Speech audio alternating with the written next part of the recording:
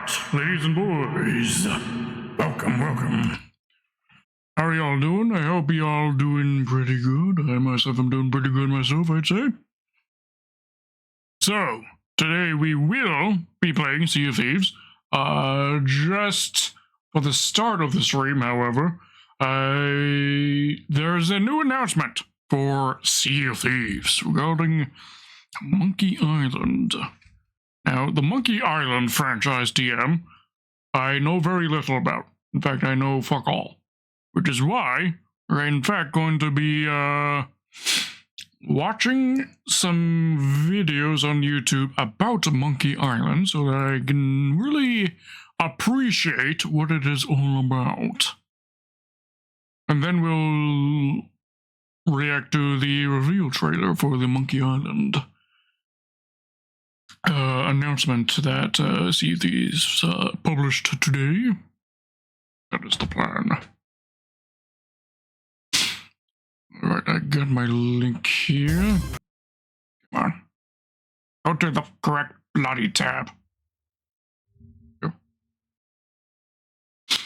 Alright, so that we'll be watching this rather long video, but I feel like I gotta. You know? To truly experience it, I'd say. Okay, think we're good. Right, so this is by Gamin GHD, The Incomplete History of Monkey Island.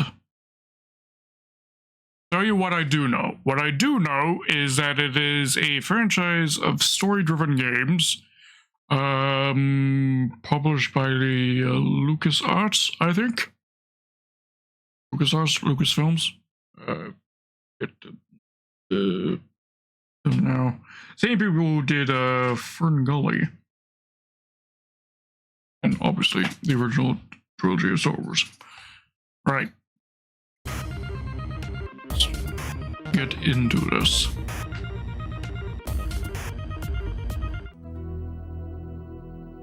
Lucasfilm. Okay.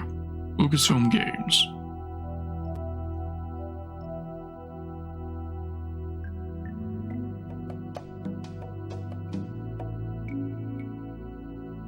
Yes. And this is also a fairly old franchise, I believe. Yeah, 90s.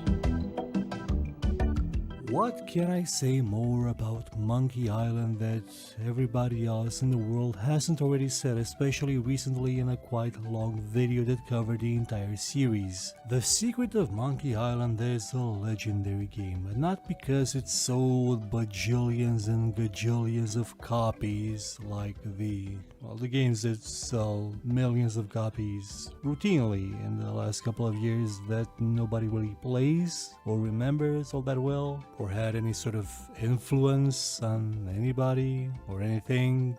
But it is legendary in the sense that anybody that's ever played it knows it, even now, remembers it quite fondly, because it latches onto you. It digs in deep, because it has several qualities that make it absolutely shine as an adventure game and positively glow as a game in general, as a piece of art. And make no mistake, if anybody ever tells you that games aren't art, for one, they're wrong. They are. As wrong as a... Agreed.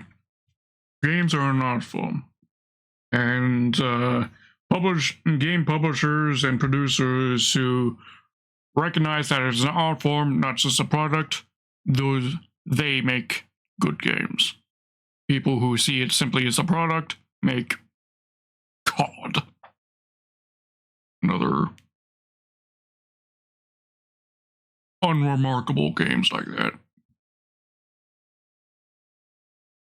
Person that's wrong can never be wrong, but if they want an example, then just show them Monkey Island, any of them, honestly, the first one preferably, and if they still can't get it through their heads, remind them what kind of art Hollywood is producing because, you know, all those movies are art as well, all of them. And if they still haven't reconsidered, they're a replicant, inform the authorities. Monkey Island was made in the golden golden age of 1990. Remember that year? The first year of freedom. No more communism. People here in my neck of the woods would not be able to enjoy Monkey Island until much later. We were a bit busy with everything falling apart and everything being stolen, like it still is today. The secret of Monkey Island was the brainchild of a man named Ron Gilbert. He wanted to make a game about pirates in the Caribbean, but he couldn't do it alone, now could he? So he got a couple of his friends together, all of them working at LucasArts back then, or Lucasfilm Games. They were Tim Schafer and Dave Grossman, and together, along with a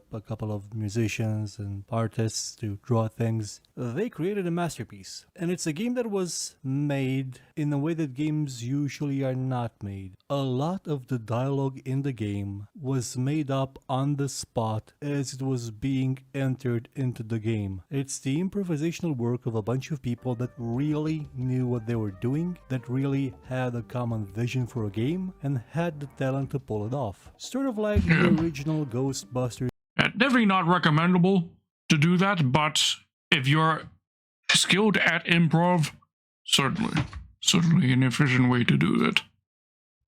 And obviously it worked quite well. I'm not trying to say that it's a bad method. It's a great method if you are skilled enough to pull it off. As evidence of this, the success of Monkey Island. It's quite cool, in fact, that they managed to pull it off. Movie was. And it's very important that these people made it, because you can see their talent in there. Without them, or all of them, or at least some of them, you really wouldn't get the same effect, now would you? It would be like somebody making a new Ghostbusters movie with a lot of improvisation in it and no clue what to actually do with it. You'd get the 2016 Ghostbusters or Paradoxes, which I believe had some improvised dialogue in it, otherwise I can't explain why it was so awful and unfunny. But Monkey Island was a... They're talking... The 26 Ghostbusters, that was the one with the female cast, right? That horrible one. Oh, I will have to be honest. I've not seen it personally. I'm just going off of what other people have said in it being horrible.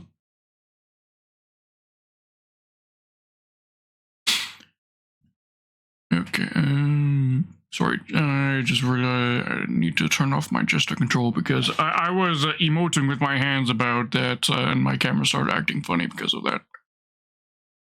Got to turn off my gesture control because I got a camera that follows my movements to help it always keep me tracked no matter what I do at my desk. Okay, got that fixed. All right. As a comedy, it is phenomenal. And mind you, comedies are hard. To make something that will constantly keep people laughing, that's not easy. Drama's easy. Making a tearjerker is goddamn easy. I could tell you what I did in 2015 and you'd be crying right now. But to make you laugh, that takes effort. That takes skill. And he had that in Monkey Island. But there was more to it than just that. The version you're seeing on the background is the final of the old version. So is it a comedy game? Complete, I think, VGA version of the game. There were some previous ones with low resolutions, with uglier sprites, but this is the one that most people remember. It's the one they could play for almost 20 years, until the remake came that added its own graphic style. It also added voices to the characters, which were not present in the original game, since this was before the time when Lucas could actually do that. I mean, LucasArts. George Lucas is in the game as well. He shows up as an Easter egg, or as a red herring, if you will. And it's important important that a game looks like this. It's not really all that beautiful in terms of detail, in terms of general aesthetics. It is. It's got some style to it. I like it. Game in terms of graphics, but there's something endearing to it. There's something charming to it, as simplistic as it looked. Now, mind you, the second one looks way better and it's a lot more atmospheric, but you can't really say that it looks bad, especially when you get to see close-ups of the characters, which in this version are represented by actual artwork from the development of the game, not just, well, really crude sprites as you would have seen in the first version. And what's more important is that it sounds right. It sounds right thanks to Michael Land's beautiful Monkey Island medley and to all the music that's in there made by other people like Patrick Mundy as well. The game just feels right in the way it looks, in the way it sounds, and in the way it plays. This was still in the age where we had the big selection of verbs to use in the environment. It was before we got the hand of more contextual type of controls, but this also meant that you could use those verbs on things you weren't supposed to and get hilarious effects, funny descriptions. And what's more important than this is that Monkey Island didn't really behave like a normal adventure game. Now, the genre at this point was, in terms of graphical adventure games, was around 7 years old. Now, I've never played an adventure game of sorts, as you would describe this kind of game. I've never played a game like this. Yeah, I'm just thinking through all of my game experiences in my entire life. I don't think I've actually played an adventure game like this. Maybe, just maybe, we could do Monkey Island. I don't know, I'd have to look into it, see what is needed to be able to play Monkey Island. Stream perhaps in the future, but we'll see.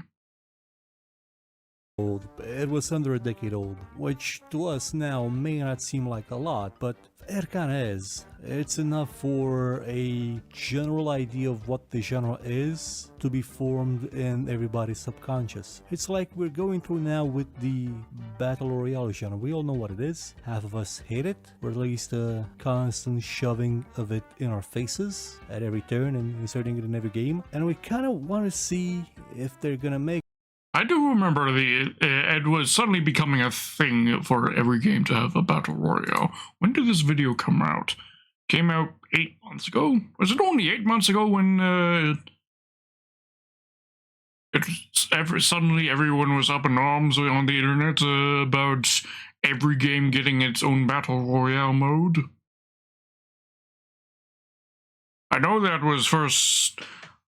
I know it started becoming prevalent when Fortnite came out originally.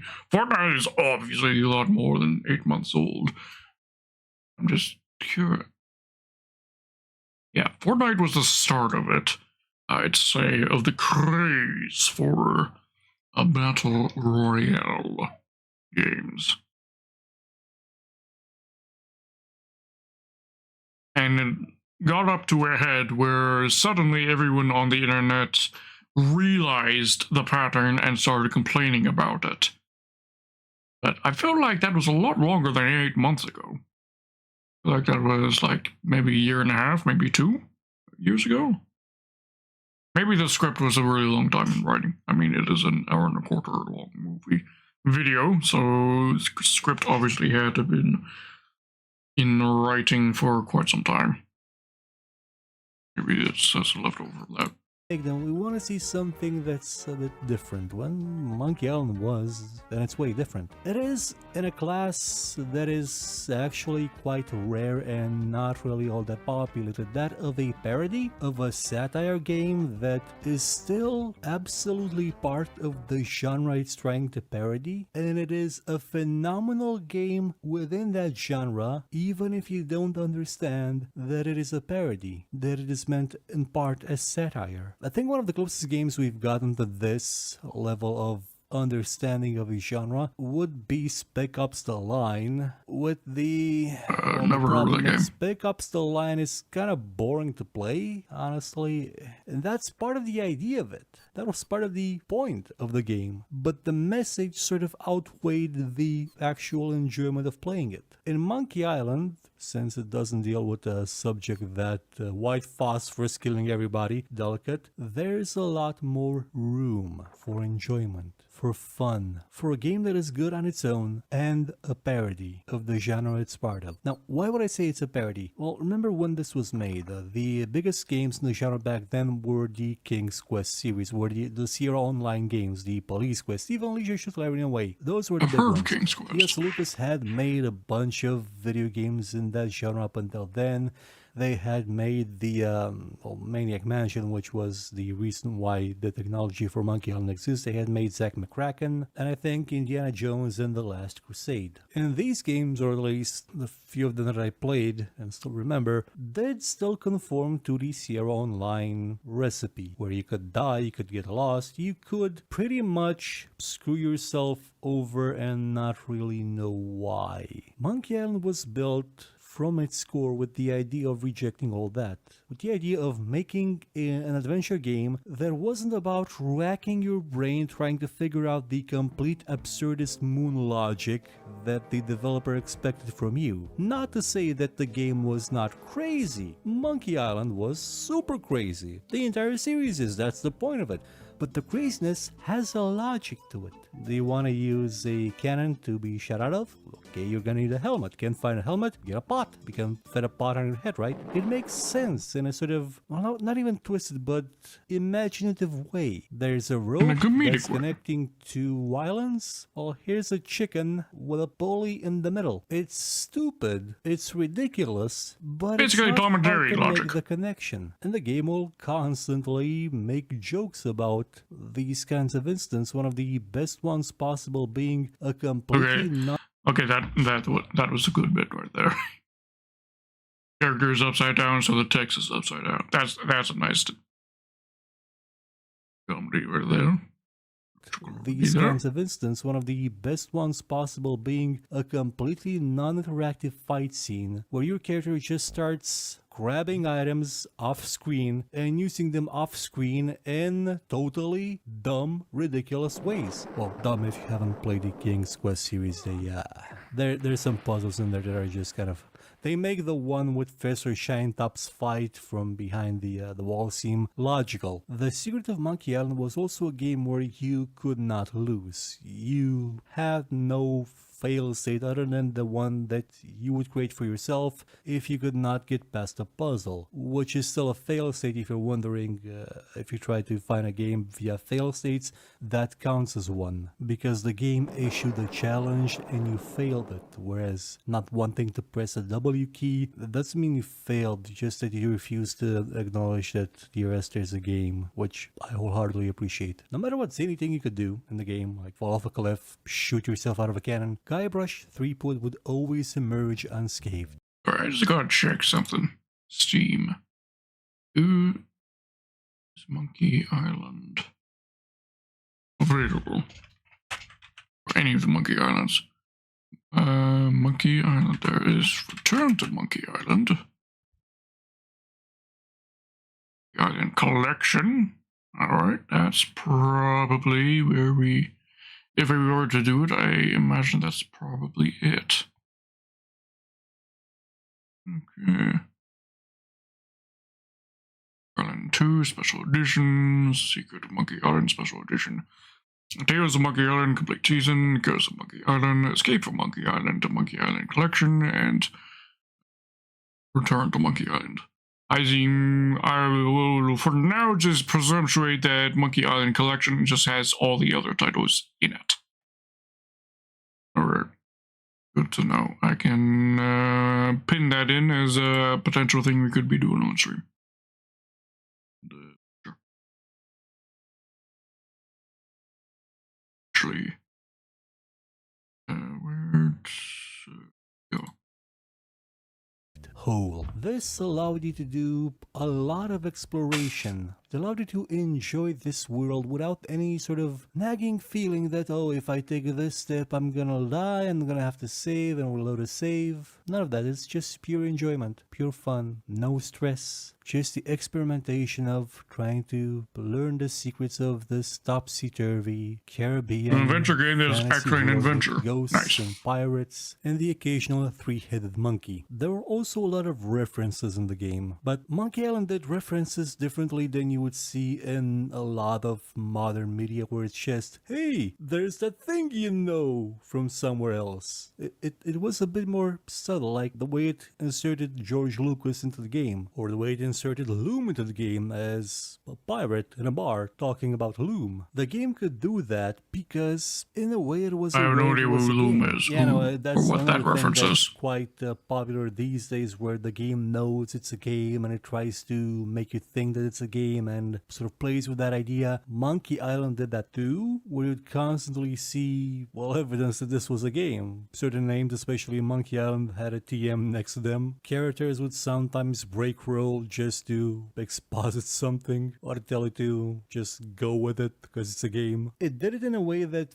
felt natural, that fit, because it doesn't have the setup of a world that's serious, that takes itself serious at all. Instead, it's a light-hearted adventure that has really loose laws about what actually is happening in it, what is allowed to happen, to what degree everything is real, where you play as an idiot that wants to be a pirate. Well, maybe I'm being a bit too harsh. Guybrush isn't really at the same level of idiot as Roger Guybrush. Wilco.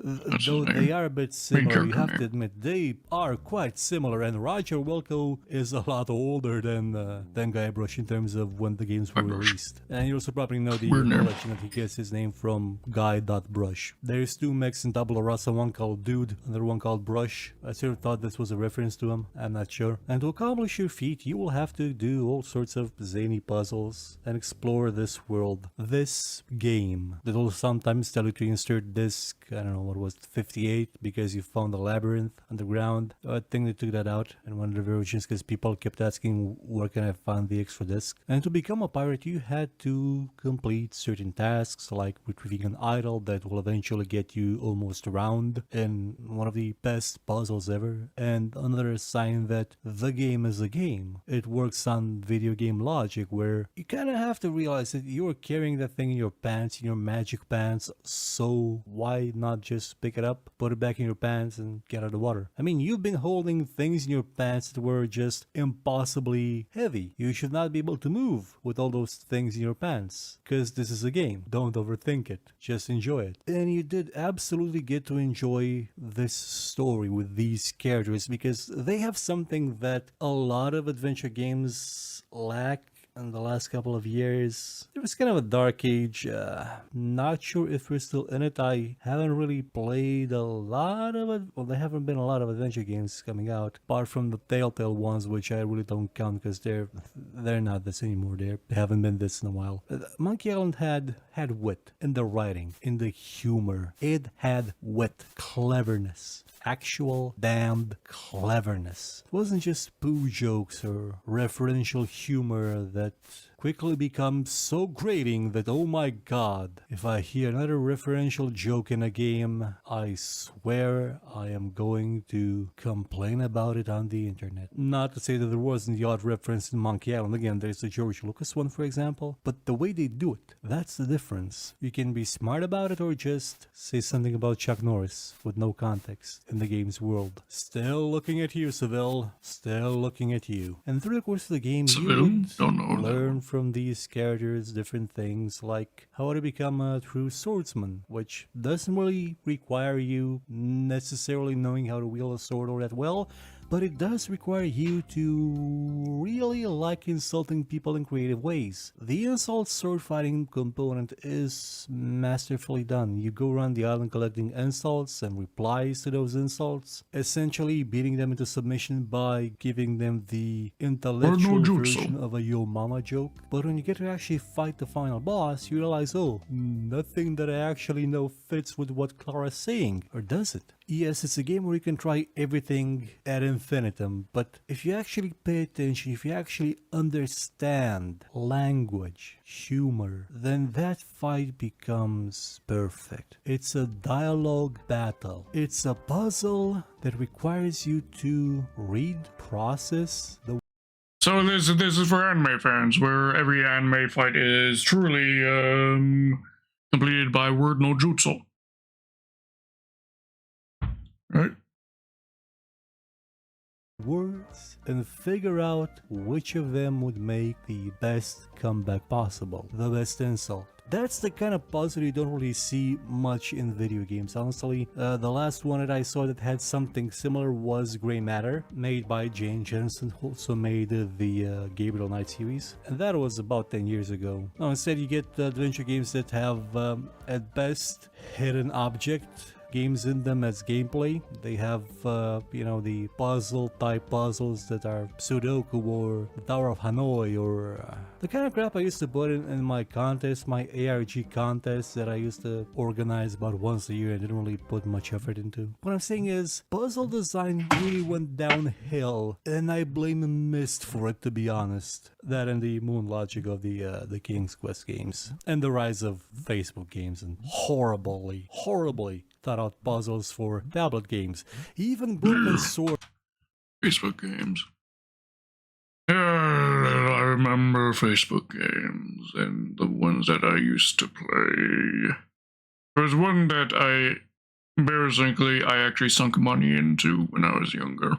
When I was rather young. Well, kind of young. Teenager. Called Empires and Allies, I think. Yeah. Spent like $80 in that game.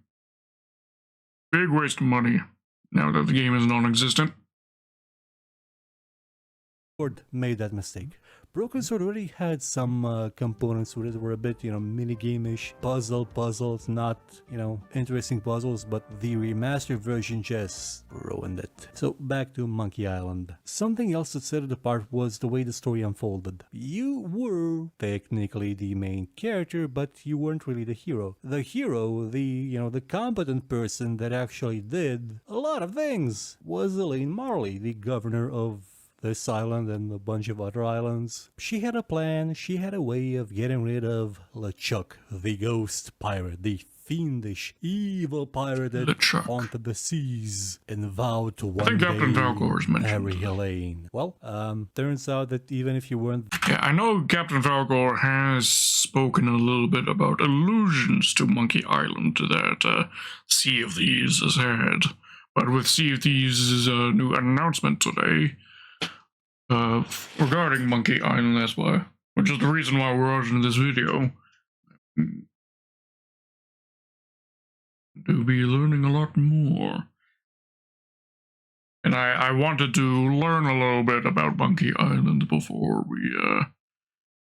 I even react to the trailer that Sea of Thieves published today, so that I could fully appreciate it to some degree. What is being reviewed. There, she would have pretty much done away with him. She had things covered, while you mostly bungle your way through and almost ruin everything. But you're not really totally incompetent. I mean, you do start out as a bright-eyed novice, but eventually you do become experienced in the art of piracy, of sword fighting, of defeating ghosts with root beer, I believe it was. Whole ending with the two lovers. Nice. One of which, for 99%, never had the actual courage to talk to the other one. Getting together and confessing under the moonlit stars at night that you should never pay more than $20 for a video game. Words to live by even now. There is very little you can do to the Secret of Monkey Island to improve it. Well, you could simplify the interface and add better graphics and voice acting, which, yeah, that's kind of what I did with the remastered version, but there's nothing you can change to make it better in terms of gameplay, in terms of design, in terms of story, in terms of characters, in terms of writing, in terms of mood, setting, music. Well, you can improve the music a bit, but there is nothing you can do to it, nothing you can change, nothing you can remove, nothing you can add that will make it fundamentally better than it already is. And you know what that means, right? It means it's perfect. It is a perfect game. It embodies exactly what it was meant to embody, and it does it flawlessly. It doesn't overstay its welcome. It's not overly long. It's not overly dramatic. It's not grating. It's just right. But if you did want more of it, you could get so much more of it in the coming years. If you want to play Monkey Island, you can find the game everywhere. The Secret of Monkey Island has been re-released in the remastered Yes, and version. as we had checked earlier on stream, it's available on Steam. Graphics. It even lets you use voices for the old style game, and that is a masterful work of art, honestly. The way they did the integration there is just superb. So whichever version you play, go for it. You will not be disappointed. There is absolutely no reason for you to be. Okay.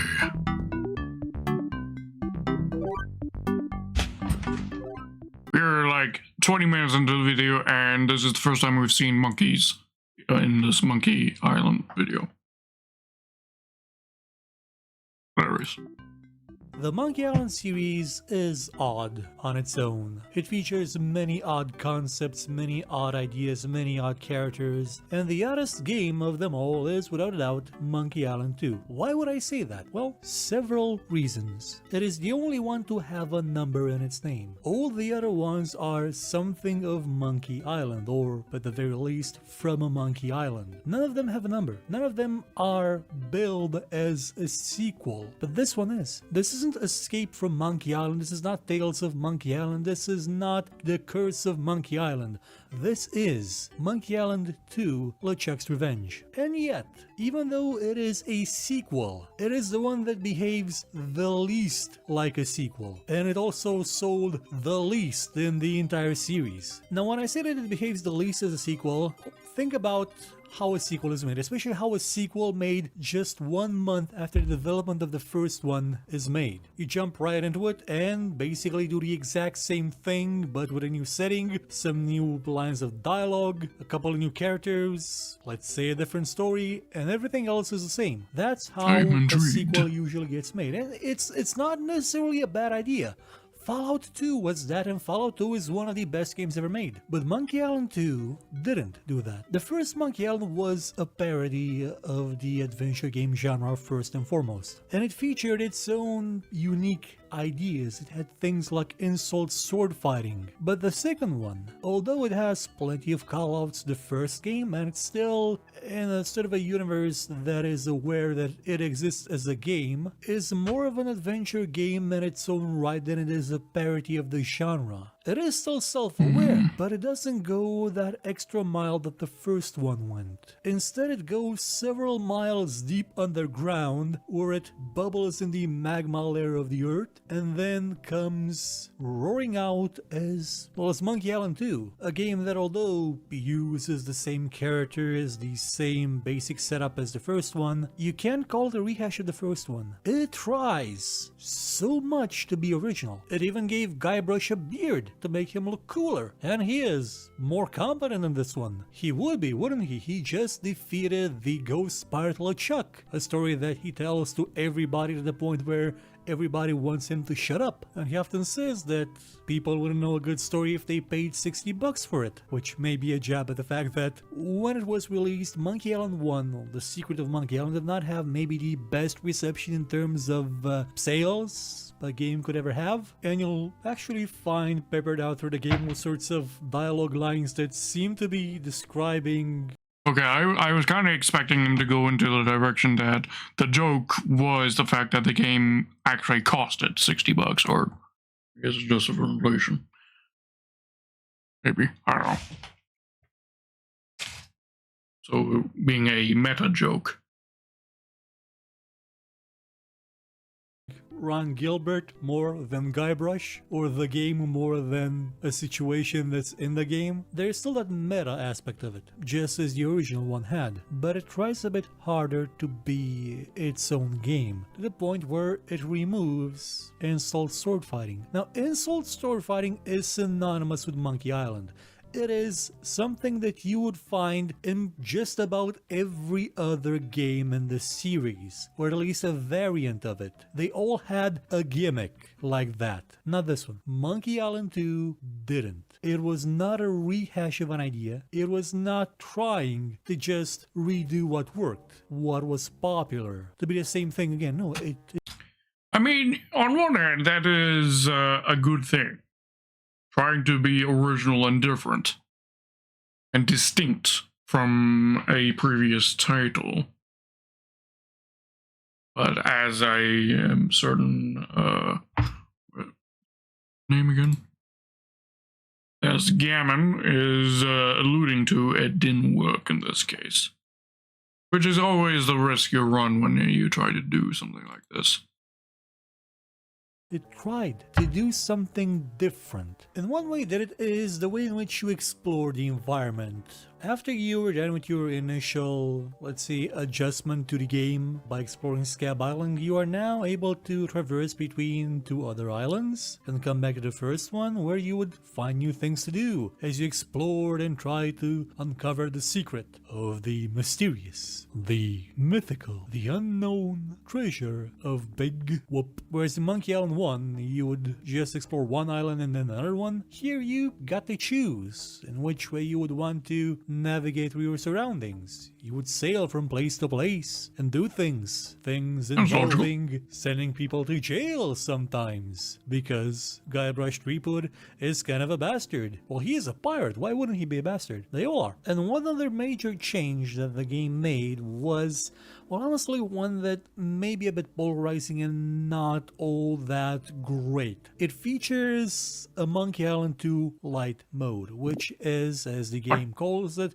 a game mode designed for video game reviewers. In this mode you have fewer puzzles, and the ones that exist are somewhat easier to complete or even complete themselves automatically. This is a mode that, although can be very useful to people that are just getting into the genre because it simplifies some of the challenge of the game, it is Yeah, so as Gammon said, clearly for the video game publishers, reviewers, like the guy who tried to play Cuphead and did so poorly that a bird could do it faster, quite literally. They tested it, they did a side-by-side comparison. A bird was able to do it faster. never a substitute for the full experience of Monkey Island 2, because the game as it was designed in its full version is complete. Whenever you take something out of it, you take something out of all of it. If you remove a puzzle, if you remove a way in which a puzzle is completed, you remove the context for its joke, and so you remove the joke itself. Some would say that Monkey Island's puzzles are just an excuse to create funny situations, and they're not wrong. And the light version of it compromises the humor by removing some of those funny situations. You no longer have reasons to do some stupid things, and thusly you are robbed of the full experience of the game. I know it can be a bit frustrating to play a game that tends to sometimes be a bit out there in terms of the logic of its puzzles, but figuring them out was rewarding unto itself with the humor it had, with the nevertheless. Yeah, I would say this ties into something I've said many a time on the stream before. Although games ought to handhold the player a little bit, handholding too much makes it bad. You want to handhold just enough that you can get the player on the right direction, and not so much that they aren't really playing the game anymore. They're just clicking buttons without actually having to think about it. And that seems to be what gaming here seems to be saying is, at least that's what I'm interpreting what gaming is saying here. Kind of what happened. Well, the fact that the hand-holding was so much that it actually took away from the story elements, which is because because the person is just clicking and not actually having to engage with it anymore because it's being done for them because it's been made easier. The cognition of, or at least the reward for the cognition is gone. Gratification is eliminated. Yes, that's the term I want. Gratification. It eliminates gratification. Double crazy consequences. The light version just takes away from that. Though at the same time, you kind of have to appreciate what they did. Essentially, it is 2 games in 1. Although another way this could have been done is by implementing multiple solutions to each puzzle, or at least to most of them, with one of them being a bit more straightforward, another one being a bit crazy. This way it will also fit in with the dialogue where you can say things that are reasonable and then just tell characters, oh hi, we met in the previous game. But that's not something that adventure games really do, mostly because making multiple solutions for puzzles tends to be a bit tricky and take a lot of time. Though to be fair, the puzzles in Monkey Island are great. I mean, the entire series, for the most part, has puzzles that will reward you if you finish them. Whereas some games will use the tired old use a penny as a screwdriver to open a vent crate or slide a paper under the door to knock the key on the paper so you can open the door, and then have nothing to show for it in terms of, you know, payoff. It's just something you've seen a billion times before. Yes, gratification. Again and again. Monkey Island Needs to be has you amount of nail somebody gratification. into a coffin. To be fair, it's Stan. He kind of deserves it. He didn't sell necessarily the best ships ever made. What I'm saying is, it never gets boring. It never gets stale. It is always entertaining and weird. Monkey Island 2 is by far the weirdest of the bunch. It is so weird that not only does it make references to the first game as though it were a game, but when things happen that flash back in a way or another to the first game, it does so with the first game's graphics, presented alongside the graphics of the current. 10 billion points for that. I actually like that. It is both meta and comedic to do it that way. Maybe jarring. It sounds like gaming here is about to say that it's jarring, but I think it's doing that would be meta in a comedic way. In a good comedic way. Game. And that's not even the weirdest part. No, the weirdest part is at the end. Monkey Island was the brainchild of Ron Gilbert. He had an idea for it, a direction for it. He had an answer to exactly what is the secret of Monkey Island, and not just the one that he made up and told to others that then may have or may not have ended up in some of the games later on. He had an answer for what happens at the end of this game, because at the end of this game, spoilers for a game that was released 27 years ago, you wind up in an amusement park with Guybrush just being a kid, with LeChuck being his brother, with his parents there, and realizing it was all just a fantasy. But was it? Because Chucky turns a bit voodoo-ish at the end. It leaves you with a mystery. That also technically makes Monkey Island 2 the last canonical Monkey Island game. There's 5 games in the series. Well, technically there's 6 with a phantom 5th, but none of them are Ron Gilbert's vision. Sure, he had some input on them, but they're not the games that he made, that he wrote, that he envisioned. But Monkey Island 2 is, and you can see it. You can see that he had an idea, because it's not just the first one again. I know I've repeated this time and time again, but it is worth saying. Most of the Monkey Island games are the first one in some form or another again, often with bits from the second one as well. But in that process of being parts of something else, they lose a bit of originality. And if it wasn't for the later ones using vastly varied and different graphic styles, they would have honestly very little identity of their own. But we will get to those in the next couple of weeks. For me, Monkey Island 2 is the best of the bunch. It felt the most as its own adventure game, with wit, with character, with superb location, with an eerie atmosphere even in certain places like the graveyard. And the soundtrack was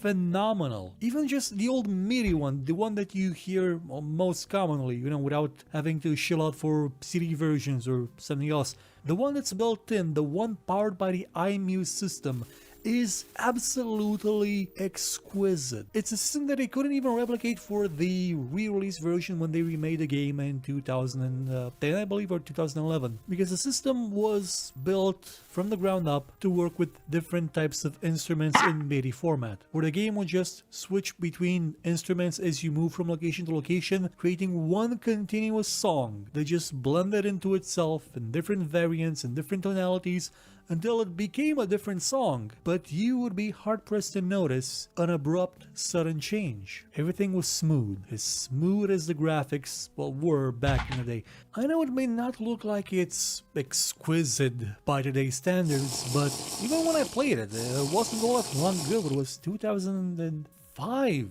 or 2004 at the earliest. It still looked great. A bit cluttered in places, especially because you have to do some pixel hunting from time to time, but it was still beautiful. Beautiful in that pixelated, drenched, old LucasArts style. There's beauty there. There's no, I won't visit. You can appreciate if you want to play the game again. Yeah, and there is a booty isle in Sea of Thieves, right? Pretty sure we passed by Booty Isle, yes, in yesterday's stream. Can't wait to find some treasure there. But go play it. You will never regret this deeper dive into Monkey Island, into what it means, into its world, into its characters, into its themes. You will not regret playing a game that I personally believe outshines the first one. And mind you, the first one was perfect.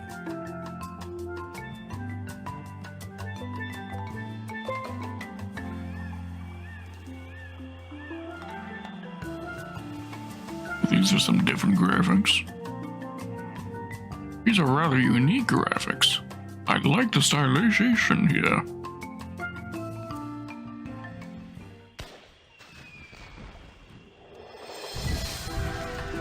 The Curse of Monkey Island.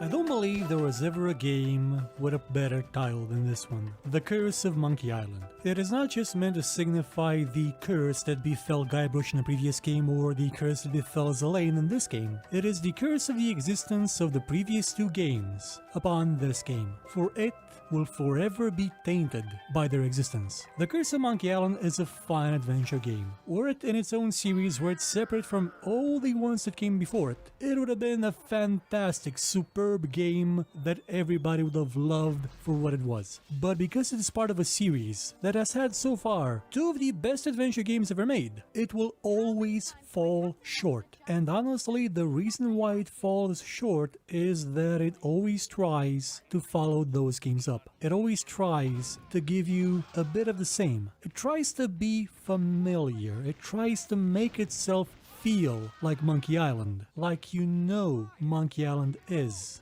And had it not done that, had it embraced, well, pretty much what everything else is already there, I believe it would have been a better game. The Curse of Monkey Island was made in the year 1997. It is not helmed by pretty much any of the people that worked on the previous two games. Ron Gilbert at this point was no longer working at LucasArts. Neither was Dave Grossman. Tim Schafer was the only one left, and he did have some input on the development of the game, but he was busy working on the masterpiece that was Grim Fandango at the time. It was helmed by people that had not really done much in terms of defining what Monkey Island was. And in a way that could have been a fantastic thing, but they tried to make it a lot like the previous Monkey Island games, at least in terms of the way it's designed, in terms of its structure, because in terms of its presentation it is completely out there. Yes, you still had the music by Michael Land, superb soundtrack, excellent, still had iMuse, now with the added bonus of there being a song you could participate in, with a really neat puzzle that involves you trying to insert the word orange at the end of a verse, so the goddamn pirates would stop singing and get back to work. That was an excellent puzzle. That was something you would have not found in the previous games, because, you know, they didn't have music. Well, Monkey Island 2 did have that one song, but it wasn't interactive. This was the next step. This was beyond it.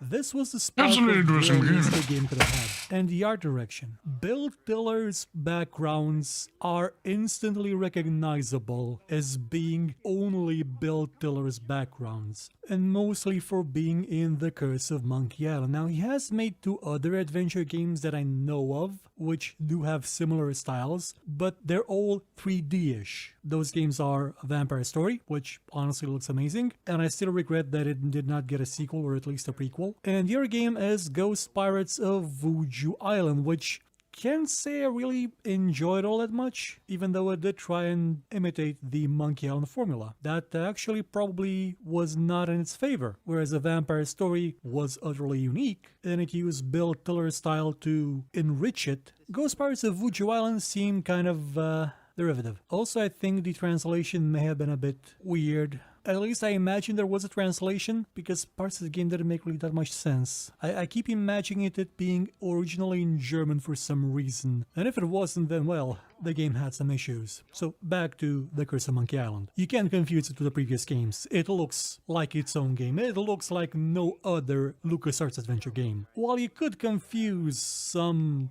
bits from Monkey Island 2, for example, with bits from Indiana Jones and the Fate of Atlantis, due to the sprite artwork being quite similar at times, this looked unique. It looked beautiful. Okay, the characters may have looked a bit too weird, and honestly, I wasn't all that mad about how Guybrush looked in this game, but still, it looked like something you're not bound to see all that often. And the rest of the game never takes advantage of that. Yeah, it has voices. No other Monkey Island game before it had voices. And the voice cast does a bang-up job. And the dialogue is still pretty much around the same level as the previous Monkey Island games, I'd say. It still breaks the fourth wall. You still travel back to previous editions of the series. You actually end up in the tree stump that was in the maze in Monkey Island 1. And it's done with Monkey Island 1's graphics, just like the Monkey Island 2 joke. And I do have references to the game being a sequel and maybe, you know, not being all that successful as a series, just like the previous games.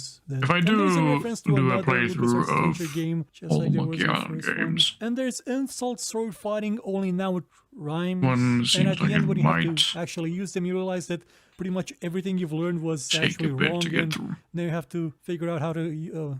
That's also what the other one did. But you do have. But is that a some sword no jutsu there? With your ship, Looked like which it you can was. choose to play it in an easy way or a more difficult way. You can even upgrade the cannons on your ship to make your job easier. But Yo, ship combat. Under Sid Meier's Pirates that was released a decade earlier, so setting it on easy and just breezing through it, not a bad idea. Apart from that bit and the bit of the song that also takes place in that chapter of the game, The Curse of Monkey Island is highly derivative. And it is derivative in one of the worst ways possible. It tries to emulate the old ones, but fails at finding what made the old ones great. Like one of the funniest puzzles in Monkey Island 1, as I said, was the bit where you get drowned, or you're tied to an idol and thrown into the sea. What's funny about that is that there are all those items that could be used to tie the rope, but they're just out of reach. When the solution is a game solution, one that cannot exist in real life. You just pick up the idol and stuff it in your pants. Voila, that's brilliance. The Curse of Monkey Island does it twice, and it does it like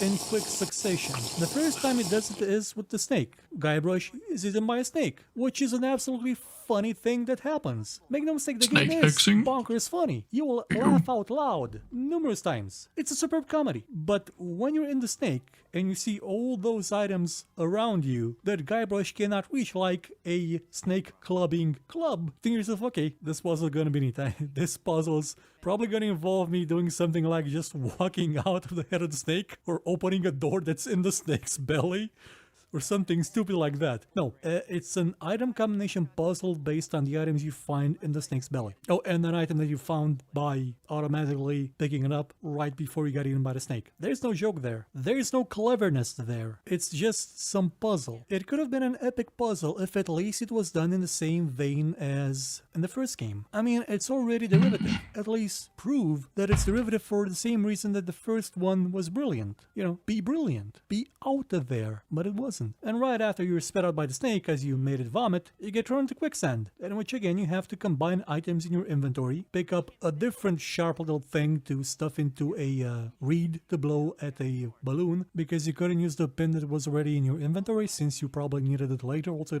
Gabriel said it was too small. You have to pick up a similar item that's right next to you, and then use some cockamamie thing with a helium balloon you had from the start for some reason. Well, you had it from the start because it's funny to talk with a squeaky voice. I should know, I've done it for years. And you combine that balloon with a rock and then send it floating out towards a High-pitched voices are overrated. rope or vine, instead of, you know, doing something that would have been a bit better, a bit cleverer, a bit more Monkey Island than just any other adventure. Like, one cool way would have been, as you're trying to solve the puzzle the way the game, you know, hints you should do with the balloon and the rock just goes flying away like it does at first and never comes back, but the snake falls over dead and you can use it as a bridge. Like, the puzzle auto-solves itself and just makes that entire kind of ludicrous combination of Moon Man logic item fiddling completely pointless. That would have been a great joke, because at its core, that's all the series ever was. An excuse to tell good jokes via puzzles. Puzzles that were insane, but, you know, were funny enough and out there enough that it made sense. And it even tries a sort of watered down version of the action scene you never see in the first Monkey Island game on Skull Island, though. Skull Island is probably the best bit of the Curse of Monkey Island. It's short as hell, but it's amazing. You keep hearing about Skull Island, and when you see it, you are not prepared to see it. You are not prepared for what you're about to see. And also, that is where Guybrush straight up murders someone. It was ludicrously funny. Again, the game is fantastically funny, just not mechanically funny, especially if you play it in the Mega Monkey mode. The thing it did well this time around, compared to the previous one, was the way it handled difficulty. On the standard difficulty, you get the full experience of the game. In the Mega Monkey mode, you get a bunch of fiddly extra steps to do your puzzles. Steps that are a bit annoying and sometimes kind of hard to understand. And I don't actually recommend you play it in that mode. The capture is made from that mode, and I used the walkthrough because I forgot some things, like you're supposed to slap Cutthroat Bill a couple of times to get a piece of hard candy that would have otherwise already been on the floor. It is absolutely meant to be a challenge, so I really can't fault the developers for that. It's just that the challenge involves doing some extra steps that aren't all that clear, and I rely mostly on you using everything on everything and eventually getting it right. But it is still a better way to do this than what Monkey Island 2 did, which was they just cut out or simplified puzzles to the point where the joke was no longer there in the easier version. Sure, that was made as a slight to game critics, but still it cheapened the experience a bit for the people that played it that way the first time around. And you always wanted to play it the best time the first time around, because that is when you will always best appreciate it, the first time. The first impression is always very important. And this is the third game in the series. That first impression, that counted for a lot. So technically, this was the first one I played in the series. I didn't get around to playing the first two ones until much later. Still, I like the game. I enjoy it. But it's not as good as the first two. Especially with what it does with Elaine. She is, well, I wouldn't say fridged. She's statued for the entire game. She appears in the intro, then after you cure her, she gets tied up and then vanishes and apparently saves your life off screen by rejiggering the controls for the roller coaster that would have led you to a pit of lava and killed you. And then that's it. But hey, Stan's still here and Guybrush continues to be an absolute asshole to him. Guybrush is so mean in these games, you realize after a while. He is downright evil at some points. Again, I believe he straight up murders somebody in this game. He also commits suicide like twice, or pretends suicide. The game is in the habit of making you repeat things. It's not one of its best qualities.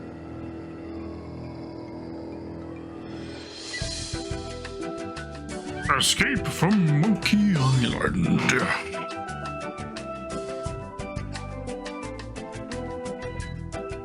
This time in It has been 3D. 3 years years since the release of The Curse of Monkey Island. 3 years in which LucasArts went through a lot of changes. 3 years since the adventure producing a game in genre just at 3 large years is pretty damn went fast. through a lot of changes. Gone were the days when a simple 2D game would do. For this was the age of 3D. The age in which characters Yeah, for a game studio to transition to 3D and producing a game within 3 years from the previous title, I'd say that's actually pretty impressive. could no longer just be simple 2D sprites moving around the screen. Now they had 3D models that could turn and it could be seen from every angle possible. And the backgrounds themselves, they were not fully 2D anymore. Yes, technically they were still 2D because the processing power wasn't yet there for most people to render a 3D scene completely, in an efficient way at least, or at least in a way that'll make it look beautiful. But they were made up to look like they were 3D, usually actually modeled in 3D and then pasted in a 2D way in a world that made it look like it was still 3-dimensional. And So just that process was definitely popular in this era of making a 3D model, but and doing all the animations and such with it, but then taking basically captures of that model in 2D, and then having that be what is out on the game on people's systems. For example, the King Kong games. Sorry, not King Kong. Donkey Kong. Donkey Kong games did that. The 3D looking sprite for Donkey Kong himself wasn't actually 3D. It was an image. It was a set of images that it would rotate between images of a 3D model, but it's in fact a 2D model because that was more friendly on the processing side. Honestly, I think it's a technique that has enough merit that it could actually probably still be used today to some degree. And when crossing that A bit more boundary elaborate. from 2-dimensional to 3D mixed with 2.5D, Escape from Monkey Island managed to keep a lot of what made the previous game unique in a way. Bill Tiller's art could still be seen in the way the clouds look and the way some of the scenery looked, but the characters could no longer look as bizarre as they did in the previous game, at least not on the PC, because for some reason the PC version had low resolution models than the PlayStation 2 version, because this was a game also released for the PlayStation 2. Not the first one, no, the PlayStation 2. And it sort of shows that consoles were a bit of an idea when the development of this game started out. Not to say that I'm blaming the controllers entirely on console, no. Grim Fandango also had the same problem with...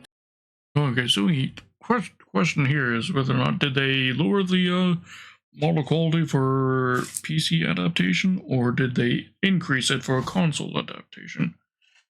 Which direction didn't go? Because if it went to lowering it for the PC, that would be a really weird direction to be doing things. I could understand the other way around, though. it having tank controls. That was the way in which people believed that 3D games would go, that everybody would accept the tank controls and would always use them, which is why stuff like Grim Fandango was initially a bit of a pain to play, but still it was an amazing game. For some reason I had for a while this strange memory that somehow Escape from Monkey Island had mouse controls too, but no. What I was remembering is that apart from tank controls, it also had the ability to control a character from the point of view of the camera, so you would no longer move Guybrush around by turning him and then hoping you were going in the right direction. You could just move left and right and he would move left and right on the screen. And to me at that time, it seemed like as big of an improvement as mouse control would be over the standard tank controls. But you can sort of see the consoleization of the game in some of the features added. Would that count as second-person controls? Because I know that is a very, very, very rare thing. I don't think this would quite be second-person controls, but... And what I mean is you can have a story. It's the story writing direction of it could either be first person, which, and these terms of course translate to video games as well. You could have first person, second person, or third person being the perspective of the story. Second person is the least common in story writing, I'd say. But it's basically just so first person. Of course, you're playing from the perspective of your character. In a third person, you're still controlling your character, but you see yourself as well. Second person is the very, very rare thing where you are controlling your character from the perspective of a different character. And as far as I'm aware, and I saw a YouTube video about this, has only actually really been done once. The only context I have to it is it was some sort of mind control of sorts to explain why things were like that for those particular scenes in that particular game. But I guess this is a sort of a adjacent to that, where you have a fixed camera angle to a scene. It's not an angle from a character, although I guess it could be somebody off screen. But you're still controlling your character from the second person style view, I guess. Anyways, welcome, Winston. How are you doing? We are watching The Incomplete History of Monkey Island on YouTube by Gaming HD. Because this is related to a certain announcement Sea of Thieves is published today regarding a Monkey Island. Now, I am mostly unfamiliar with the Monkey Island franchise. As such, I wanted to watch some videos about Monkey Island so that I could fully appreciate and react to the trailer that Sea of Thieves dropped today. You're just waking up, Winston? I see. You're making your coffee. Very nice. I also have my coffee. That's also pretty fresh. In fact, once this video is done, I'm going to grab myself another coffee. I'm thinking we might watch another video. I'm thinking this one right here by Suggestive Gaming. It's another long video. It will mainly on one feature to which I'll get to soon. Monkey Island 4. But could be useful because of the whole Monkey Island stuff that's going to be happening in Sea of Thieves. I mean, it's a big announcement from Sea of Thieves today, in that they dropped a whole trailer and such, so I feel like I want to be in-depth on the lore as much as possible. I, of course, could just play the Monkey Island games myself, which is something we could do. I did check here on Steam. The Monkey Island collection is here, available for $64 Canadian. Contains Secret Monkey Island, Special Edition, Monkey Island 2, Curse of Monkey Island, Escape from Monkey Island, Return to Monkey Island. We could play this. Future. You'll have to let me know. Not that perks your intrigue.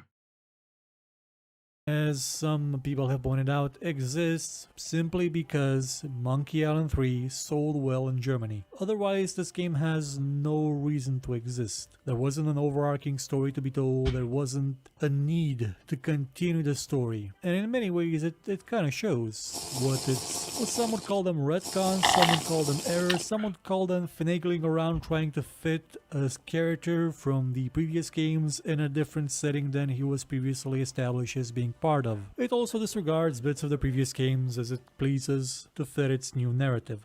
One that is not bad. One that works. It works as a general joke at the silliness of the entire series, namely that one of the throwaway characters you found in the first Monkey Island turned out to be a really important character that probably should have not left alone on an island. Then again, you also meet the other people you left alone on an island, trapped, imprisoned, who are now very scared of you because odds are you will do the same thing to them again. Because let's face it, Guybrush is an awful human being. Escape from Monkey No, Island Guybrush tries is a at pirate. first to mimic An ugly one. Monkey Island 2 a bit. In the sense that you're not thrust into a conflict with LeChuck again from the get-go. No, you have a different villain. Not a Largo Legrand, not a former lackey of LeChuck, but a new character. One that is, in a way, tied to this game's interpretation of the lore of Monkey Island. Of the series, I mean, not the island itself. You're up against an Australian. One who is introduced in a very, very menacing way. He is the doom of pirates. The bane of the Caribbean. But not because he's some super strong Saxton Hale type character, but no. It's because he is a master of insulting people. And he insults people in Australian ways, meaning that most He often has the people he's mastered insulting talk have no no jutsu. idea what he's saying, but they feel insulted and have no idea how to respond. And because in the intervening time between Monkey Island 3 and 4, it's not just about insult sword fighting, everything has become an insult driven competition, even arm wrestling. This man, this Australian, this Aussie mandrill has almost taken over the Caribbean with a single-minded objective, that of cleaning it of pirates, going as far as to brainwash pirates into deprogramming them in order to better serve, well, not society, but serve him as staff in his tourist traps. It's a game about gentrification, about kicking out the dirty old poor pirates that used to live there and replacing them with sushi bars. It's about taking out the scum bar out of Melee Island and replacing it with the Lua bar, which is actually a joke that works on multiple levels because the game doesn't use the scum engine anymore like the previous games. It doesn't use the scripting language that was built into scum. It uses Lua, which is both a scripting language and a type of festive type of thing from places. Involves beaches and limbos and fruity drinks. Okay, that is quite a clever joke, I would say. And one that would probably gone under my radar. I think. What I'm getting at is that there's a layer there of comedy that's unique to this game. Australian-based comedy, gentrification-based comedy. It has its own core, as you would say. But it is an adventure game and is one part of the Monkey Island series that is incredibly superfluous. It is the weakest. Not painting, Because it though. doesn't really do much with that core. And while it is still a funny game, it is absolutely fun. I mean, the bit with the duck, that's hilarious. It doesn't have as many laugh out loud, fall off your chair, roll around in pain moments as the previous ones. And that's not just referring to the dialogue, because dialogue is funny, it's still funny. Again, not super duper funny, but you have moments like talking to a bunch of lawyers trying to tell them lawyer jokes and realizing they don't understand why lawyers are horrible people. And then when you open your inventory next to them, they comment about you not having any money because the inventory is now 3D and it's presumed that you throw things around and then pick them up again. The game lacks the humor in the puzzles that the previous games had. At least it lacks them to a certain extent. Remember how I said that Monkey Island 3 failed a bit when it did the puzzle with the snake eating Guybrush and then the quicksand? Well, Escape from Monkey Island falls even shorter than that. It tries to parody Mortal Kombat. There's a bit of the game called Monkey Combat where it's essentially a completely non-funny and totally non-interesting version of insult sword fighting. You run around an island fighting some monkeys, trying to figure out which part of the randomly generated ook-ak-ik-ook combination of attacks is useful against what other combination of ik-ook-ook-ak combination of attacks. It's like they looked at the insult sword fighting in the previous game and thought themselves, you know, what would make this even better if we kept the general gameplay of the thing where you run around and slowly collect a knowledge base of what works against what, but remove all of the humor from it. Leave the tediousness, leave the repetition, remove what actually made it good, what actually made it rewarding. This would have worked as a one-off joke, like you do it once and that's it. That's what To the Moon does with its combat system. You meet a squirrel, it initiates combat mode, one of your characters throws a shoe at the squirrel, and then it never actually does anything again in the game. It never shows up, it is never mentioned. It is there once as a joke and it worked in To the Moon. And To the Moon is not a comedy. Escape from Monkey Island is a comedy, and it absolutely blows that aspect. Which is a shame because at the beginning, when you're doing insult armor wrestling, you already have all of the lines that you collected in the previous game already memorized. You already have most of the insults and most of the responses already there, and it's your job to figure out exactly which of them blend best together. It's a short scene, and it works. It's an homage to insult sword fighting without actually having, insult sword fighting in it. You have insult armor wrestling, and you don't have the tediousness of redoing all the insults and responses step. But they added monkey combat, and I got a bit of an inkling, like a bit of an idea. It's because they wanted to, make it seem a bit more actiony, so they could sell it better on consoles. Now, I'm basing this mostly on what other publishers did to their adventure games that are on. Stuff like Dreamfall that added combat, pointless combat for no reason to, make it seem like it would sell better on consoles. I'm probably wrong, but it's a feature that should not have been there. Adding combat that's devoid of humor. Okay, there are some visual gags with Hadoukens and stuff, but there's no wit there. There's no intelligence. There's no spark of Monkey Island creativity. This joke here seems pretty in a lot of places in the game. The game, probably it's because it's 3D. It's that early 3D, not even early 3D. We had 3D like for a lot of years. We had 3D since before Monkey Island 3. For God's sake, this was 2 years after Half-Life. But there was still an awkwardness to the way everything worked in that 3D-ish type setting. A slowness, a jankiness, a non-cohesiveness, and that's not because of the 3D technology, it's because of the way the game was made, where things just don't line up, where you will find dialogue that doesn't fit with other dialogue, where you'll find bits of the game that are just kind of nonsensical and broken. As a friend pointed out recently, what's the reason that you eventually do try and spray a platypus with some cologne in Ozymandias's song? Well, it's to piss off Ozymandias, but why would you piss him off like that instead of, I don't know, make fun of his accent or something? It adds a few layers of extra mental gymnastics that makes it even less fun to play than the previous one, because the payoff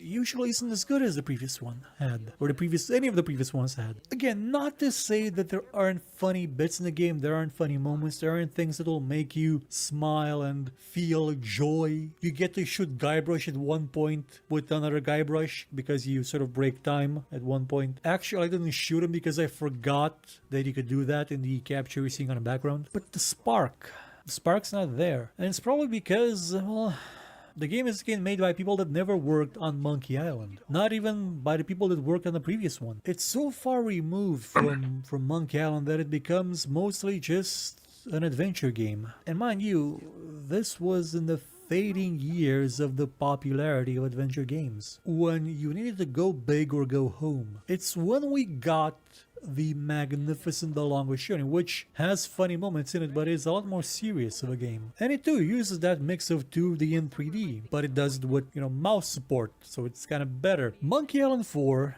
well, it's not called Monkey Island 4. Monkey Island 2 was the only one with the number in it after all. Escape from Monkey Island didn't need to exist. I'm not unhappy that it does. I just wish it could have been better. It does do its best to try out some unique things. I mean, the ending is a fight between giant robots, and it does deal with some subjects that you didn't think you'd find in a giant robots game, in my pirate game? Well, there's a bit of self-awareness in it that goes beyond it, knowing that it's just a game. There's a bit of self-awareness. Really, it's a mech fighting game. Of the series, of it being a fourth part of a series that maybe has gone on too long. You find that in Planet Threepwood, which is a bar made in the name of Guybrush Threepwood, without his approval, without his knowledge, without any of his consent, but it's filled with his life.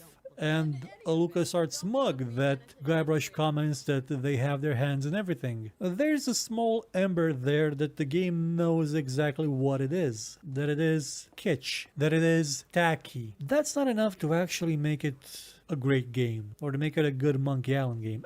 On its own, it's a nice enough adventure game. Compared to the previous three, however, it is severely lacking. Not saying it's a must play, but it's at least a curiosity that may warrant some affection from fans of the series. Not a lot of it, but it's at least nice to visit Melee Island again. Now rendered with somehow less detail than you saw it in the original version from almost 30 years ago, and it's nice to see that map of the Caribbean that always makes you wonder, am I gonna get to sail everywhere I want to, like in the previous game, just move the ship around, and no, you're never gonna do that. Much like the log flume of the damned, the journey is pretty fine and a bit nonsensical, but at least you get to throw a duck at somebody, and that never gets old.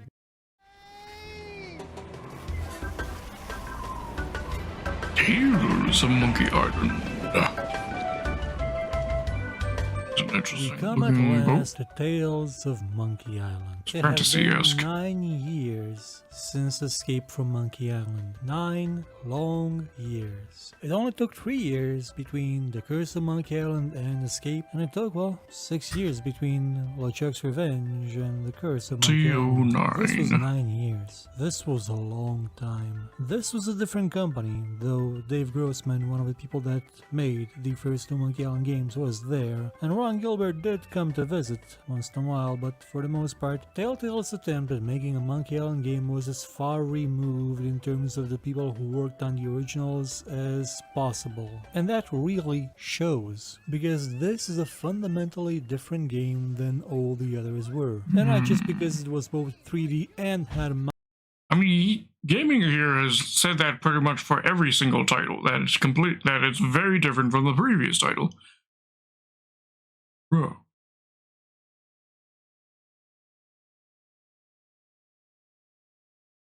Do any of the sequels live up to the original? Because so far, gaming here is pretty heavily implying that none of them so far do.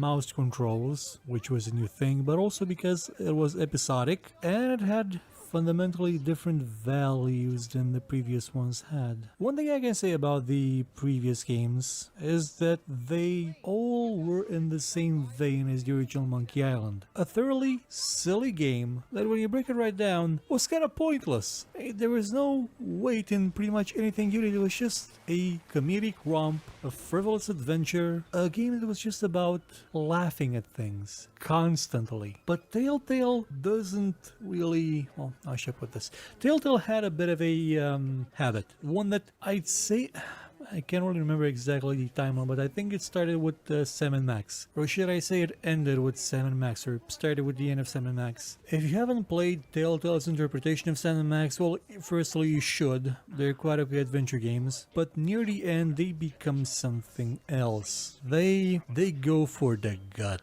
They take a cartoon rabbit and a talking dog. I'm not sure if Max is a rabbit. He's a rabbit thing. But they take those characters, that concept of ludicrousness that defies reason, logic, and social norms, and gives it a bittersweet ending. Where, if you kind of think about it, one of the characters that you've been playing with for years is dead. Irrecoverably dead. Oh, it sweeps it under the floor with humor, with cartoon ludicrousness, but for a while, it goes right for the jugular. And actually, I think I may have my timeline wrong. Tales of Monkey Island did start this, and Sam & Max was just collateral damage, because it was Telltale's attempt at crafting their own style. And this is Telltale's trademark, one that they have used to superb effect in the Walking Dead adventure game series. That is non-stop feeling, emotion, pain. A series that has been ongoing for 6 years. It's all about making you feel sad, making you empathize with these characters, with their suffering. And that's not Monkey Island, is it? That's not what the series is about. But they made it about that. Even though Dave Grossman did contribute to some of the scripts, he did write at least 2 of the episodes, and Ron Gilbert was on occasion there to say, oh yeah, I like that bit. Can I have my series back? And this says no. This succession of episodes was written by people that had different sensibilities than the ones that created Monkey Island and the ones that wrote the previous 2 games. They were more about emotion, more about developing characters, more about drama, more about moments that will make you feel sad. And in a way, that is... it depends on exactly what you expect from Monkey Island. If you wanted it to be what Monkey Island was, again, a fun romp through the Caribbean, a nonsensical adventure with rubber chickens and bully in the middle with really funny, superbly witty dialogue, where pretty much nothing is taken seriously, where the main character kind of commits horrible acts quite often and it's never really punished for them. Okay, I do think he murdered that guy in Monkey Island 3. Well then, Tales is not that kind of game. On the surface, it may still seem like it's funny and, you know, witty and... Chuck is an impressive head there, gotta say. What I would call moments of wit. The moment when Guybrush meets Morgan Le Fay for the first time and he's about to insult sword duel her, and before he can say, well, you fight like a cow, she chops his arm off. That was gold. That was perfect. That was subverting expectations in a funny way. Because if you've played the series up until now, you know that insult sword fighting is usually how things get resolved.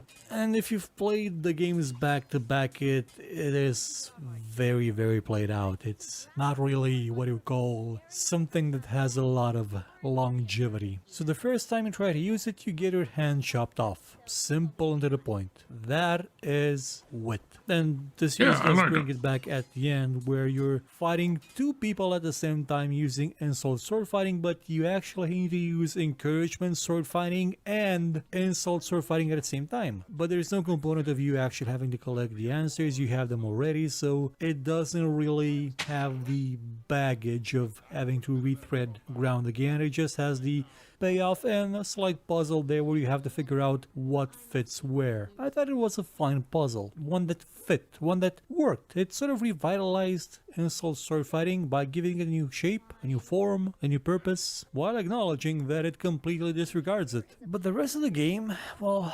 it's not that clever, and it can be exemplified in many ways. Again, you have the classic puzzle where Guybrush is trapped to a place that he can get out of, and there's all those things around him that can probably be used to help him escape, but he can never reach them. How does he get out of this? How does he get out of the snake? How does he get out of the water? Well, the puzzle here is just a puzzle. Right? It involves a magnetic monkey named Jacques. Oh sure, it's funny, it's ludicrous, I'd say, but it's not Monkey Island. It's not breaking the fourth wall so hard that you remember, oh right, this is a game. I can actually have fun here. But it does try and bring it back a few times by, well, you have to direct another character in such a way that you're basically giving them hints on how to play an adventure game by using the verbalist from the old Monkey Island games. So there's always this sort of slight inkling that maybe it'll get it. But it never does it? Can't say it never does. It still follows the same recipe as the previous games. But you have to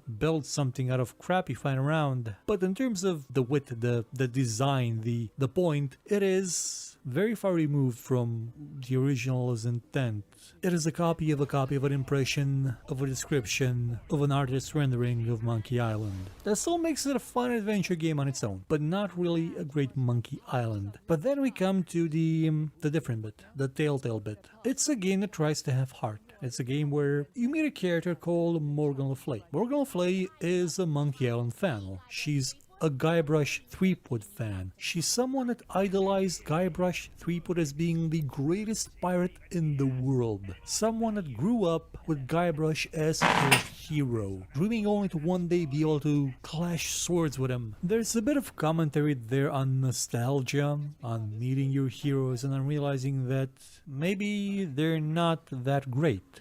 which is a total lie because Monkey Island 1 and 2 were absolutely fantastic, some of the best games ever made. But maybe, just maybe, they also had flaws that, let's say, we overlook. Not that that actually makes Tales of Monkey Island better. What does make it better is that its attempt to create that heartfelt connection with the characters, even the ones that it introduces right here in this series that have no relation to the rest of it, that works. That actually succeeds. And it does so because it's not directed like a Monkey Island game at all. And I don't mean just because it's 3D. Escape was 3D, and it still had a lot of Monkey Island spunk in it, if I can say so, especially in cinematics.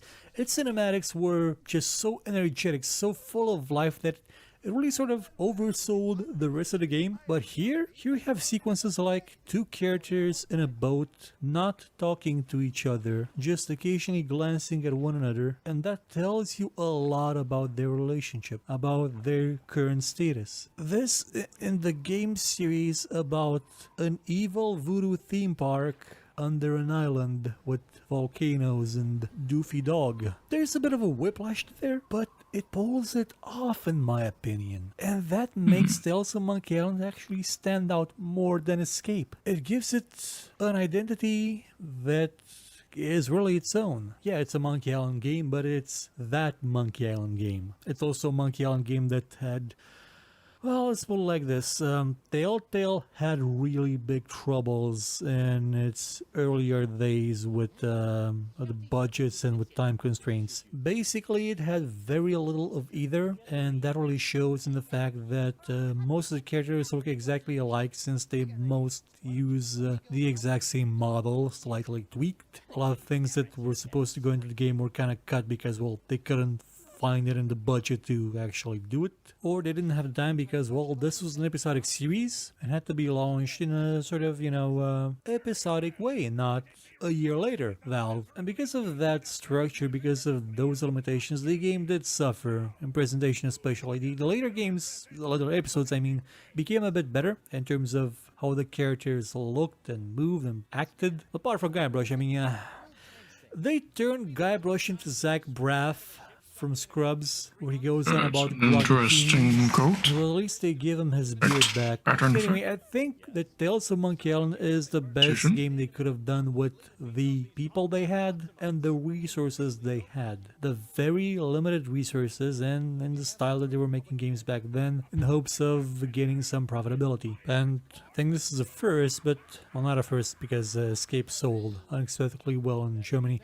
But Tales of Monkey Island did exceed expectations, which honestly isn't saying much because Dave Grossman, he was at LucasArts back then and sort of knows the games never sold, so probably they would not expect a lot. And then the studio did come out with that Walking Dead series that sold millions and still does. And still, in spite of the shortcomings of the budget and, well, everything else, it was varied. It moved you from place to place. You got to visit the inside of a giant manatee, and it got a story that tries to delve a bit deeper into Monkey Island, into the characters, into the lore, onto everything. It explores the idea of, well, what if LeChuck is only evil because of the voodoo, and he has the voodoo because of the voodoo lady? What if she's the villain? What if there's this other character that's on a similar journey to Guybrush, but coming from the other side, like from not wanting to be a pirate, but a pirate hunter? What would happen if they collided? What would happen if Guybrush turned evil? What would happen if Guybrush died and became, as LeChuck was, a ghost zombie pirate? Not a demon, but eventually, undead. And that way it honestly always felt to me a bit like fan fiction. Good fan fiction. I mean,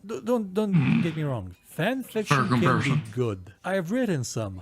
I wouldn't call the Battletoads one good. I think the Diablo one is okay. Probably the Elemental one. Have any of you ever read fan fiction? But that's besides the point. It feels more like fan fiction I because it explores the characters a lot from that perspective, from that of a fan. And in a way, there is even a insert of the fan in the form of Morgan Le Fay. Though it is done, like, again, in a very, very good way. And in the end, for what it tries to do, it works. But it's just not, well, it's not Monkey Island proper. Though to be fair, it It really hasn't been Monkey Island proper for a while now. The curse was very close. The curse was super close. Escape drifted away and, well, this one drifted even farther. But at least it drifted in its own direction that, even though it does try to make callbacks to older things, it does have its core of originality, and that I can always respect. Also, the game is set technically after Monkey Island 5, after fictional Monkey Island 5 that doesn't actually exist and somehow involved some monkeys of Montevideo or something, and LeChuck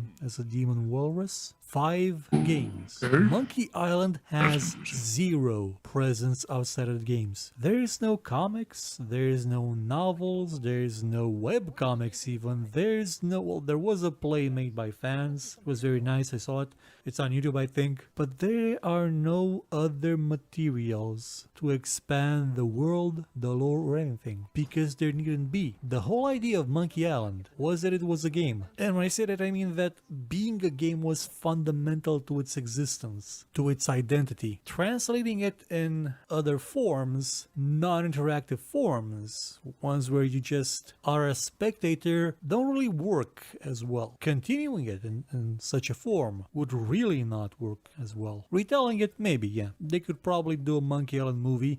I mean, other than the Pirates of the Caribbean. They did try to make a Monkey Island movie once. It didn't really take off, but suddenly, look, there's the Pirates of the Caribbean. It sort of has a lot of similarities to it. What a coinkydink. If you're interested in playing Tales of Monkey Island, I think some of the episodes are free. I think the first one, well, the first one was free when I got it, like 8 years ago. I think it still may be free if you have a Telltale account. Though the first episode may not be the best one, or the second one. Honestly, it sort of starts shining with the third one, mostly because it takes place in Amenity. And the fourth one as well, where you get to assist at the trial of Guybrush Threepwood that now has to finally pay for all the crimes he committed. Or didn't. I mean, he's accused by a bunch of pirates who are basically lowlives themselves. I'd say that on their own, the episodes are enjoyable enough. If you really like navigating a lot of mazes, because they couldn't think of anything better they could fit in the games in the amount of RAM that they had available for the Wii. Yeah, there's a whole joke about Club 41 in the game, because you can't have 42 megs of RAM occupied on a Wii because you can't. So that's why it's called Club 41. Now you know. So, this is the end, isn't it?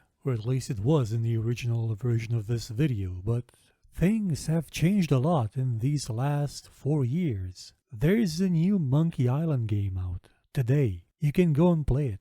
It's made by Ron Gilbert. You can now return to Monkey Island. And who knows, maybe someday I'll add it to this collection of videos and make a complete history of the Monkey Island series. A series that has been going on for 30 years. And in all that time, it continues to be, most of all, beloved in some way by everybody who's ever played it. 30 years. And I didn't even get a lousy t-shirt.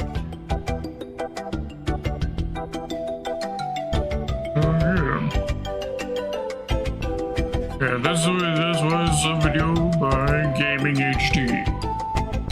Earlier in the early reaction I was referring to him as Gammon GHD, but I guess it's actually Gaming HD.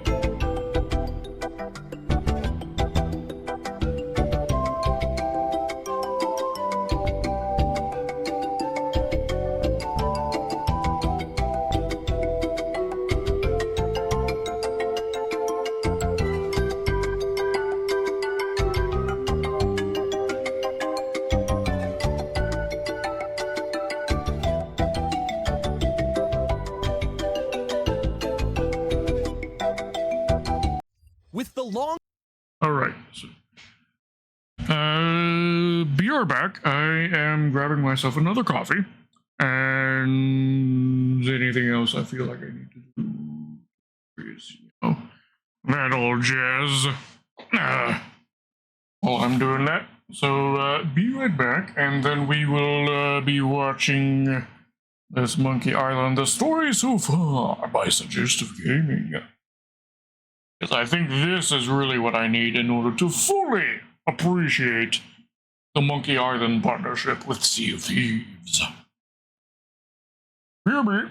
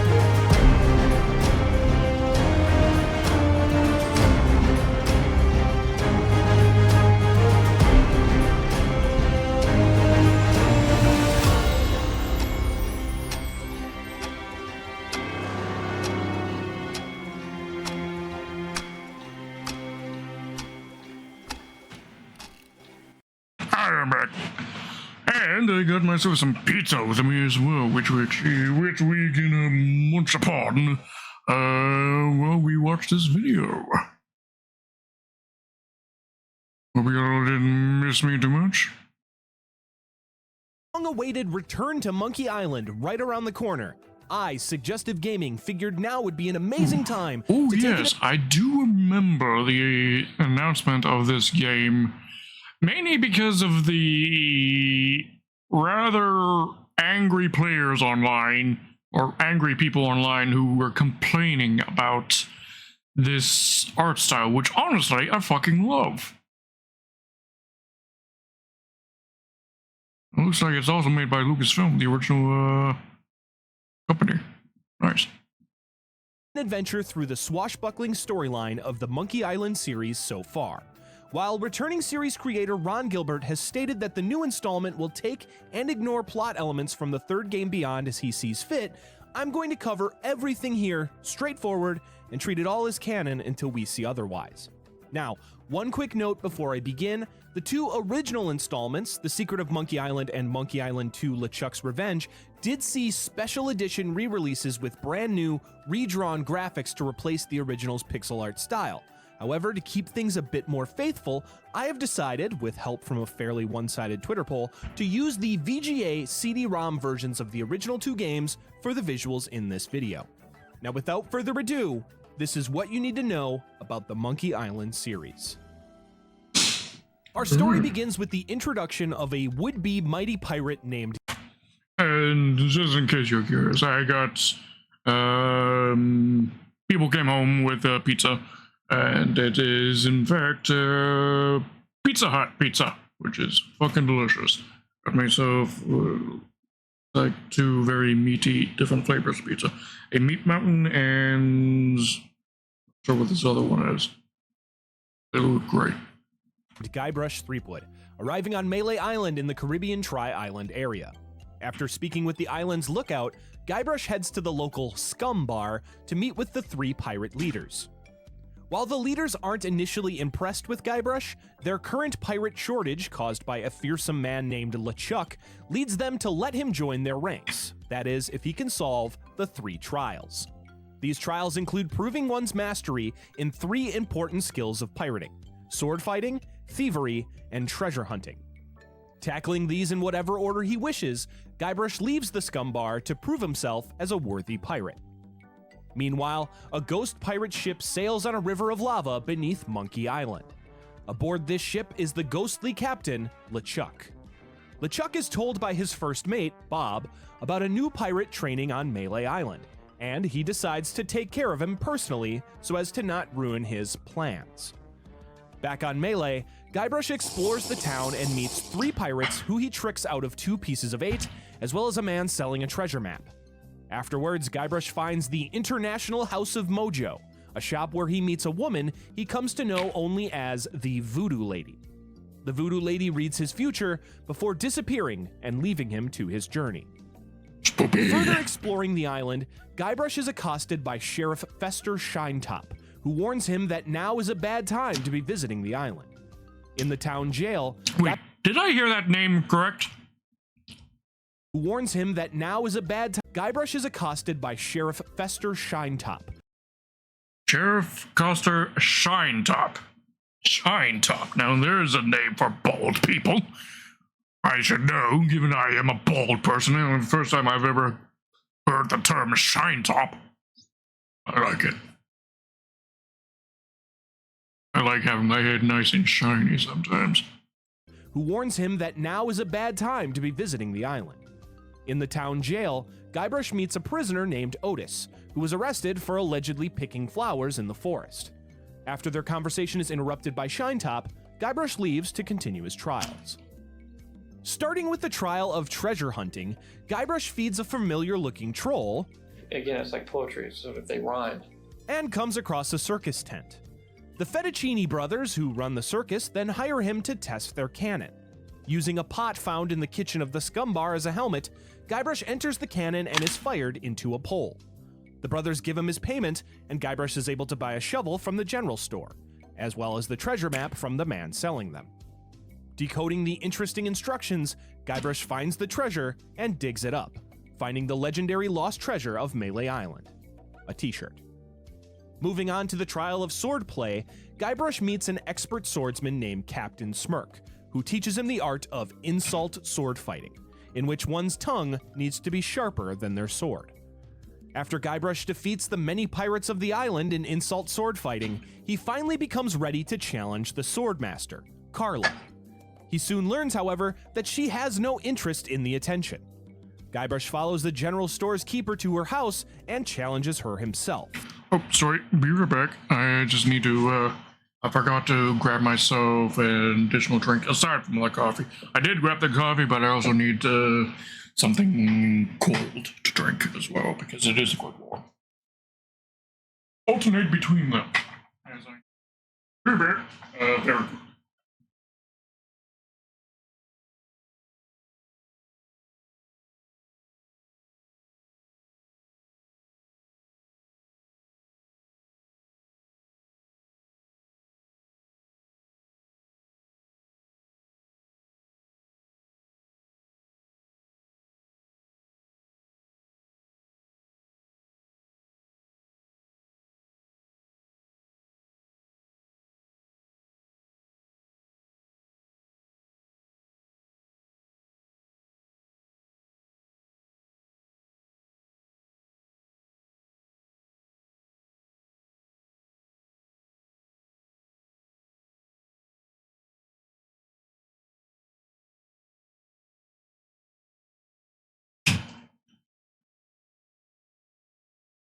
All right, I'm back.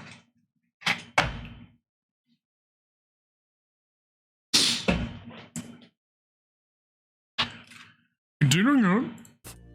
After Guybrush defeats her at her own game, he receives his reward and proof of victory, another t-shirt. For the final trial, Collecting that of t-shirts is a thievery, pirate. Guybrush elects to take something from the governor of the Tri-Island Nice. area's mansion. To get inside, he steals a piece of meat from the kitchen of the scum bar and seasons it with a sedative flower he finds in the jungle. He then gives this piece of meat to the deadly piranha poodles outside the governor's mansion, which causes them to fall asleep, not die, Piranha which is poodles. a very important distinction. Guybrush enters the mansion and tries to steal something of value, but is stopped by Sheriff Shinetop as he tries to open a locked case to retrieve a fabulous idol. Guybrush gives Otis some gopher repellent he found in the governor's mansion to stave off the rats in his cell, and the prisoner provides him with a cake in exchange.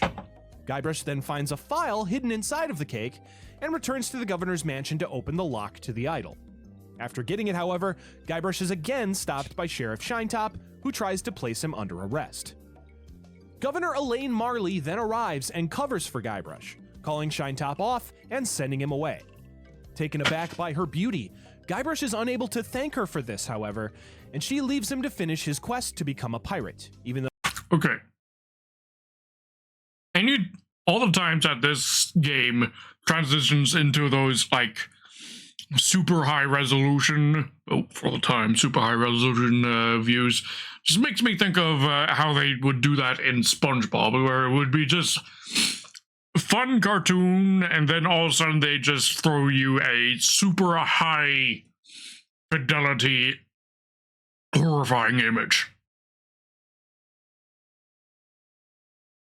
So I think a show that actually did that better, or even more extreme example, that would be Marvelous Misadventures of Flapjack,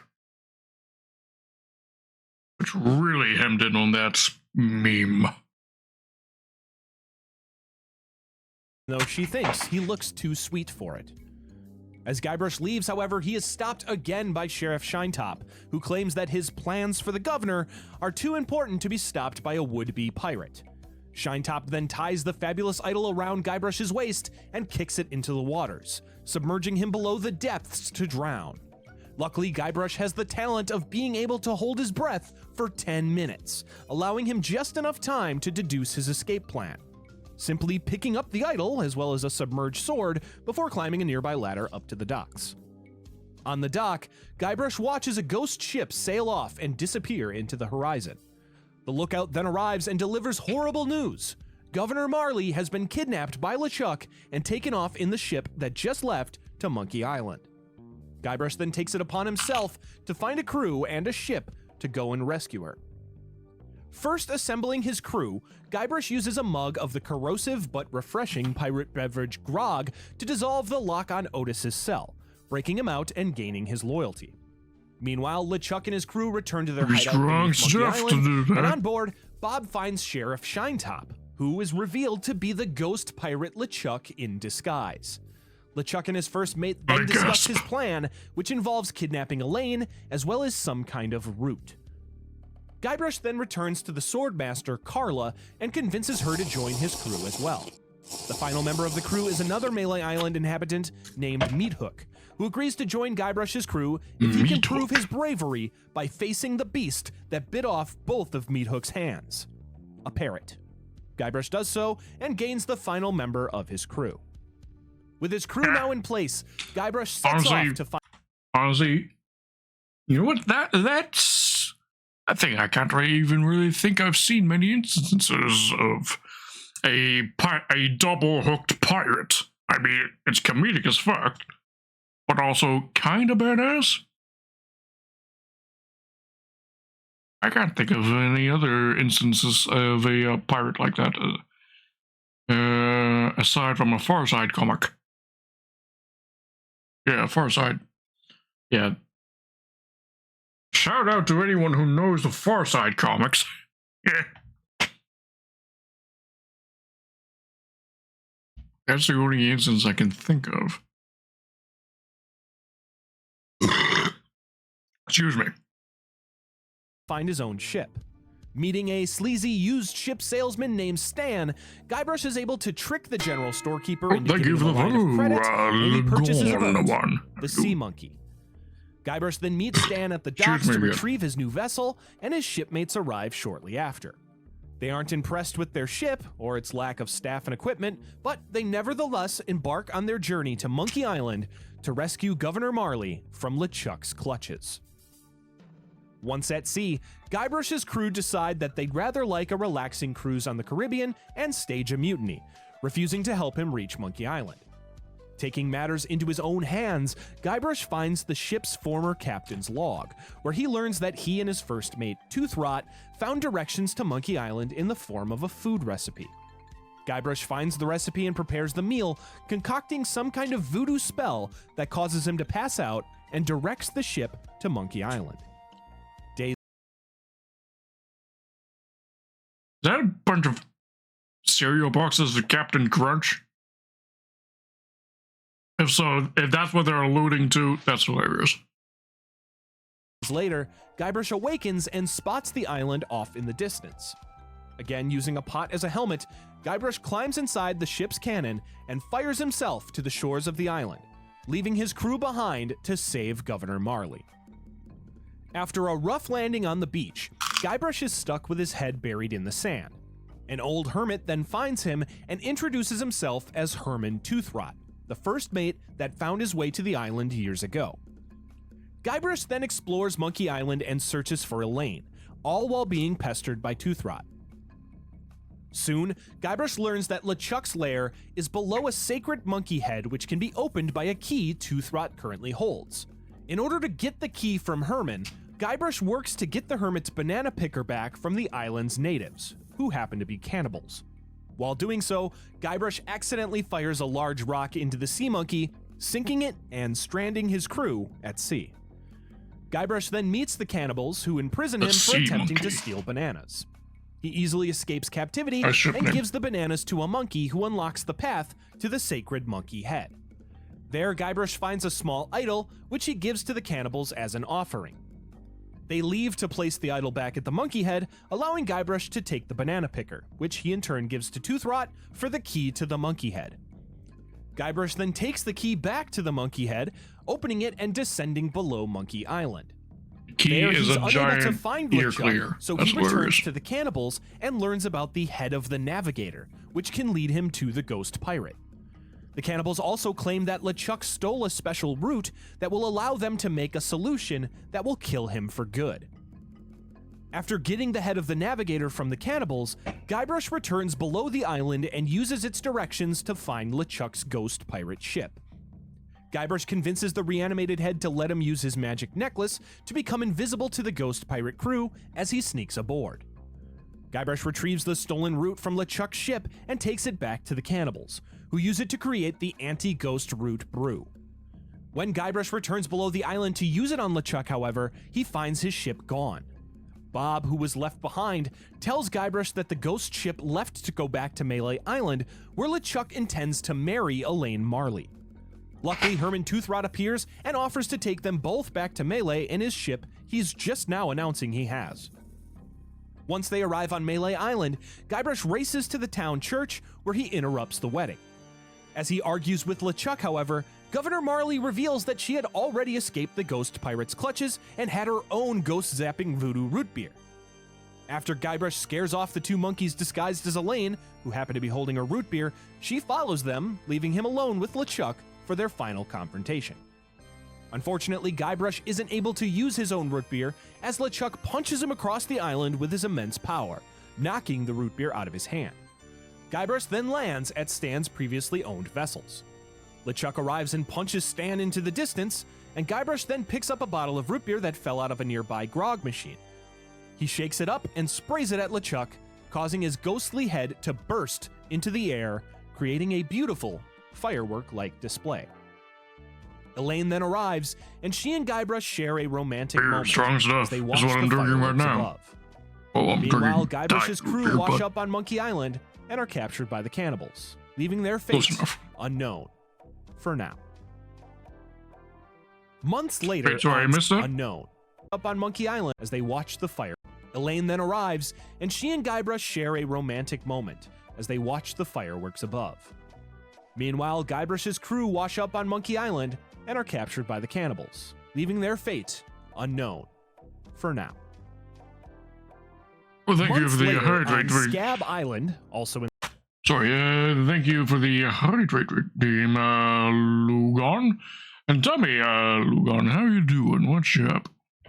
How's your day been? Welcome to the stream. And again, thank you for the follow.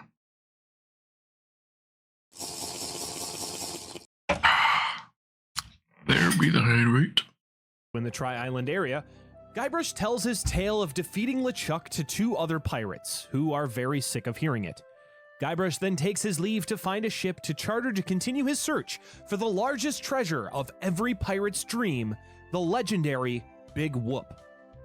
On his way to find a ship, however, Guybrush is met by the fearsome Largo Legrand, who, despite his small stature, is able to shake him down and steal all of his plundered riches. Largo then imposes an embargo on the island, preventing anyone, including Guybrush, from leaving the island. Exploring Scab Island, Guybrush finds the three pirates he met on Melee Island before he comes across another international House of Mojo. Inside, he finds the same voodoo lady that he met on his first journey. The pair devise a plan to create a voodoo doll of Largo in order to place a curse on him to hopefully force him to lift the embargo. To assemble this doll, Guybrush collects an item from 4 of the basic voodoo groups. Something of the thread, coffin a piece of canoe. Largo's clothes from the laundromat, something of the head, dandruff from his toupee, something of the body, his spit, and something of the dead, a bone of one of his ancestors dug up from the cemetery. After returning these ingredients to the voodoo lady, she assembles the doll, and Guybrush finds Largo. Guybrush then uses pins on the doll to torture Largo, gloating that he killed the ghost pirate LeChuck. Guybrush then shows Largo a piece of LeChuck's still-alive beard to prove his story. Largo gleefully takes it from him before leaving, proclaiming that with a surviving piece of LeChuck, he can revive him. Guybrush then speaks with the voodoo lady, who confirms that with that piece of his beard, Largo can definitely reanimate LeChuck's decomposed. Weird, keepsake, gotta say. The living beard of somebody you have defeated. Weird keepsake. But I approve. Corpse. She then tells him that Big Whoop holds the key to another world where Guybrush can escape LeChuck forever. She also reveals that the map to the treasure was torn into 4 pieces and divided across the Caribbean by Governor Elaine Marley's grandfather, Horatio, and the crew of his ship, which was named the Elaine. Guybrush then charters a ship, the Jolly Rasta, from a local shipsman named Captain Dread and sets sail to search for the pieces of the map. Meanwhile, deep in the Caribbean, Largo and a voodoo priest resurrect LeChuck inside a giant fortress in the middle of the ocean. Now a zombie, LeChuck demands Largo bring him Guybrush Threepwood, while he has the voodoo priest begin to build him a very special doll of his own. Guybrush's search for the map pieces takes him to the islands of Fat and Booty. On Booty Fat Island, and Guybrush Booty. finds Stan once again, now Fat selling Booty used Islands. coffins, one of which Guybrush I is approve. forced to trap him in. He also gets his first map piece by obtaining the figurehead of a sunken ship and trading it to a shopkeeper for the piece. He then gets a costume and attends a Mardi Gras party being thrown by none other than Elaine Marley. When Guybrush tries to steal a piece of the map from Elaine's mansion during the party, he is caught by her, who laments their short-lived relationship as a mistake. While Guybrush tries to get her to take him back, Elaine realizes he's only after the map and instead throws it out a nearby window. As Guybrush attempts to retrieve the piece from a big tree where it flew, he falls and gets knocked out. In his unconsciousness, he sees a vision of his parents, who he believes abandoned him. They claim that they would never, before giving him information in the form of a song. The pair then transform into skeletons and start to sing the skeleton dance, which Guybrush writes down the lyrics to as they sing. He then sees a vision of LeChuck, who sprays Guybrush with the voodoo root beer, waking him up from this weird dream. Guybrush is then able to climb the tree and get the second map piece. On Fat Island, Guybrush is imprisoned by Governor Fat, who hopes to collect a bounty placed on his head by LeChuck. He is able to escape captivity by luring the guard dog with a bone and finds a pirate who challenges him to a drinking contest in exchange for a map piece. Guybrush swaps out his drink with a non-alcoholic version, winning the contest and exploring his house to find the map piece. Back on Scab Island, Guybrush is able to reanimate the ashes of Rapscallion, the Elaine's cook, in order to get his piece of the map. With all 4 pieces of the map in his possession, he takes them back to Scab Island's resident cartographer, Wally B. Feed, who reassembles them in exchange for a love potion from the Voodoo Lady. Guybrush retrieves the love potion from the Voodoo Lady, who feels a great disturbance in the Force, believing Wally to be in trouble, with LeChuck behind it. Guybrush then finds a crate of supplies addressed to LeChuck's fortress and climbs inside. 5 days later, the crate arrives at LeChuck's fortress. Once the coast is clear, Guybrush emerges from the crate and looks around the fortress. Guybrush finds Wally in a locked jail cell and begins to search for a way to rescue him. Using the lyrics of the song sung to him by his parents during his dream, Guybrush finds a secret passageway. On the other side, however, he springs a trap, and a cage captures him before LeChuck arrives. The zombie pirate taunts Guybrush before calling Largo to have him taken to the torture chamber. Guybrush and Wally are then tied up to an extremely elaborate torture device that will eventually lower them into a pit of acid. LeChuck then walks off, leaving them to die, but Guybrush thinks quickly on his feet, or rather off of them, and blows out the candle, burning the rope holding them up. With the room cast in darkness, Guybrush and Wally are able to escape and destroy the fortress, blasting Guybrush to the nearby Dinky Island. On Dinky Island, Guybrush inexplicably finds Herman Toothrot with Captain Marley's parrot. The parrot leads Guybrush to an X marking the spot of Big Whoop's supposed burial. Guybrush then digs until he hits cement, using dynamite to blast past it. On Booty Island, Elaine feels the vibration from the blast, and recognizing it as coming from the location of her grandfather's treasure, realizes Guybrush must be meddling with it and makes her way to check on him. Meanwhile, Guybrush uses a rope to swing to the treasure inside of the chasm left by the explosion, but winds up left hanging. Pirate treasure being protected by reinforced concrete. Well, that. After he grabs it. Luckily for him, Elaine arrives shortly after, and Guybrush tells her the story of how he wound up in his current predicament. Afterwards, his rope finally gives out, and he falls to the depths below. When Guybrush comes to, he finds himself in some kind of underground facility, with LeChuck next to him. Guybrush tries to escape from the zombie pirate, but LeChuck claims that he'll never be able to, as they're bound to each other. LeChuck then makes the shocking revelation that he is none other than Guybrush Threepwood's brother. LeChuck then shows his brother his own voodoo doll of Guybrush, using it to torture him and send him to another dimension. Luckily, Guybrush is simply sent to the next room. He then explores the facility, collecting the 4 needed ingredients to create a voodoo doll of his own of LeChuck. In doing so, he finds a station for lost parents, where he finds the skeletal remains of his own parents. He also finds an elevator which takes him to the same spot in Melee Island where he first met LeChuck, where he was under the guise of Sheriff Shinetop. After assembling the voodoo doll, Guybrush turns the tables and uses it on LeChuck, tearing off its leg to dismember the zombie pirate. LeChuck then lays dying and asks Guybrush to take his mask off so he can see the true face of his brother. Guybrush does so and immediately recognizes his brother Chucky. Chucky tells Guybrush that their mom sent him to, quote, hunt him down. Suddenly, they're interrupted by a worker who tells the kids that they aren't supposed to be there. Guybrush and Chucky then find themselves as children in an amusement park, where they are reunited with their parents. As the family go to leave, however, Chucky gives an evil look, revealing that all might not be as it seems. Back on Dinky Island, Elaine stands beside the chasm left by the dynamite, where she waits for Guybrush. She then remarks to herself that she hopes LeChuck hasn't cast some kind of spell on him. Quick aside, as mentioned in the intro, at this point, the story moves forward past original creator Ron Gilbert's intentions. As such, take the following stories with a grain of salt, as Gilbert has denounced certain plot inclusions and will likely ignore or flat out contradict them in Return to Monkey Island. With that said, let's continue. Sometime later, Guybrush finds himself floating at sea in a detached bumper car.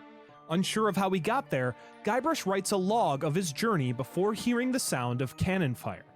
As he looks up, he notices that he's drifting towards a battle between a ship and a fort. On the ship is the zombie pirate LeChuck, and on the fort is Governor Elaine Marley, again trying to decline LeChuck's romantic advances. During their conversation, Elaine reveals that Guybrush was the only man she ever loved, a statement he takes great comfort in. LeChuck then spots Guybrush, and his crew fish him out of the water. LeChuck is angered that Guybrush somehow escaped his Carnival of the Damned, but having other matters to attend to at the moment, he has him thrown into the hold while he prepares his flaming voodoo cannonball. In the hold, Guybrush finds a small pirate manning a cannon. To Guybrush's surprise, this Bloodnose the pirate is none other than Wally B. Feed. Guybrush convinces I was about to say so because the whole eye patch. Because I noticed with Wally there was something going on with his left eye, so really, Wally that he's not cut out to be a pirate, causing the cartographer to fall to the ground in sorrow. With the cannon now free, Guybrush uses it to take out LeChuck's advancing undead army. One of the skulls from the skeletal army survives and introduces himself as Murray, claiming to be a fearful, powerful, mighty demonic skull. Guybrush simply smacks him into the water and continues on. Guybrush then cuts the cannon's restraint rope with a sword he retrieved from Murray's body. With the cannon loose, he fires it, causing it to blast through the locked door behind him. The cannon shakes the ship, causing LeChuck to drop the voodoo cannonball, which explodes into a giant, skull-shaped cloud of magic. This causes the ship to sink while leaving what remains of LeChuck's spirit in his boots. That animation right there, is that the animation stylation called deep art? It's the animation style that was really pioneered with, or saw great usage originally, cinematically in the Tarzan movie. It's that animation style that allowed the rather painted look still look 3D on the trees that Tarzan would slide around on. And then that effect was then even more heavily utilized in Treasure Planet. But then that was Treasure Planet due to sabotage was used as an example to stop making movies, and so Deep Art was then never used again. That animation on the ship sinking right there certainly looks like it. Explodes into a giant skull-shaped cloud of magic. This causes the ship to sink while leaving what remains of LeChuck's spirit in his boots. Guybrush finds himself in the capsized ship's treasure hold. There he finds a giant diamond ring and uses it to cut open a porthole nearby, allowing him to escape. He then washes ashore on Plunder Island, where Elaine waits for him. Guybrush, realizing the love between them keeps bringing them together, proposes to Elaine with the diamond ring. She accepts, and the pair celebrate their engagement as Wally arrives. Wally congratulates them, noting that her ring looks awfully similar to one LeChuck had in his treasure hold, one that just so happened to have a ghastly voodoo curse on it. Elaine realizes what Guybrush has done and prepares to punch him in the face. As she winds back, however, the curse takes hold and turns her into solid gold. That rhymed. Hoping to find a way to cure Elaine's curse, Guybrush leaves her on the beach and searches Plunder Island. He spots a voodoo shop where Murray has been found and used as a decoration outside. Inside the voodoo shop, Guybrush finds the familiar voodoo lady once again. She agrees to help him reverse the curse, that rhymed again, making sure Guybrush hid his solid gold wife from the island of greedy pirates. Guybrush realizes his mistake and rushes back to the beach just in time to see a pirate ship sailing off with his wife. Guybrush returns to the voodoo lady, who suspects the thieves to be the pirates anchored in the nearby Danger Cove. She then tells Guybrush that in order to lift the curse on Elaine, he must replace her cursed ring with one of equal or greater value, which he might find on Blood Island. Meanwhile, LeChuck's boots are recovered by a passing ship, and his spirit again awakens, this time as a fiery demon. He then transforms the ship's crew into his skeletal minions before setting sail to his stronghold on Monkey Island, where he'll unleash his massive army of the undead. Guybrush then sets off to find the map to Blood Island, a ship to get there, and a crew to man it. Disguising himself as El Pollo Diablo and getting onto the ship in Danger Cove, he's able to convince his crew to leave it behind, giving him his ship, as well as Elaine's location, who he recovers and hides on the ship's crow's nest. He then impresses 3 pirates turned barbers and convinces them to join his crew. Finally, he finds a talent agent with the map to Blood Island tattooed on his back, and Guybrush is able to cleverly burn it off his skin. With his ship, his crew, and a map, Guybrush then sets sail to Blood Island. Guybrush's journey is not without issue, however, as his crew is again more interested in leisure than work. Things only get worse when the ship is boarded by Captain Rottingham, who steals the map to Blood Island by winning in a high seas variation of insult sword fighting, where every retort has to rhyme. See, it's a theme. After convincing his crew to get back to work after bringing their shanty to an unceremonious conclusion, Guybrush begins to sail the seas, taking down lesser pirates to increase his repertoire of rhyming retorts while upgrading his ship's battle capabilities. Eventually, Guybrush is strong enough to take down Rottingham and retrieve the map before sailing to Blood Island. A storm breaks out on the way, however, and the ship is run aground on Blood Island, damaging it and throwing Elaine from the crow's nest to the nearby woods. After making sure Elaine is safe and sound hidden in the woods, Guybrush begins to look for the ring to lift her curse. Speaking with Blood Island's hotel's owner, Griswold Goodsoup, Guybrush learns of the ring, which belonged to his family until its diamond was stolen from them, by LeChuck incidentally, and sold to smugglers. Guybrush then finds Stan in Blood Island Cemetery and lets him out of the coffin he previously trapped him in. Stan then starts an insurance company, which Guybrush exploits to get a life insurance payout. Guybrush then meets another old group of friends, the Monkey Island Cannibals, who now worship a volcano on the island. Through various means, including reuniting the deceased Goodsoup's spirit with her lost love, as well as cheating at a poker game with a dangerous smuggler on Skull Island, Guybrush is able to retrieve both the ring's band and the diamond. He then combines the two once again and replaces the cursed ring on Elaine's finger, lifting the curse, returning her to her normal form, and finally receiving the punch she tried to give him. Their celebration is cut short, however, as they're ambushed and captured by LeChuck's army of the undead. Guybrush then finds himself on Monkey Island, inside LeChuck's Carnival of the Damned. LeChuck reveals that this was the same place he had trapped Guybrush and tortured him to believe he was a child. LeChuck then tells him that he intends to give Elaine the fabled treasure of Big Whoop, which is actually a portal to hell. LeChuck plans for Elaine to go through this gate to the demon netherworld to transform her into an immortal being, just as he once did. LeChuck then reveals to Guybrush that he had once tried to court Elaine, but she refused him. Hoping to gain her favor, he went off looking for the secret of Monkey Island, but his ship marooned on Blood Island. There he met Elaine's grandfather, Horatio Marley. LeChuck places the spell on Guybrush to make him a child once again before leaving with Elaine.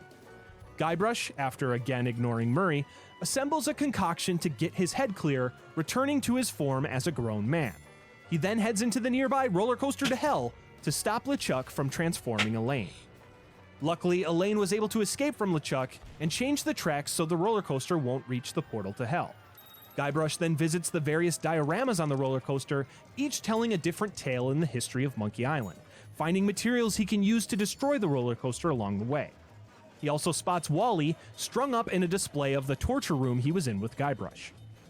After creating a makeshift explosive device, Guybrush tricks LeChuck into lighting its fuse with his fire breath. The explosion then destroys the roller coaster, trapping LeChuck in its debris. Afterwards, Guybrush and Elaine finally get married and sail off to enjoy their honeymoon on the Caribbean. Sometime later, a family visits the Carnival of the Damned, and the father discusses a rumor about the park's creator, whose body is said to be buried underneath.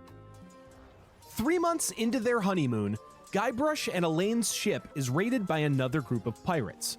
While she holds them off physically, Guybrush is able to use his wit to fire their ship's cannons to take down the attacking pirates.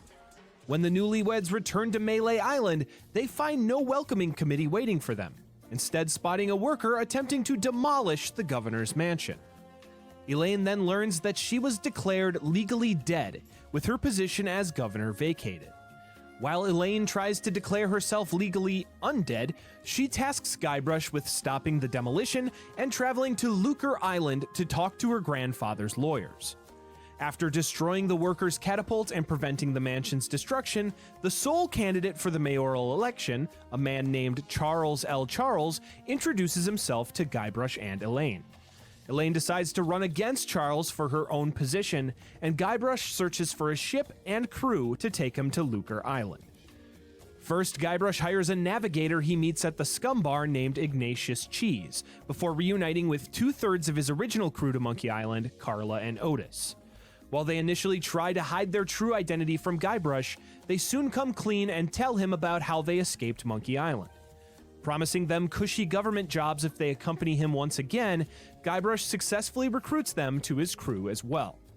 Using the governor's seal, Guybrush is able to charter a ship, the Dainty Lady, from the harbor mistress, and he ships off to Lucre Island with his crewmates. Once they dock at Lucre Island, Guybrush goes into town and finds the lawyers. That'll become a Learning from them cosmetic that in Sea of Elaine's Thieves with the grandfather new left the partnership. family heirlooms in a safety deposit chest at the Lucre Island Municipal Bank, including the deed to the Marley Mansion and the key to a secret 10 times as powerful as Big Whoop, the ultimate insult. Guybrush goes to the bank and witnesses an angry Australian man named Why though? Ultimate insult already exists. Your mom! Ozzy Mandrill arguing with the teller, breaking his walking stick out of frustration as he leaves. Guybrush then retrieves the safety deposit chest, finding it mostly filled with junk. As he finds the deed, however, he also finds himself at the end of a gun, held by himself. This imposter takes off his mask to show himself as a man without a nose, before he puts it back on, takes the chest, and runs off. As Guybrush leaves the bank's vault, he is arrested for robbing it. Guybrush is then forced to clear his name, finding the real perpetrator of the crime, a criminal named Pegnose Pete, who was hired by Ozzy Mandrill to frame Guybrush and steal the Marley family heirlooms. Guybrush is able to capture Pegnose and deliver him to the jailhouse, finding a prosthetic nose in the bank to prove he was framed. He then confronts Mandrill, learning that the man is a land developer scheming to buy out the entire Caribbean. Guybrush then tricks Mandrill into leading him to the location of the stolen items from the bank, successfully returning them and retrieving the family heirlooms. Guybrush then returns to the jailhouse, where Pegnose Pete is declared the perpetrator, clearing Guybrush's name. Pegnose is able to break free, however, disappearing in a literal flash. Guybrush returns to Melee Island and gives the mansion deed to Elaine before telling her about all the events on Lucre. Suddenly, Charles L. Charles breaks into the mansion and reveals a shocking secret. He is none other than LeChuck, under a magical disguise. LeChuck explains that his imminent election is merely part of a plan to use the gubernatorial powers to uncover the secret of the ultimate insult. Elaine doubles her efforts to keep LeChuck out of the governor's mansion, while Guybrush tries to find the ultimate insult before LeChuck and Ozzy can. Once again, We've already Guybrush been heads to through the this. The International ultimate House of insult Mojo to is consult with the Voodoo your Lady. mom. The Voodoo Lady finally reveals that the ultimate insult is a powerful talisman that allows its user to spew incredibly foul insults in an ancient tongue that permanently destroy whoever they're targeted at emotionally. While the Voodoo Lady notes that all of the copies of the ultimate insults recipe have been destroyed, she does know that one island has all of the ingredients to make one. She just doesn't know which island that is. Guybrush explores Melee to learn more, reuniting with Meathook and soon finding that Ozzy Meathook. had bought out the Scum Bar, converting it to the Lua Bar. Just a quick aside that this is a reference to the previous games being created in the LucasArts Scum engine, while this game was made in a new engine that was based on the Lua scripting language. This is a really cute reference and one of my favorite jokes in the entire series. Anyway, after using the various heirlooms left by Elaine's grandfather, Guybrush animates the figurehead of the Dainty Lady and discovers the island that contains the ultimate insult ingredients is Jambalaya Island. Guybrush and his crew sail to Jambalaya, where they find it converted into a tourist location. Included on this island I do love me some jambalaya. I've had shrimp jambalaya a couple of times. Very delicious, but also expensive. But very delicious. is Planet Threepwood, a restaurant themed after himself where he finds Murray the Demonic Skull. He also comes across Stan once again, now selling timeshares. Through various means on the island, Guybrush collects the 3 pieces needed for the ultimate insult: a silver monkey head, a bronze pirate hat, and a golden trophy of a man. With the 3 pieces in hand, Guybrush returns to Melee Island to find the newly elected LeChuck in the governor's mansion, with Ozzy Mandrill with him, revealing that the demon pirate is working for the land developer. LeChuck reveals that Ozzy rescued him from the Carnival of the Damned after Guybrush buried him there. He then agreed to help Ozzy find the ultimate insult to use to destroy the spirit of all of the pirates in the Caribbean, including Elaine, which would leave her completely open to the suggestion of becoming his demon bride. The pair then take the pieces of the ultimate insult from Guybrush and, believing they may need him as a hostage later, maroon him on Monkey Island. On Monkey Island, Guybrush comes across Herman Toothrot once again, helping him restore his memory to learn that all along he was none other than Governor Horatio Torquemada Marley, Elaine's grandfather. Horatio then remembers that he was in a shipwreck caused by Ozzy Mandrill years ago that caused him to lose his memory. Afterwards, he saw his initials, HT, and took on the moniker Herman Toothrot before reaching Monkey Island and becoming a hermit there. Horatio then reveals one final secret, the ultimate insult's secret final piece, the gubernatorial seal, which he happens to still have a spare of. Meanwhile, on Melee, Pegnose Pete captures Elaine, taking her to LeChuck and Ozzy, providing them with her seal. Guybrush then learns the art of monkey combat from Monkey Prince Jojo Jr., mastering it to win the prince's bronze hat. Guybrush then enters the giant sacred monkey head to discover that it houses a cockpit, which the seal acts as a key for, awakening a giant mechanical monkey, which will act as an ultimate insult to rival The other video LeChuck said it was this and robot, but Ozzy. it is a mech. Guybrush, It's a Horatio, mech and Jojo combat the monkey game. pilot the mech back to Melee Island, where they find a giant amplification tower Ozzy plans to use to spread the ultimate insult all across the Tri-Island area. Guybrush is able to disable the tower, foiling that part of their plan. Meanwhile, LeChuck and Ozzy discover that the gubernatorial seal is the final piece of the ultimate insult, and they successfully unlock its power.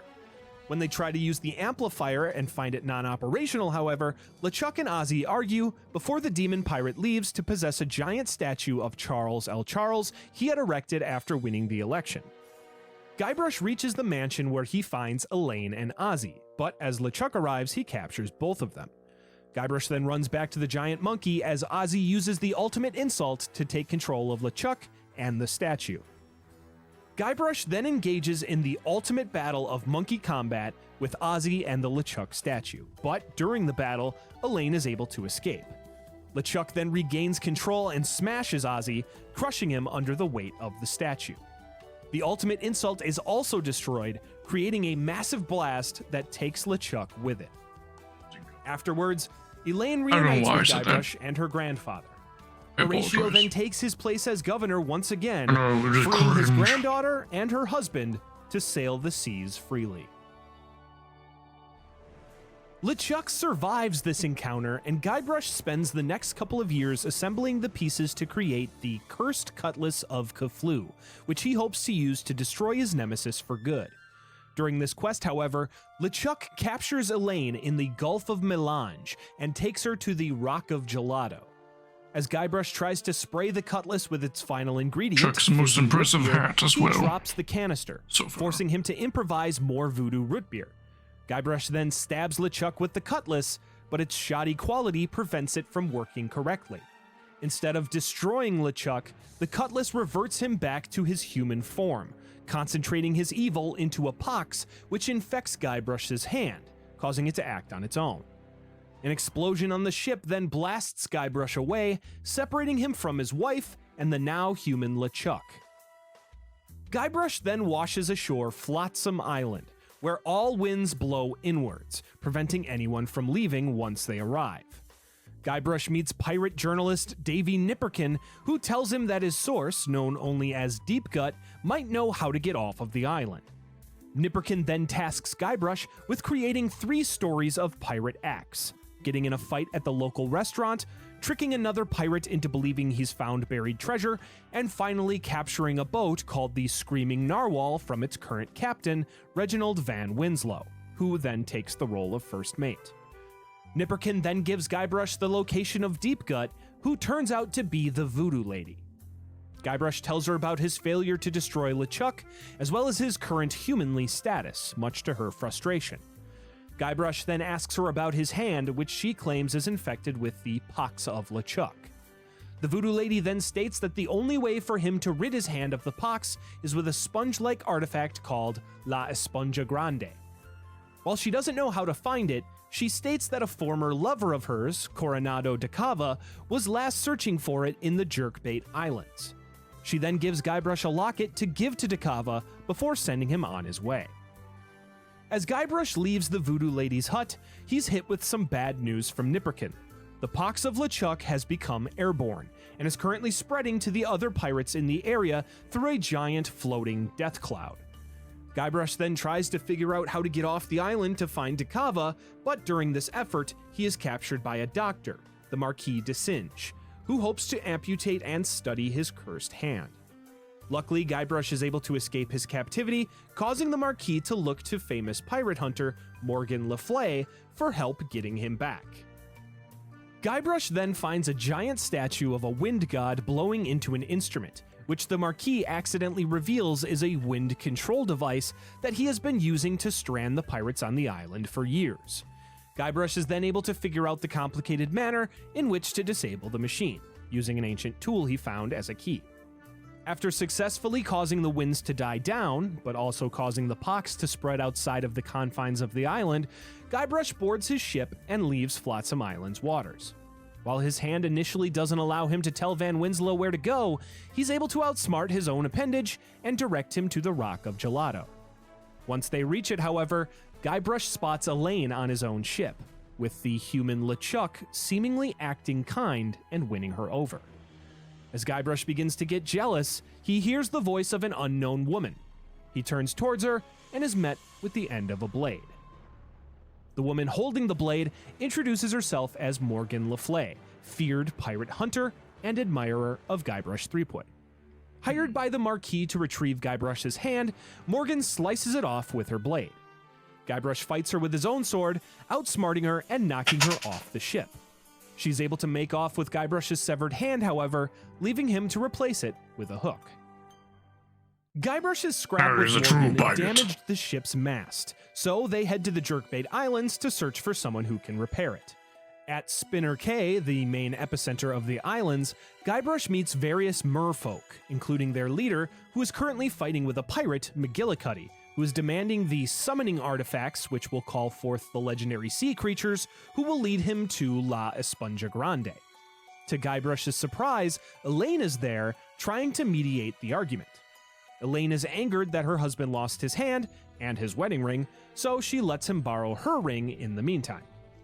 Elaine elects to stay behind and handle things at Spinner Cay, sending Guybrush to recover the summoning artifacts, including one that she currently has LeChuck looking for.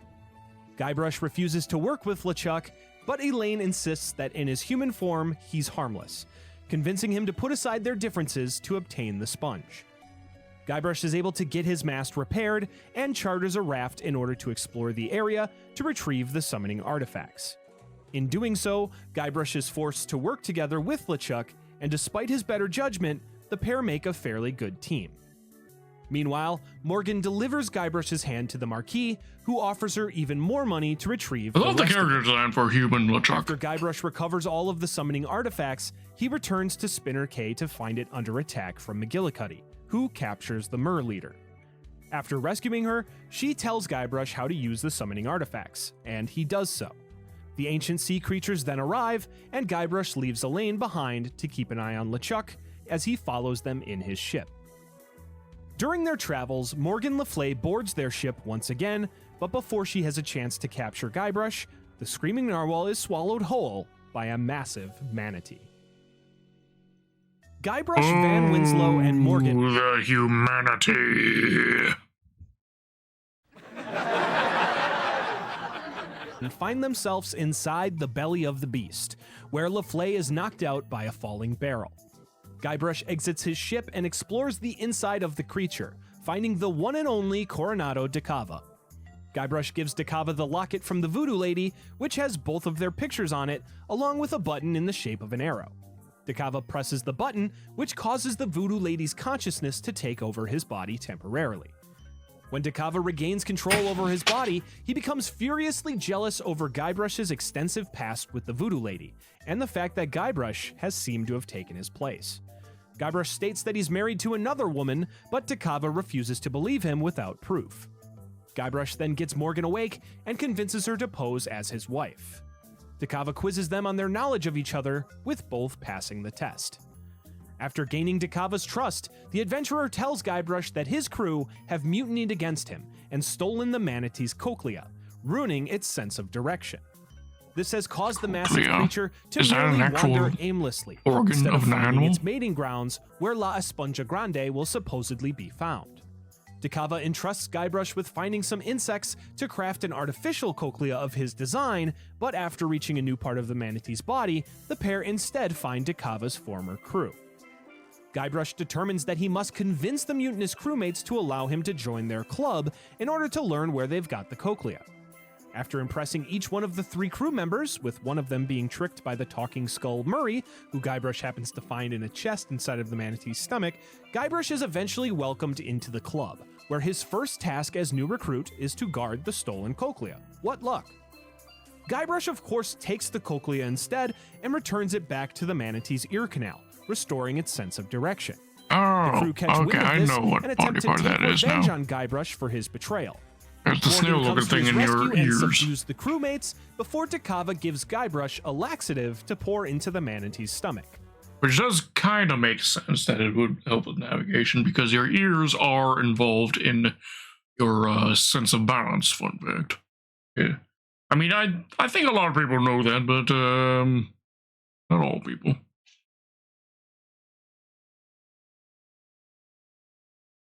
After he does so, Kind of begs the question: if you're deaf, or I guess it would have to do with the mere presence of those organs. If they're outright gone, then maybe your sense of balance is awkward. I don't know.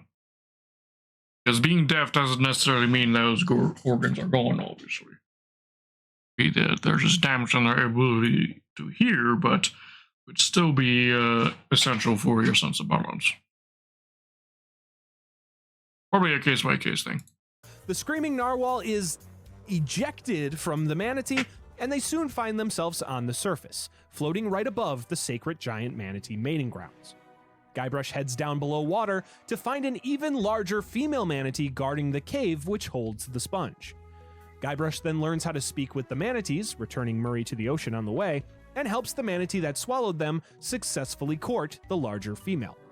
After they leave, Guybrush is able to enter the cave and finally retrieve La Esponja Grande, which isn't as grand as the name might suggest. After retrieving the sponge, Guybrush returns to his ship to find Dakava once again suspecting him of trying to steal the Voodoo Lady. After discovering his locket with Guybrush's picture replacing his, thanks to Guybrush requiring it to take over her body earlier. We skipped over that. Dakava then captures Guybrush and Morgan in cages, but they're able to escape with the sponge and lure Dakava's ship to get swallowed by a manatee yet again. Guybrush finally has La Esponja Grande, but his celebration is cut short as he's soon reminded that Morgan Le Fay is a pirate hunter, and she's still under the Marquis's contract. She swiftly knocks him unconscious before heading back to Flotsam Island to finish her job. Morgan rows Guybrush to the shores of Flotsam and hands him over to the Marquis before collecting her payment. Before the Marquis can take Guybrush to study him, however, an angry mob arrives and serves Guybrush with a voodoo-enchanted court summons, which forces his body to walk to the courthouse. There, Guybrush is charged with 4 crimes he allegedly committed during his last visit to the island. Guybrush represents himself in the trial, with Stan acting as the prosecutor. Guybrush is then forced to go back out to the island to assemble evidence to clear himself of all charges. While doing so, Guybrush speaks with Morgan and the Marquis, and accidentally reveals that Elaine was near him when he contracted the pox of LeChuck, causing the Marquis to go looking for her. Morgan visibly regrets betraying Guybrush, but he isn't quick to forgive her. After gathering enough evidence and presenting them convincingly, Guybrush is found not guilty of all 4 civil charges against him. The judge then reveals that Guybrush isn't in the clear just yet, as there's still a criminal charge against him for spreading the pox of LeChuck to the pirates in the area. Elaine then arrives just in time to act as a witness for Guybrush, although the pox has her thrown into a completely different persona. When she smells Morgan's scent on Guybrush, Elaine grows furious and storms out of the courthouse, forcing Guybrush to find a way to bring her back. Guybrush soon finds the jealous Elaine sword fighting with Morgan. Guybrush is able to get between them and serve Elaine with a voodoo-enchanted summons of her own, which forces her back to the courthouse. Morgan then apologizes to Guybrush for her betrayal, but he still refuses to forgive her, storming off in anger. Back in the courtroom, Elaine doesn't prove to be the star witness Guybrush was hoping for, as she ends up casting even more doubt on him. Guybrush then presents La Esponja Grande to the jury as evidence of him trying to cure the pox, but when he attempts to prove himself by curing Elaine, it instead proves to be completely useless. As the court prepares to take Guybrush to the gallows, LeChuck bursts in and takes all of the blame for the pox. LeChuck states to the jury that his years of dabbling in the dark arts of voodoo accumulated a massive amount of evil within him, the same evil that has now infected all of them. More surprisingly, however, LeChuck states that while his actions brought forth the pox, a more powerful entity had been unknowingly guiding his hand the entire time. LeChuck then submits into evidence a journal belonging to, much to the surprise of the court, the Voodoo Lady. In the journal, the Voodoo Lady had apparently laid out an extremely detailed plan over the course of several years to manipulate LeChuck's every action. Guybrush is then struck with the sudden realization. I mean, she was unhappy that he LeChuck had been turned human here. So, yeah, checks out. That one of the few friends he had made along his journey had simply been using him all along. The court then set Guybrush free and imprisoned LeChuck, as well as the Voodoo Lady. Guybrush thanks LeChuck for coming to his rescue and confronts the Voodoo Lady about her journal, to which she claims that she was simply playing her role in a, quote, much larger play. While Guybrush is still angered with her, he reluctantly takes her advice to grow La Esponja Grande by feeding it a special 6-course meal. As Guybrush goes looking for the ingredients for this meal, he's surprised to see the Marquis running from his lab in fear. When Guybrush investigates the lab, he's met with the shocking sight of Morgan Le Fay with a sword impaled through her torso. Guybrush rushes over, and the dying Morgan tells him that she went to the lab to try to get his hand back for him. She then tries to deliver one final message, but dies during it. With a new sense of revenge towards the Marquis, Better love story than Twilight. Guybrush continues his quest. After providing every course of the meal to the sponge, Guybrush finds Elaine with the Marquis at the ancient wind control. Oops. 3 months into their honeymoon, Ah, shit. I hit a button on my keyboard and that messed up where we were. Fuck. Where were we? Guybrush then finds a giant statue of 4 civil charges against him. The judge then reveals soon finds Morgan, our witness guy, and all of the blame for voodoo, accused apparently laid out an extremely detailed plan over the course of sleep and her role. He will, of course, meet the Marquis. Shocking sight is over, and the dying Morgan tells him that she went to the lab to try to use his quest with the Marquis at the ancient wind control device. The Marquis traps the couple and reveals that he intends to chop Elaine up and use the winds of the device to spread her concentrated pox all over the seas. Yo. Guybrush is able to get the Marquis to trip into the device himself before the detached pox-infested hand activates the device, chopping Singe into tiny pieces and shooting him out instead. Guybrush then throws La Esponja Grande into the device, causing it to grow to its massive size, curing the pox of LeChuck from every pirate in the area. As Guybrush celebrates with his now cured wife, LeChuck arrives. A surprised Guybrush asks how he got out of jail, and he's answered by LeChuck's sword, which pierces his abdomen. LeChuck then reveals that he had been toying with Guybrush all along Top 10 anime in order to obtain betrayals. the power of La Esponja Grande before attempting to convince Elaine to marry him once again. With his last words, Guybrush asks Elaine to avenge him before falling dead from his stab wound, seemingly losing his years-long battle with LeChuck. LeChuck then sheds his human disguise and reverts to his demon form before engaging in a sword fight with Elaine. Sometime later, we find the spirit of Guybrush Threepwood crawling from his grave to find himself in the land of the dead. He fetches a ride from the ferryman to the crossroads, where he tries to find his way back to the land of the living to rescue Elaine from LeChuck. There, Guybrush finds Morgan's spirit, who reveals that it was actually LeChuck who had killed her. Guybrush then works to help her come to terms with her own death, leading her to become the new guardian of the afterlife. After obtaining 4 items that fit the criteria of courage, anchor, guide, and sacrifice, with Morgan's help, Guybrush is able to conduct a ritual at the crossroads to open a rift back to the land of the living. Guybrush then finds himself on LeChuck's ship, and the demon pirate then uses La Esponja Grande to pull energy directly from the land of the dead through the open rift. LeChuck then reveals that he had engineered the pox, as well as all of the events afterwards, in order to get Guybrush to get him the Crossroads-fueled sponge so he could use its power to finally defeat the Voodoo Lady to remove her grasp on his destiny. Shockingly, Elaine offers to help LeChuck in this venture, finally agreeing to be his demon bride. Guybrush tries to grab the Top nearby 10 cursed anime cutlass betrayals of part Cthulhu 2. to destroy LeChuck, but finds he is unable to thanks to his current spiritual form. Guybrush is then sent back to the crossroads, where his wife's betrayal leaves him crushed. Luckily, Morgan gives him a pep talk and reminds him that he would never give up on Elaine. Guybrush then finds the Voodoo Lady's locket once again and uses it to possess his own body. Guybrush returns to LeChuck's ship, and the many friends he's made along the way help him keep LeChuck and Elaine at bay as he shrinks the sponge to prevent the demon pirate from using its immense power. Elaine then reveals that she was merely tricking LeChuck, and she stabs him with the Cutlass of Cthulhu. While this damages his physical body, his spiritual one survives, allowing him to jump through the rift. On the other side, Morgan Le Fay stabs him, weakening his spiritual self. Morgan then determines that they must find a way to destroy both LeChuck's physical and spiritual bodies at the same time in order to destroy him for good. After one final battle aboard LeChuck's ship, Guybrush launches himself in a cannon, wearing his trusty kitchenware headgear once again. He flies through the rift to the crossroads, and LeChuck follows him. While LeChuck is in the rift between worlds, Guybrush sacrifices his last strand of life in order to close it. With LeChuck trapped, Morgan and Elaine stab him from both worlds. A flash of light is left in his wake, and when it clears, Guybrush finds himself alone at the crossroads.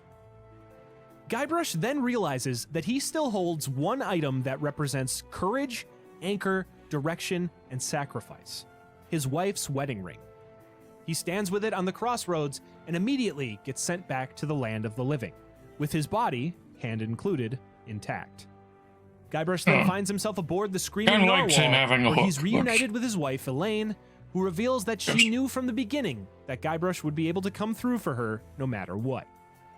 Guybrush and Elaine then sail off with Van Winslow, knowing that LeChuck is now gone for good. Unbeknownst to them, however, the spirit of Morgan Le Fay delivers the essence of LeChuck to the Voodoo Lady. In return, the Voodoo Lady grants her the ability to return to the land of the living in her ghostly form as the Ghost Pirate Hunter. As Morgan walks off to live her new life after death, the Voodoo Lady simply states that the tides of destiny will soon shift once again, chuckling at LeChuck's current state. Thank you for And with that, we complete our trip through one of the greatest and most monumental adventure game series of all time.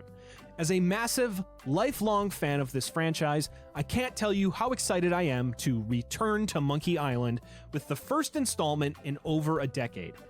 Until then, look behind you, a three-headed monkey! Hey everybody, thanks for watching this one.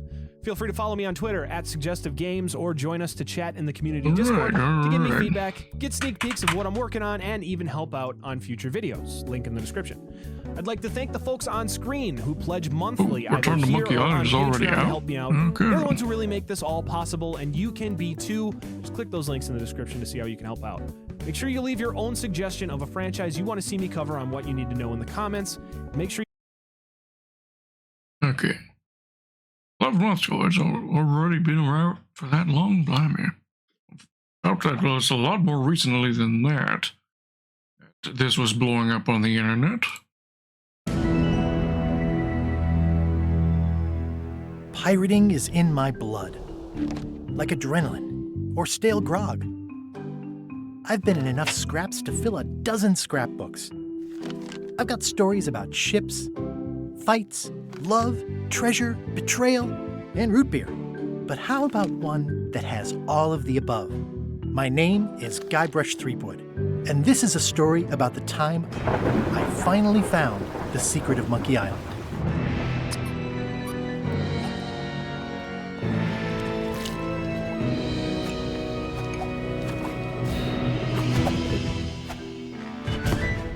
Guybrush Threepwood.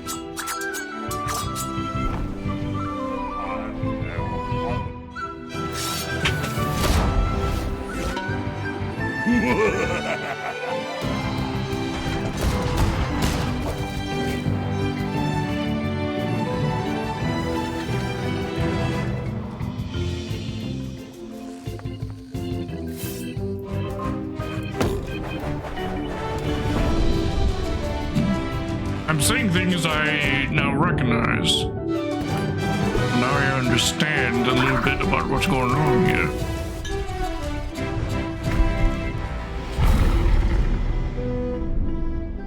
Right.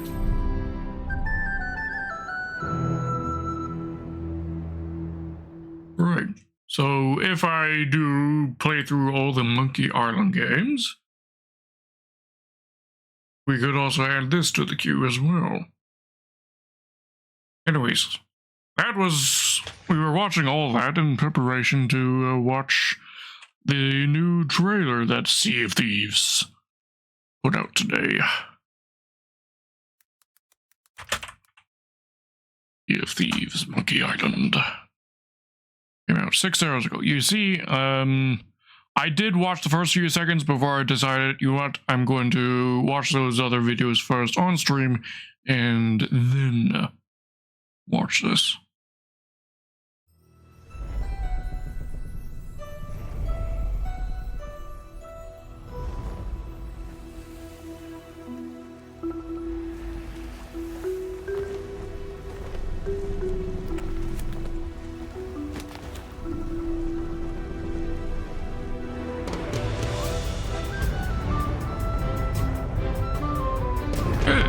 That does look like Monkey Island, doesn't it? Welcome to the Scum Bar, the most notorious tavern on Melee Island.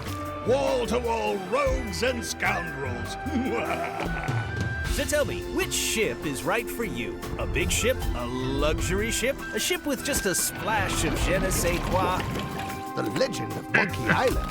You mean Governor Guybrush. But Threepwood's not set foot out of that mansion for almost a year.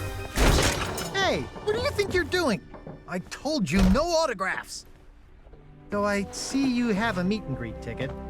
And I guess it's not every day that you get to meet the mighty pirate Guybrush Threepwood, the legend of Monkey Island. LeChuck has turned the memories of this island into a prison for Guybrush. Well, well. What do we have here? You need these. Things may be very different from the Sea of Thieves you know. Hold on!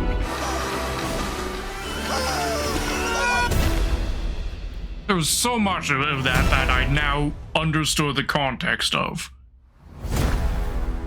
I love that. I love it. July 20th. 9 days from now.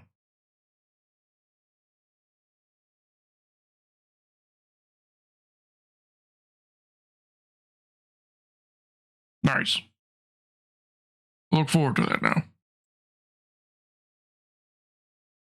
Alright, well, now that we have done all that, we can now actually get into playing Sea of Thieves today. There we go.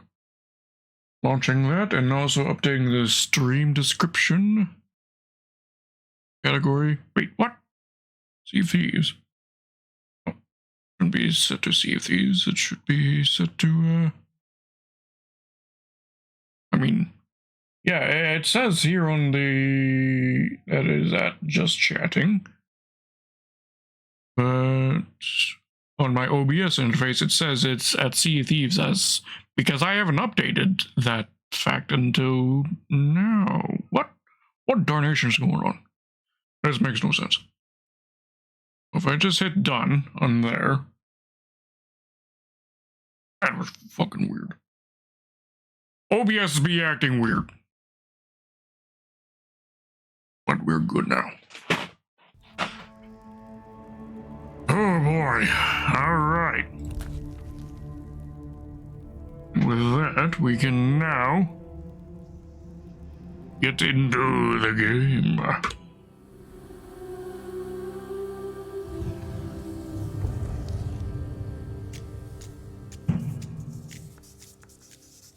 Rare treasures and riches vast, from pirate legends in the past.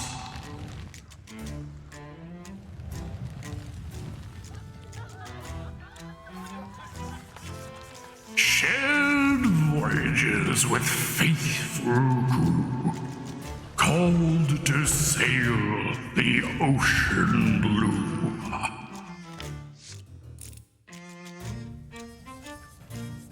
In the Sea of Thieves, a rumor's fair, a fortune lies buried there. hidden wrapped under fearsome sky, a fortune calls to those that try.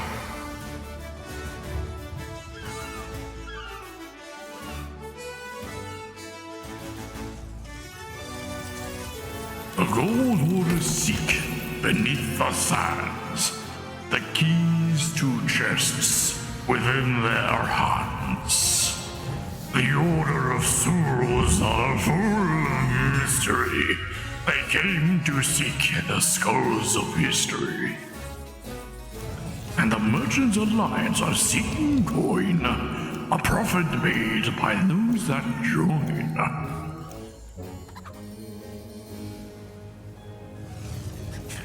And Athena's fortune now calls to ye to become a legend upon the sea. There we go.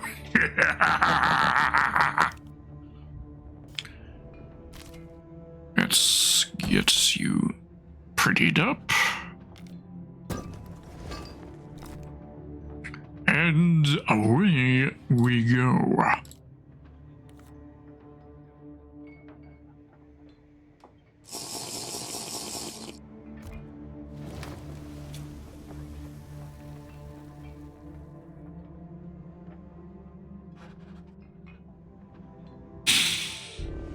Alright.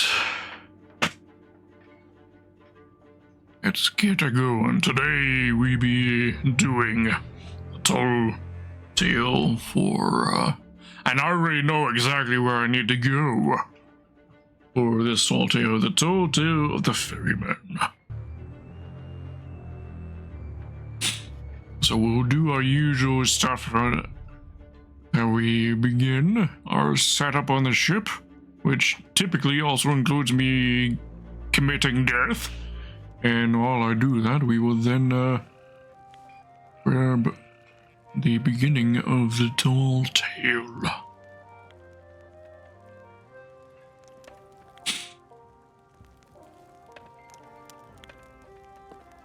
Ooh, another Glowbear's journal. Do this here. Read.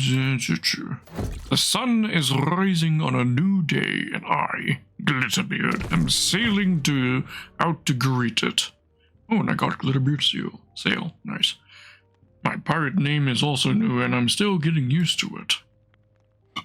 As I put my thoughts to parchment in fits and stars, stopping often to steady the wheel of my little sloop, I can't help but think it remarkable how much has happened the past few days. I am not sure whether this journal I am keeping will be a fond memento in years to come, a record of the worst decision of my life, or something else entirely. The first lesson I'm learning is that trying to write and steer me ship at the same time is probably going to end the journey before it's properly begun. I think I'll have to wait until I've found me first safe harbor and settled in for the night before I say any more. This is much nicer. Tucked up warm and able to explain what it is that has inspired me to change my name, my life, and my prospects. Not too many moons ago, I was a musician and occasional artist. My bed was no ship's bunk, but a nook in an attic that overlooked the square of a bustling port town. I was not a wealthy man, nor did I see any reason to be so. But I would take my easel here and there, painting what life had to show me, and people would pay me for it. In the winter months, when it was cold enough to freeze my paintbrushes, I would retire indoors with my precious guitar to sing and entertain. That, too, earned me a little coin from time to time. In truth, so long as I could listen to people's stories and have them join me in song, I would have done it for free. Perhaps it was pure luck, or perhaps something more fateful, but the word Sea of Thieves drifted past me ears that very day as I sat on the dock with me brush in hand. A sailor spoke of stunning natural landscapes unspoiled by cities or plantations, and an endless azure horizon where danger and delight sailed hand in hand. I was no pirate. I had no ship on which to sail. Still, the thought of that life, free and wild, and to meet the people who had made that life theirs, I couldn't resist. I have a rickety ship of me own now. My paints are safely boxed away, and my guitar rests against the map table. I will prosper in me pirate life? I have no idea, but I will try. Oh, very nice, very nice. I love what they've done for Glitterbeard too.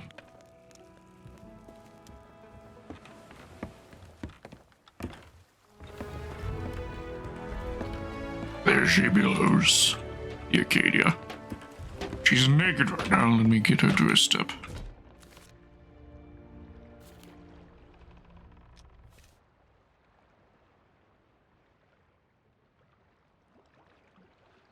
Ooh, saved a ship. Okay, that is an option. How do I do the save to ship though?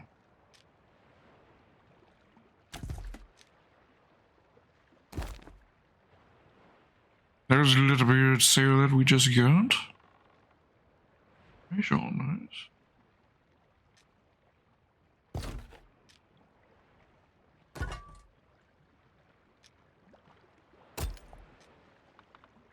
And blop.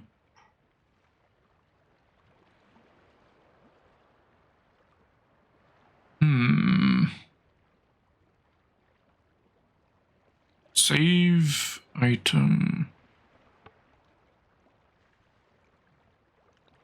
Right, how do I actually save it? Bird ship to saved items by pressing 2.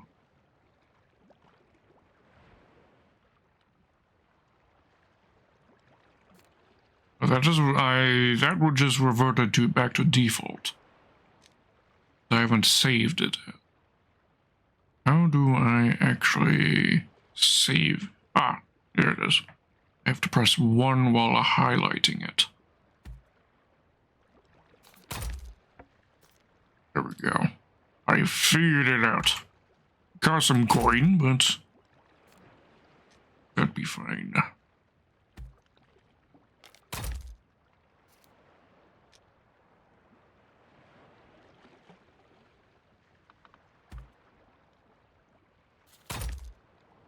Gotta use our gold on something, right?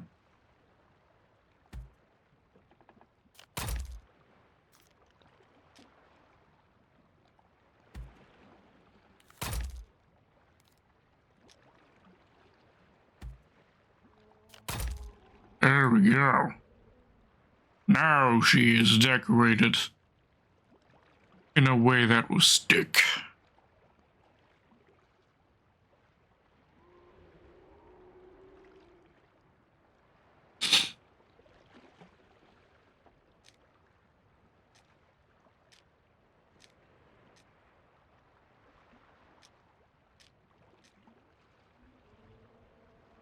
A lot of crests too. Fuck. This fated skull set looks quite interesting. Unlocked by reaching class 40 in the field. Ship alignment.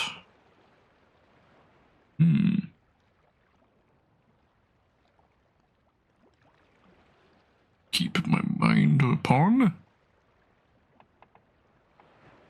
Shipper Legends that she says deserves unlocked by reaching class 40 in the Guardian ship alignment.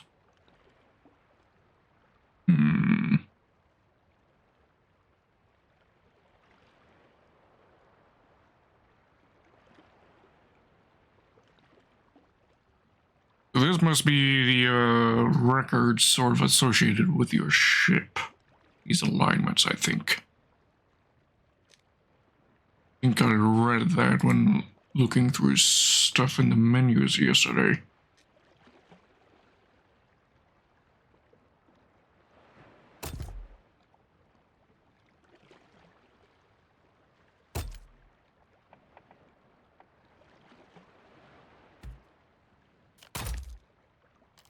This is basically affects the overlay that people see when they witness my ship.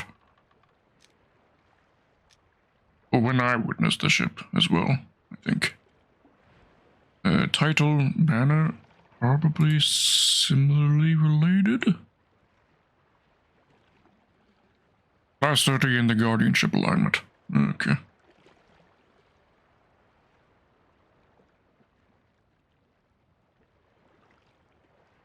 Let's see, when the day comes when we have fully completed all of the told tales, we'll then start worrying about maybe doing specifically grinding or completing the things needed to unlock these things.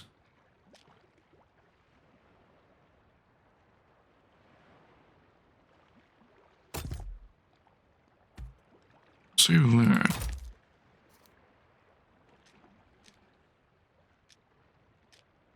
Yes, as I have said many times, I need to update the Brigantine and sloop so that they can have these other items upon them.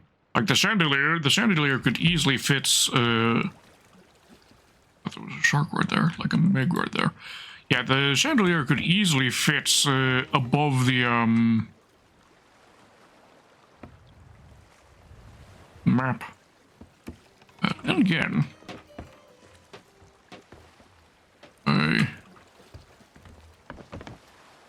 let's see, let's actually take a look. If we do it right here, like on the far side of the map, hanging from right there, shouldn't interfere, I don't think, with our ability to jump off here, I don't think. In worst case scenario, they could make it so that the part phases, your character model can phase through it a little bit, but I think that's fine. Best case scenario, in that scenario, they could also make it so that the chandelier can actually be knocked out of the way by you if you had like some physics interaction with it. But then they would also have to add that for all the other free swinging things like the lamps, lanterns, and that. Trash. Of course, the other stuff. Captain's chair could easily go here. Yeah, surely. Wouldn't really interfere with much, I don't think.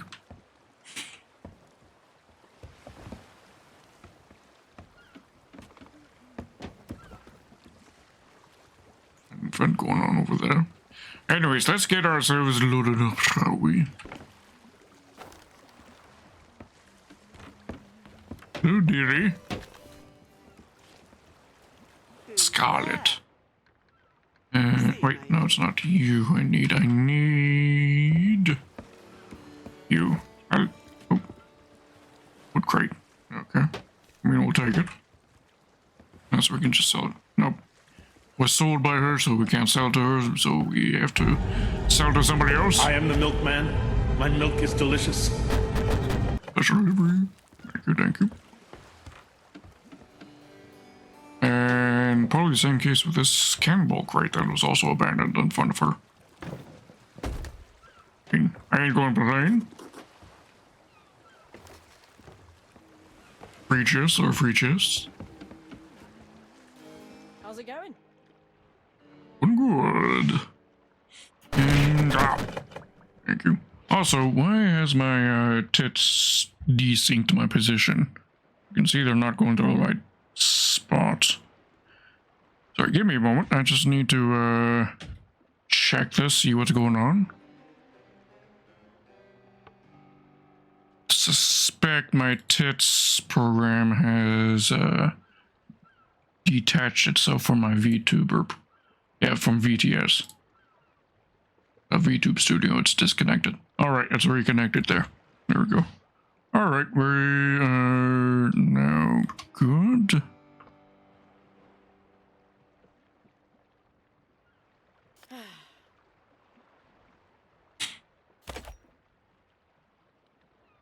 ourselves a bag of holding.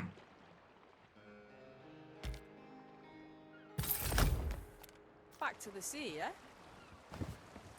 There we go, and now we begin looting the place.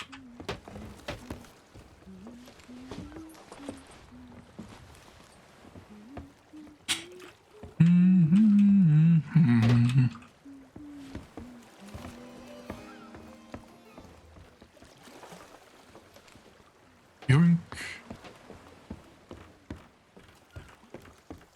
Barrels right here by Tia. Oh, fake barrels. How's it going, Tia? You have fake barrels. Explain yourself.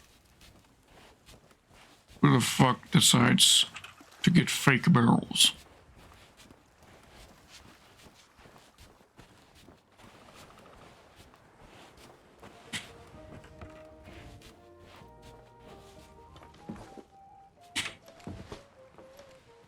Yoink, yoink, triple yoink.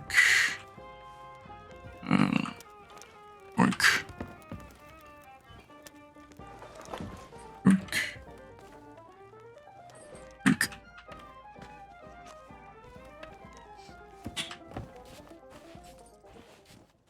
None in here.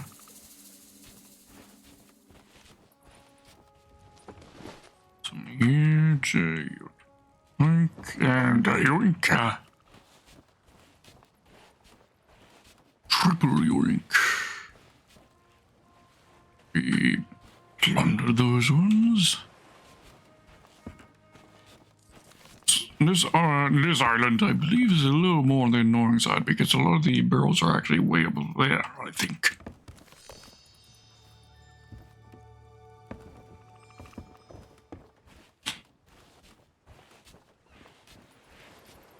Sovereigns probably only have their fake purple barrels, right? Yeah.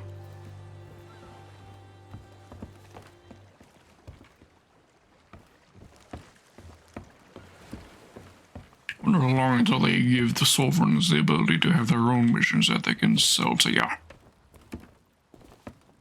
Checked yesterday and they didn't have anything.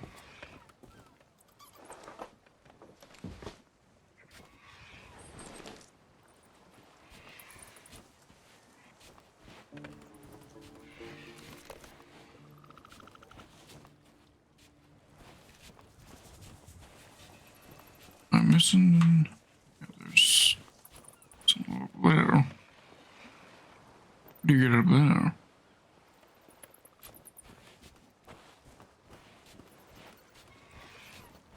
That side. Yes. That'd be where we be heading. Up to the ship on top of the mountain. Mountain ship. Very rare mountain ship. Found in the wild. She perches upon the top of this rock so that she may lay her nest for a new bunch of baby rowboats who will then one day grow up into big ships themselves.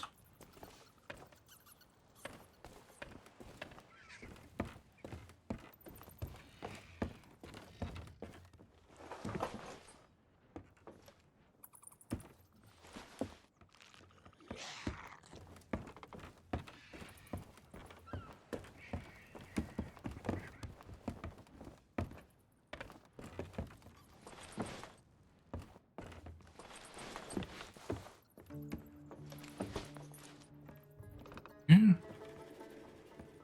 Basement poker. Rain. Rain. And here she is.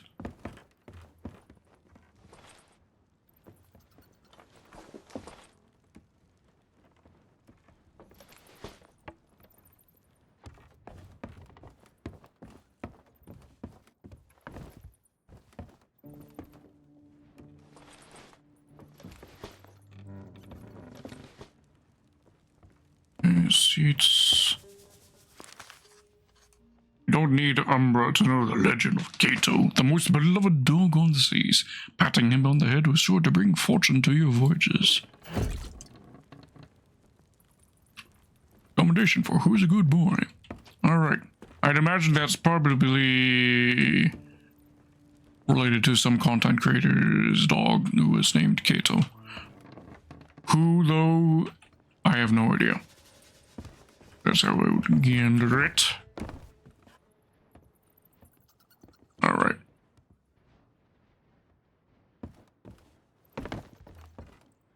Let's get off the mothership and...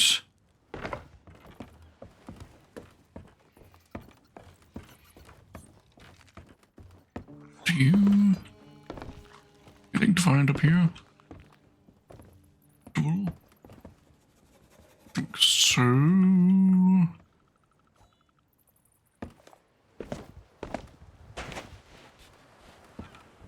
Right. What did we get out of here? Not bad. Pineapple. Pretty good. These right now. To commit death.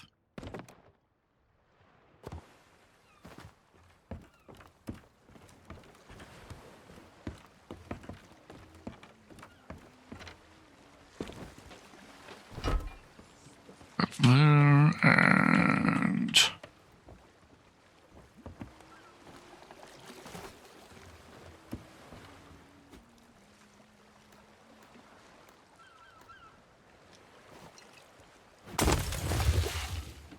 I didn't pre-damage myself by jumping off the mast.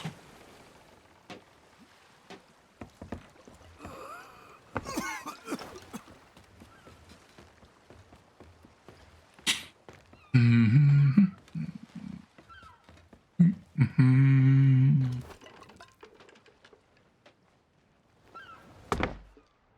we go. What to do it?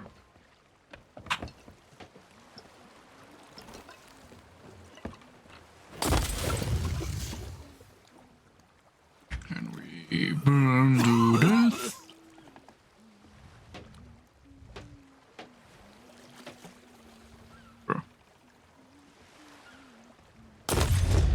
There we go. I hope that still counted as a fire death. Also, my model's not moving. Why's my model not moving?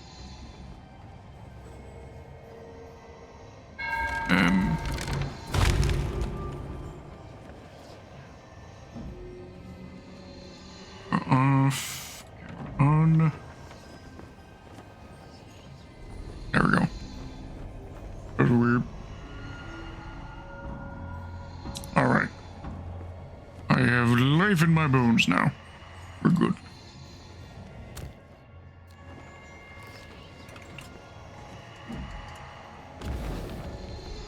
Alright, good. That still counted as a fire death.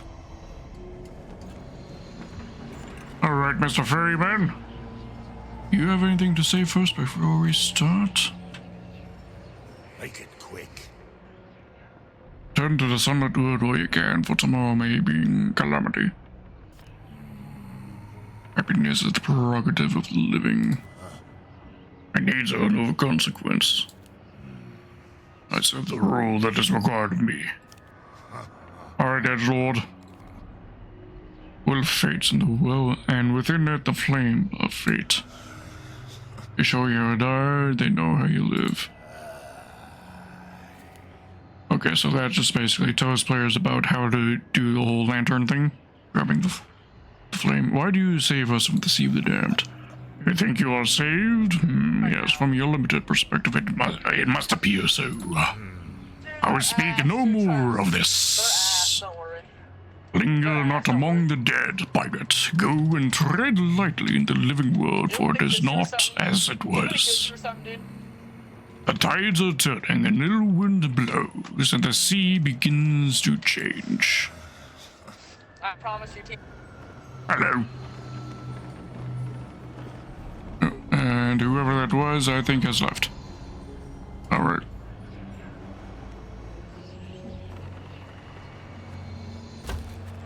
Tale. Fate of the Morning Star. Vast is the chasm between the seas you sail and my domain.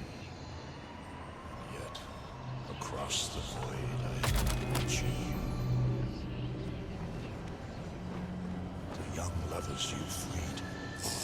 Their souls are together now, at peace where I may not follow. And yet, others still linger beyond my reach. The curse that binds them continues to spread like a plague, driven by the desires of a dark and twisted mind. It is not ended. Calamity shall surely consume the Sea of Thieves. In life, I was entrusted with a great treasure, one that lifts the veil which hides the spirit world from living eyes.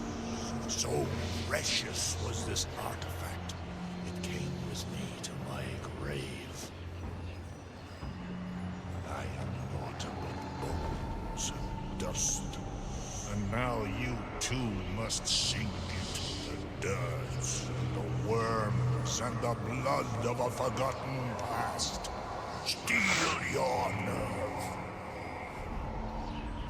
Within this book of the dead, I chronicle those damned spirits who linger trapped in the living world. Use its writings to claim my treasure and put those lost souls to rest. Now go. First, seek my sarcophagus, for my greatest treasure still lies within. Alright, so we gotta find where he is buried. Dude, I'm gonna kiss you if you don't stop talking right now. Like, Excuse me, I do not care because I am a streamer. I am streaming to an audience. I must speak. damn, okay, man. Now listen, I'm kind of shitting on people right now, okay? Alright. You do your thing and I'll do my thing.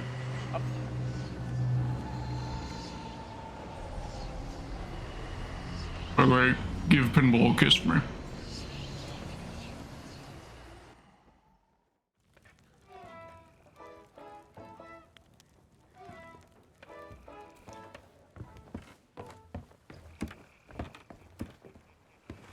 Okay. Right, let us read.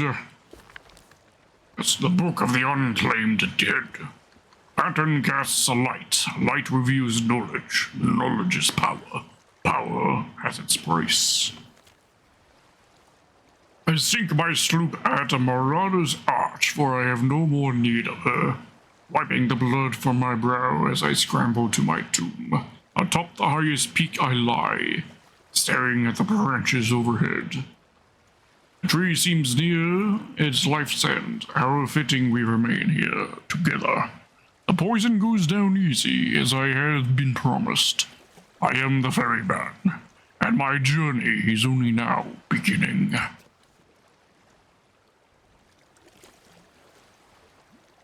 Wild Rose and George, 22 summers apiece.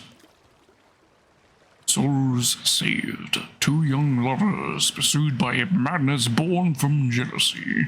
Twin pendants, a symbol of their love, were turned against them, their spirit bound within. And yet, by a pirate's hand, the curse was broken. The fates command I should speak with them, judge whether they can help those whose souls yet linger at the northeast sands of Kraken's Fall. Though it will cost me greatly, it seems I must give them their chance.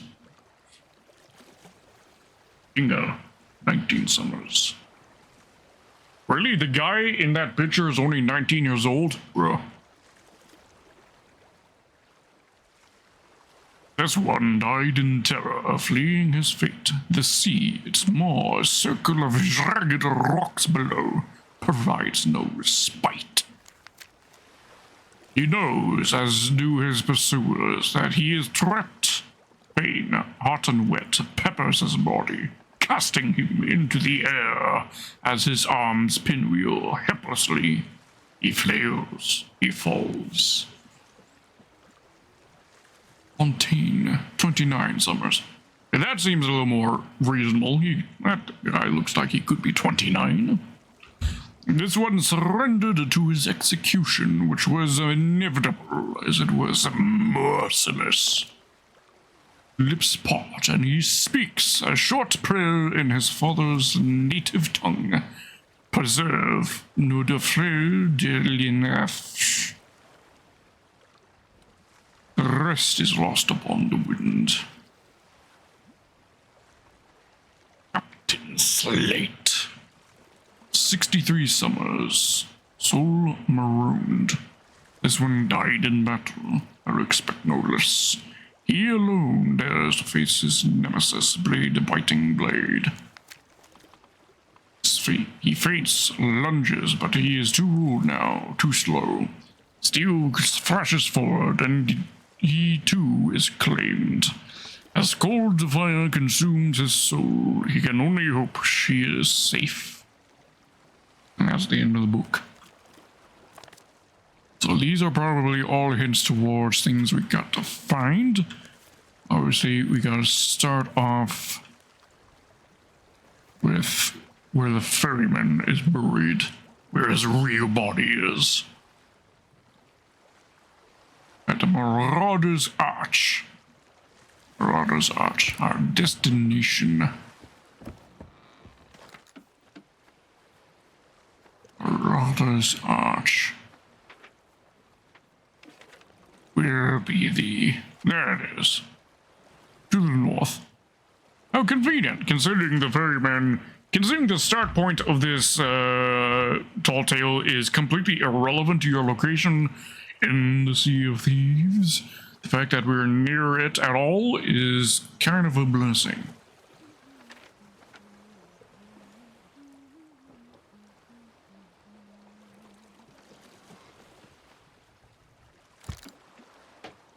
Setting course northward.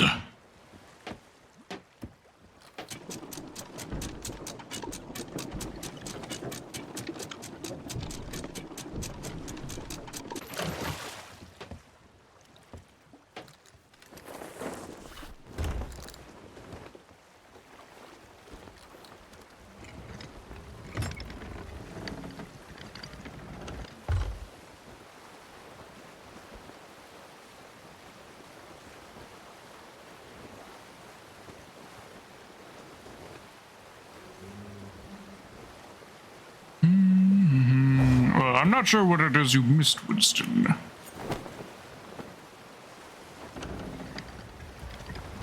So I can't elaborate on what you missed if I don't know what you missed.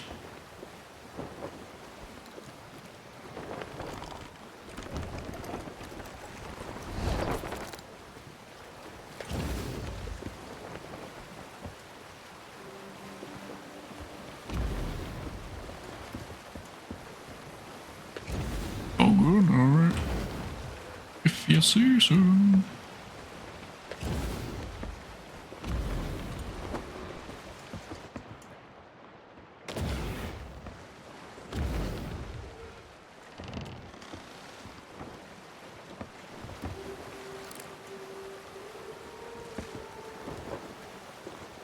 Right, let's also fill our pockets with everything we need.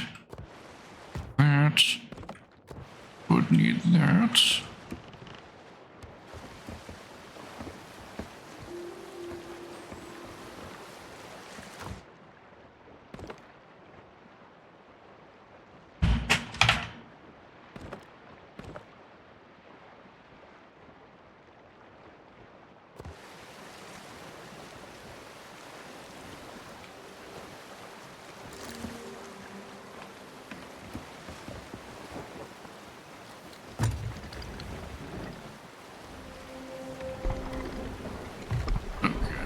That's what I wanted to avoid. A little bit. Getting any holes in me pristine ship. Oh, and we have not set an emissary. So we also need to make port at a next moment of convenience.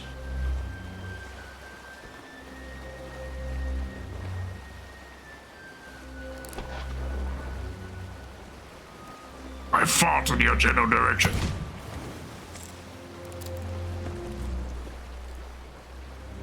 Should work over there.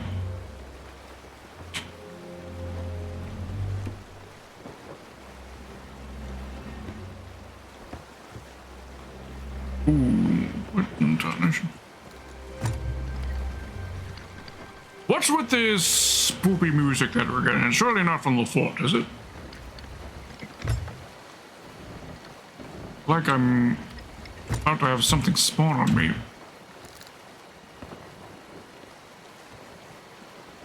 But with that world event going on over there, I know something can't spawn on me.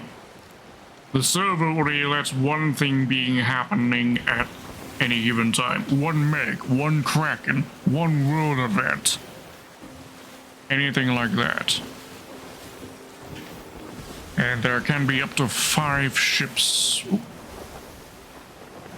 At Skelly Sloop? I think it is.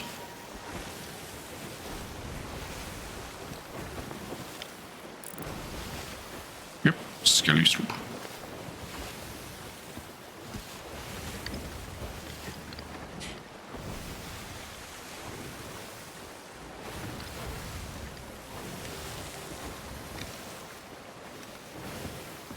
Those are hitting. Oh. Directly west. There she goes.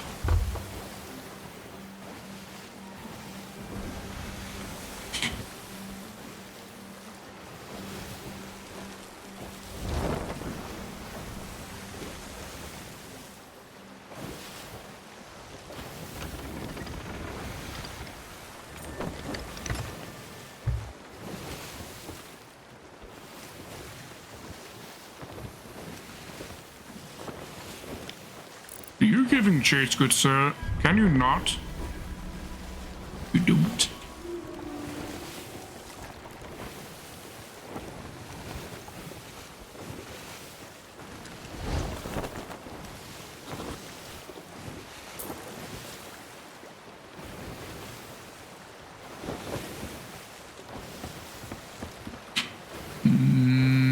What in tarnation? Where's my ship's name? Why is it gone? Roof.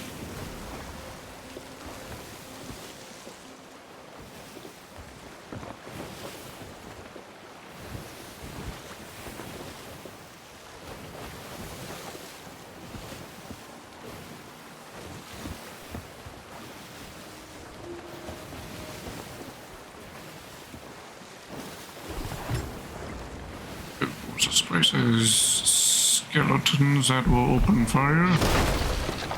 Road, you just put holes in me ship. No absolute dare.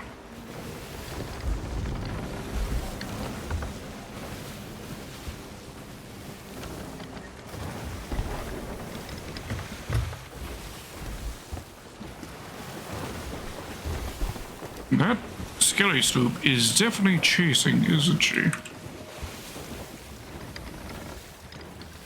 And she spawned really far out in the wilds. Maybe she's just heading in naturally? Hard to say, very hard to say.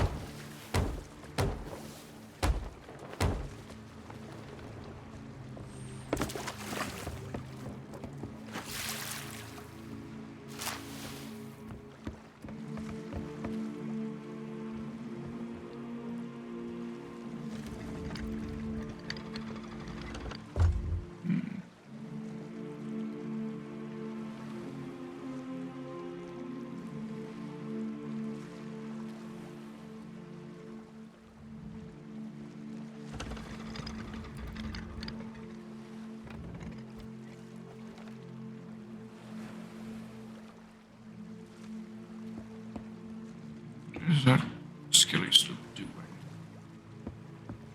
Not sure I want to leave yet. She's gonna give us trouble. We're on the island. That has happened before. Being attacked by a skeleton ship while we were busy on an island.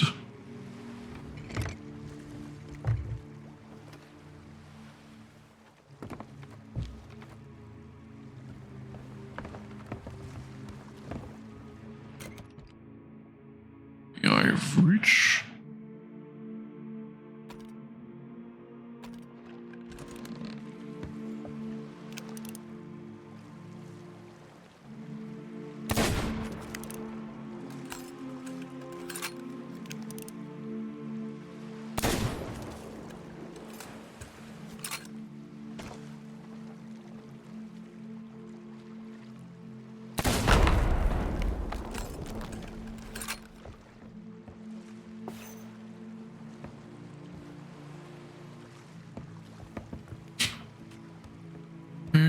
Okay, we're going. Can't wait around forever. Pretty certain this is our first time at. Come here.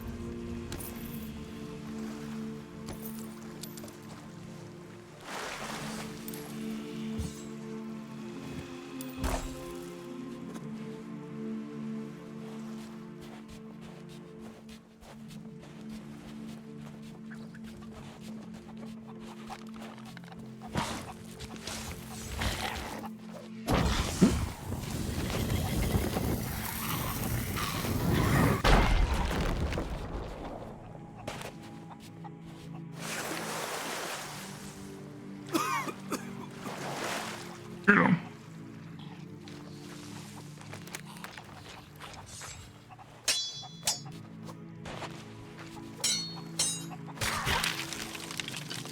Alright. The Fireman's Journal said something about a dead tree on a peak. I'm pretty sure that's it up there.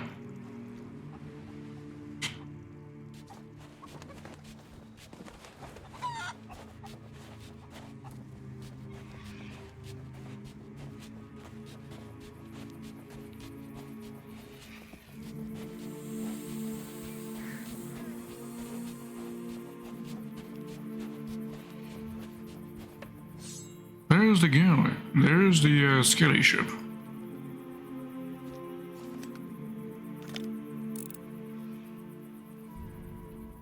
Spinning around the area, I guess.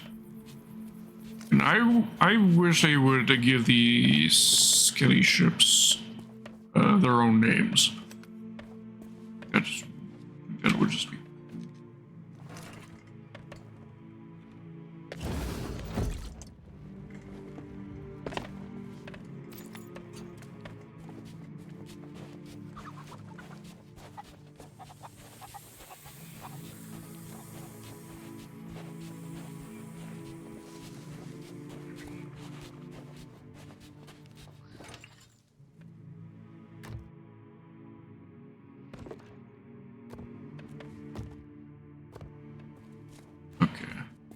Specific details.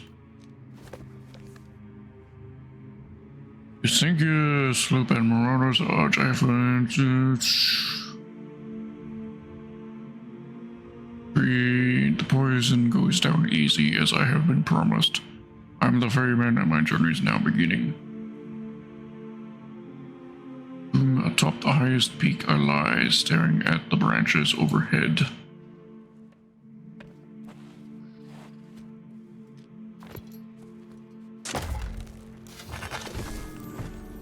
Ferryman's sarcophagus discovered.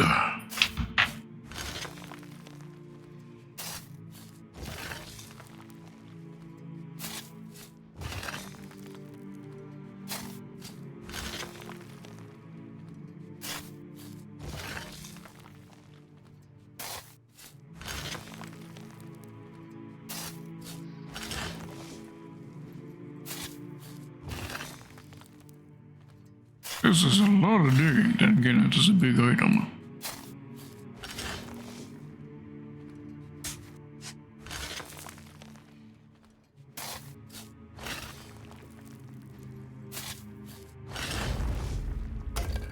There we go.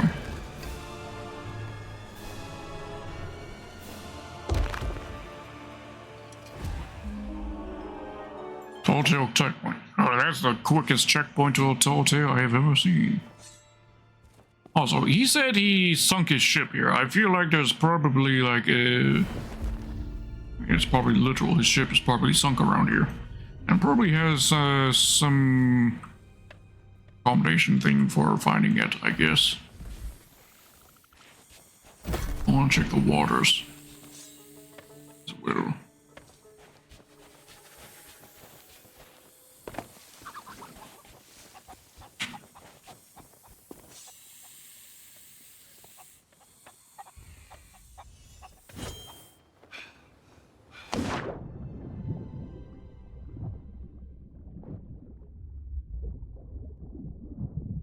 Large area to search though.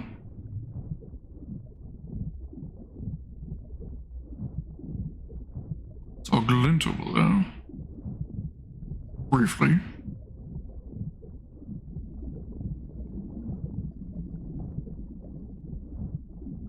There it is again.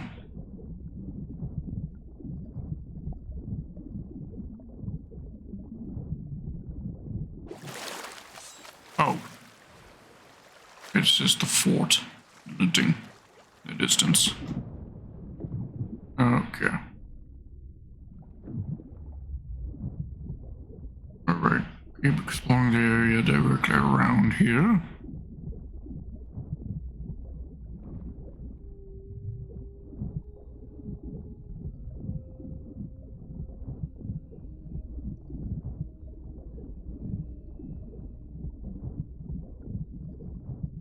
Could be anywhere around this. Oh, no, this is a dock. Tower, rather.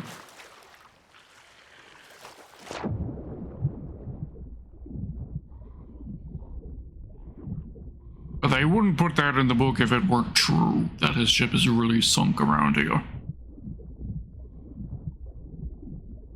And I want to see it.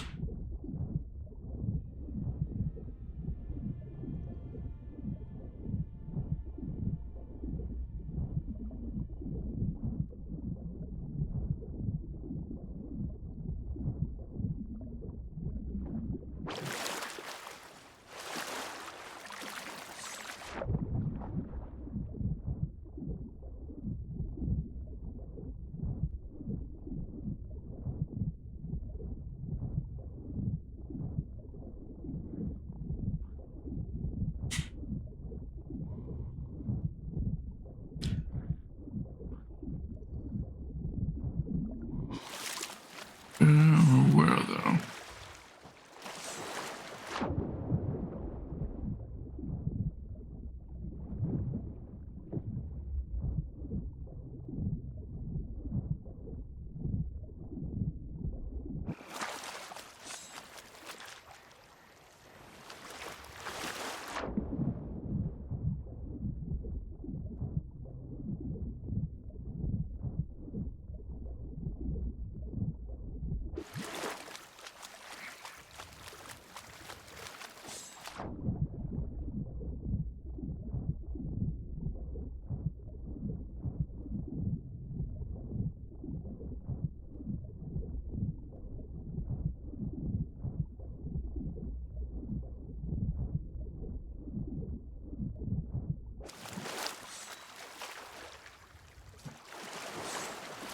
Explore the far side of this of the island. Okay, we've gone around that whole area. I haven't gone around this one yet, though.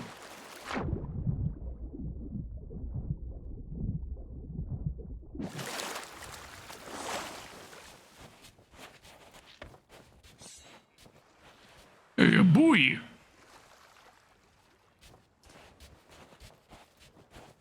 Interesting that there are buoys on some shorelines, but it's So far, none actually in the water.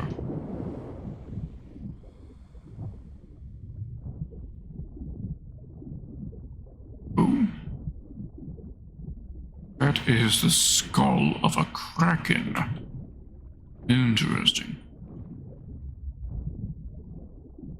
That's all about.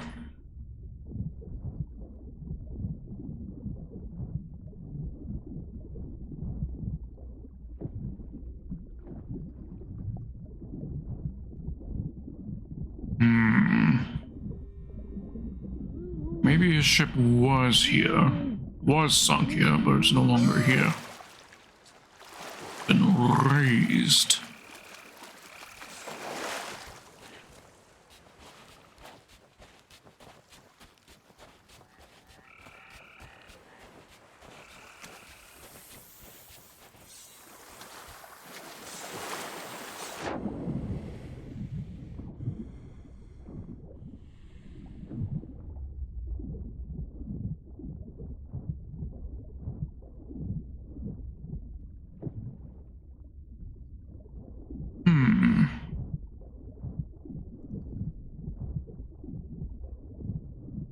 Yeah, I don't see it anywhere. It's been wasting time.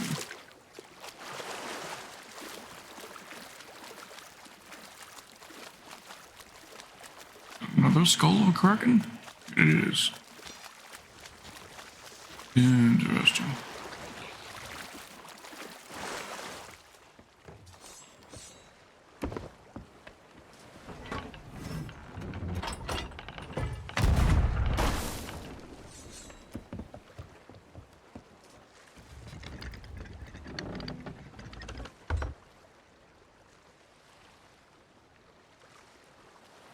Before we actually leave here, I need to actually figure out what it is we're actually supposed to do.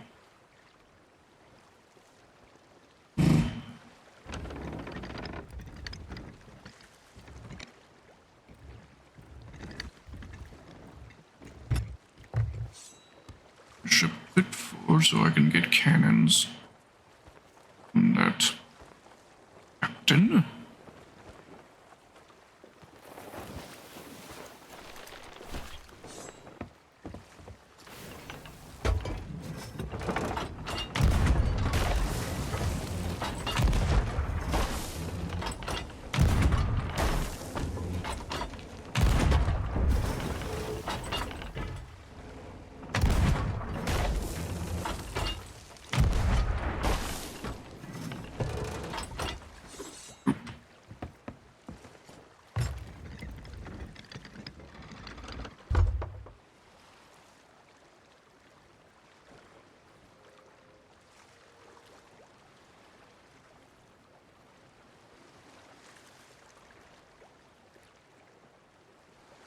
Yeah, reminder, I don't want to worry about loot until I'm an emissary for somebody.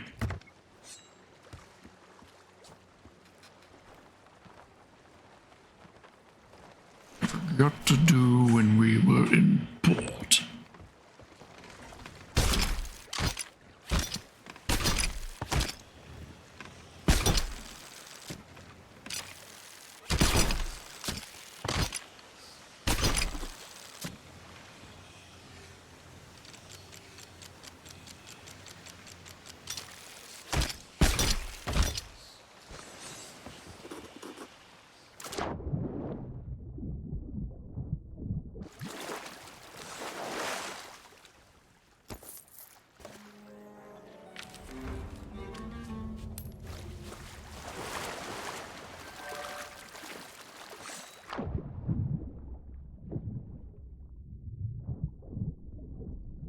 This because I accidentally grabbed it and then dropped it.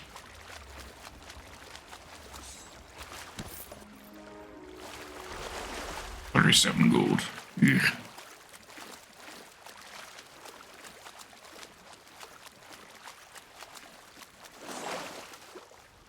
Okay, let's see. So, poison goes down easily as I had been promised. So, ferryman committed death unintentionally in order to go to the afterlife. And my journey is only now beginning. Souls are saved. I assume we don't have to do anything regarding them because we've already saved them. That's merely an example of what it is we need to be doing. Dinger. As one died in terror, fleeing his fate to the sea, its maws circle the jagged rocks below, provides no respite. He knows, as do his pursuers, that he is trapped. Pain, hot and wet, peppers his body, casting him into the air as his arms pinwheel helplessly. He flails, he falls.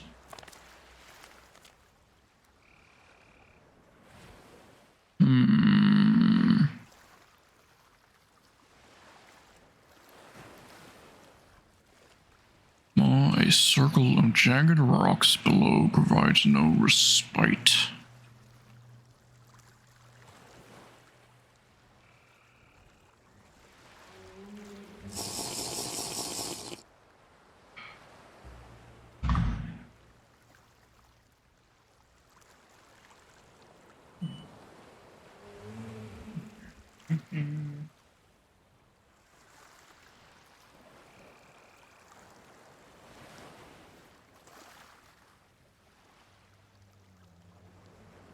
Would be describing somewhere in the war, because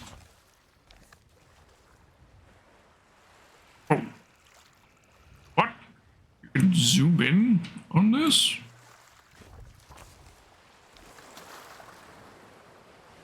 How and why is, and since when is this a feature? Anyways, but yes. Hot and wet, peppers his body, casting him into the air. That, to me, sounds like he was launched in the air by a,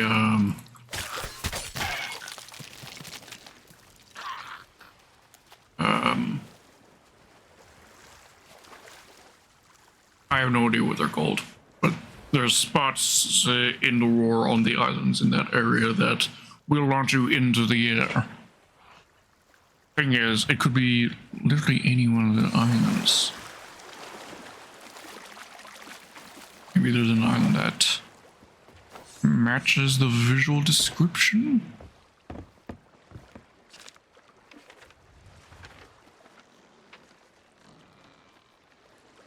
I mean, let's see. Cinder Isle for second rank, Ruby's Fall.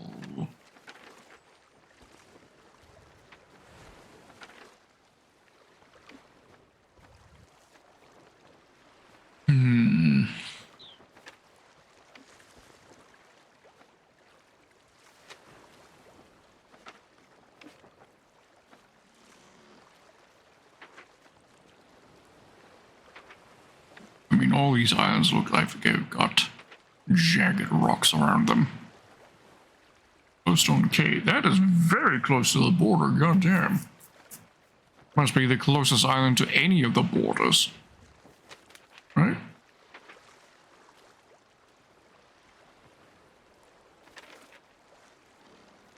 Yes, by like a huge margin. Well, Molten Sands, I guess, is also close, but Glowstone K. Wonder what's up with that?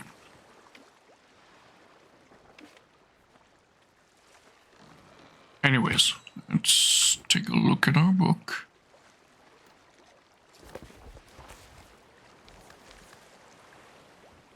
He knows, as do his pursuers, that he is trapped. Pain, hot and wet, peppers his body, casting him into the air.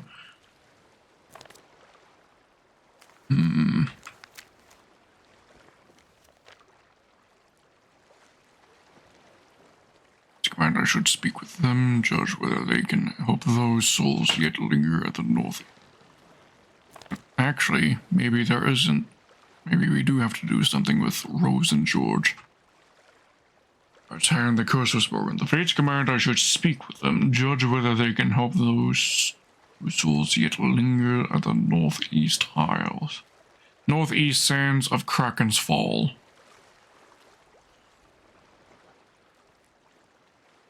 think that's our only actual given location. Because this is vague as fuck. Okay,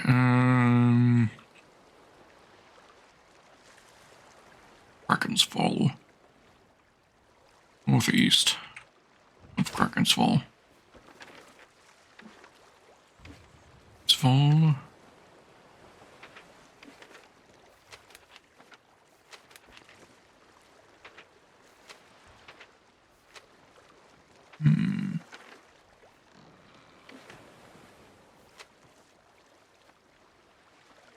Kraken Watchtower.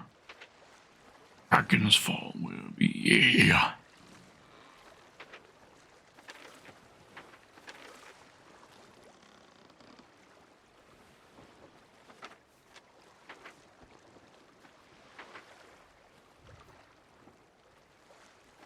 Kraken's Fall, Kraken's Fall, Kraken's Fall.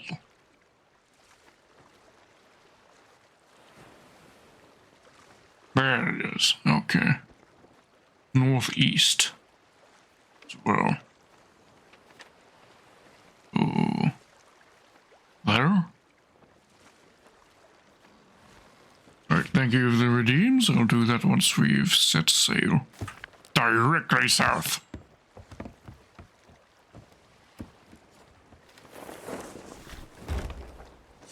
Oh shit.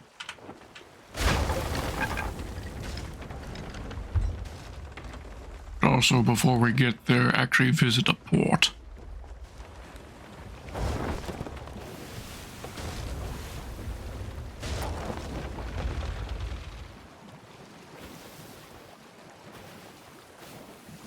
So we also need to make a stop on the way.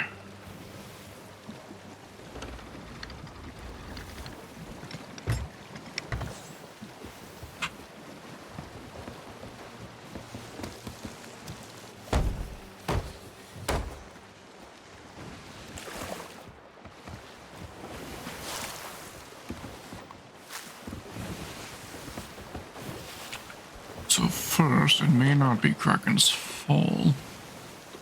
Galleon's Grave Outpost. Where we began. Alright, so first to here.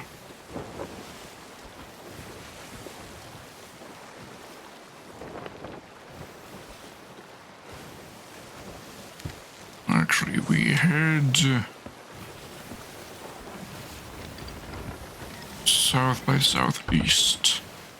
Heading of south by southeast. And we do that, hydrate, redeem. Ah. Thank you. And a stretch. Stretched. Oh, we are good.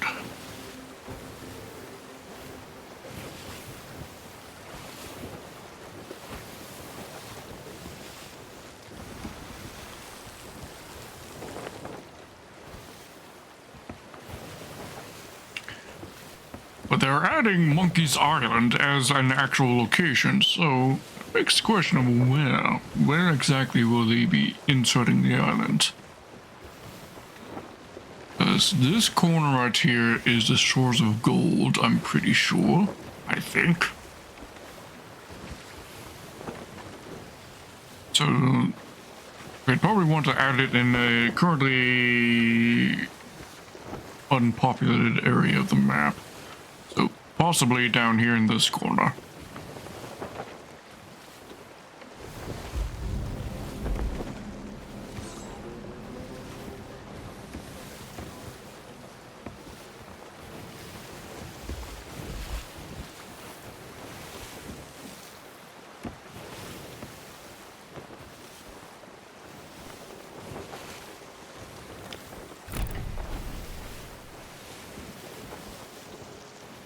That's a player ship. It appears to be.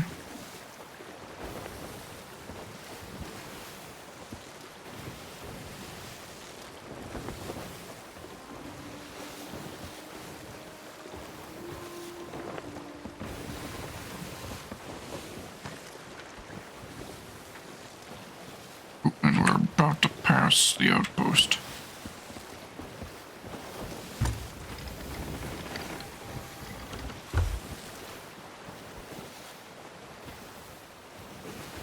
We gotta be actually docked there in order to get the emissary. Which emissary shall we go for today? I'm letting you decide. Merchants, gold holders, or hot topic.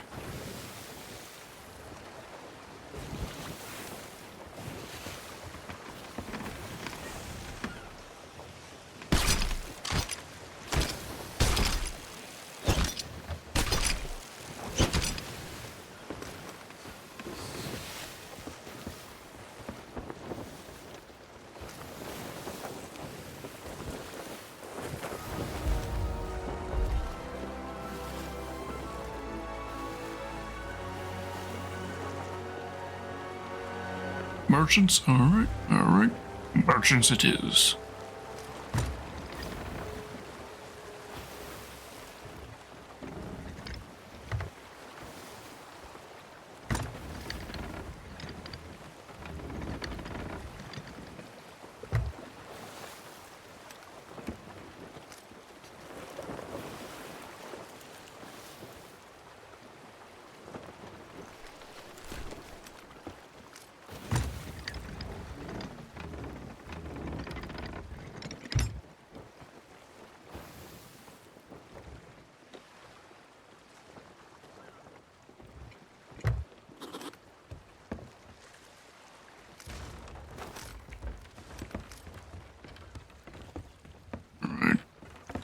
They're on the other side of the island.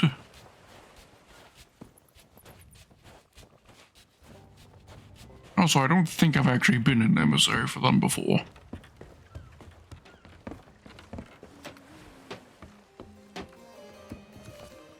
Is it even an option? Oh, there it is. Purchase emissary license. Okay, gotta get the license. How's it going?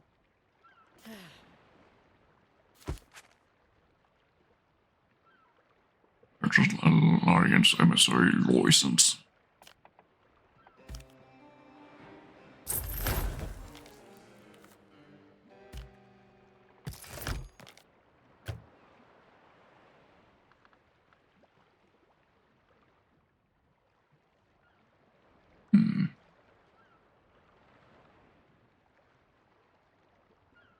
Back to the sea, yeah? Yeah. And with that, we can now vote you. Trade Ambassador. Much alliance you now represent, never forget your extra something.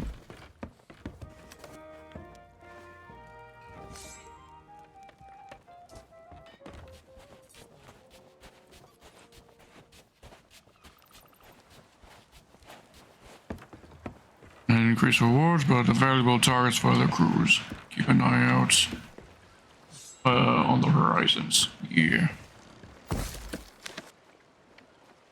Speaking of, are there any, ooh, there is a Reaper. Maybe being an emissary right now is actually not a good idea. Wait, is that a Reaper or is that... Oh, that's not a Reaper, that's, whatever the flag is called. The one that broadcasts your position because you're basically announcing you want to fight. Either that or he just thinks the flag looks cool and he's equipped it because of that.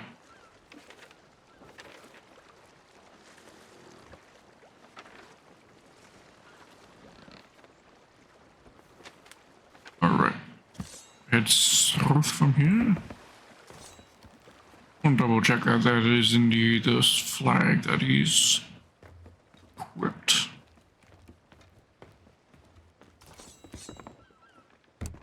Right? Yeah. Flag of the is the Reaper's mark flag. whispers across the waves and glows on a cursed light. The location of a ship bearing this flag will be known to all.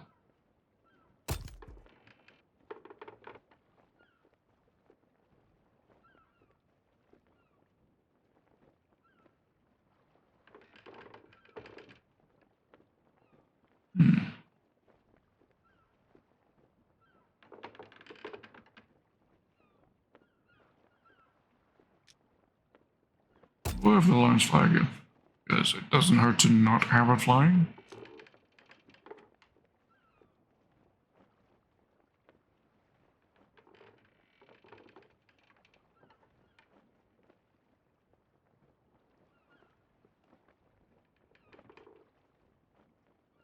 Interesting flags to unlock.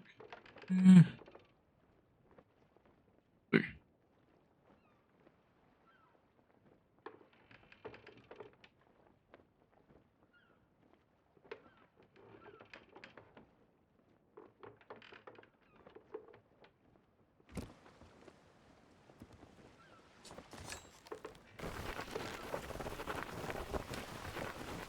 Southward we go, and our ship is still missing its flag for some reason.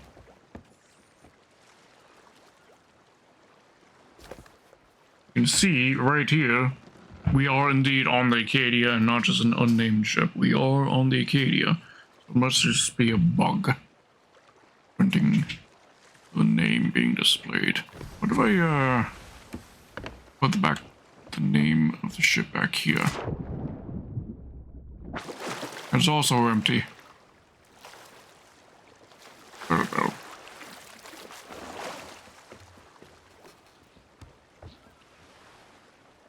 Southward we go.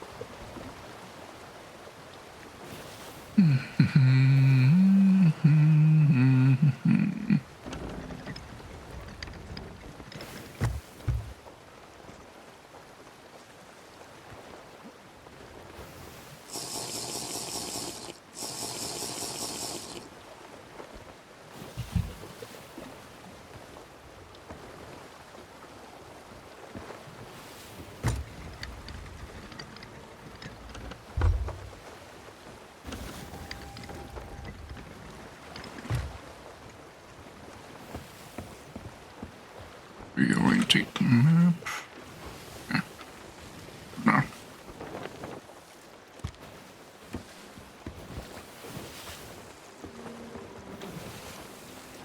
At some point, I just want to do like a sail by of every single island, just so that the ship can have it on its record to having visited every single island that there is.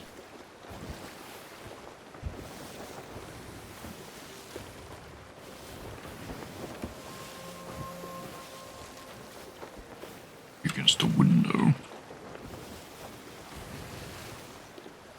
Because I've, like, for example, I've just avoided the roar altogether. It's a silly place. And thankfully, nothing we've done on stream so far has had us go there, but I think that is attributed to the fact that the tall tales that we are on right now were made before the roar was even added to the game.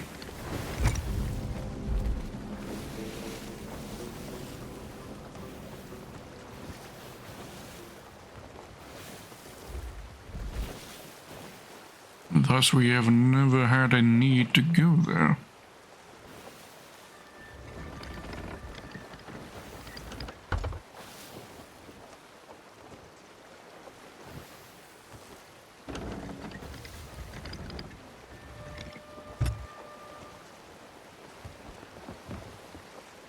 And if you're not clear as what the roar is the Devil's Roar, which is this area over here, which is full of volcanic islands that can boil the water, can yeet rocks at your ship from the volcanoes, all that nasty shit.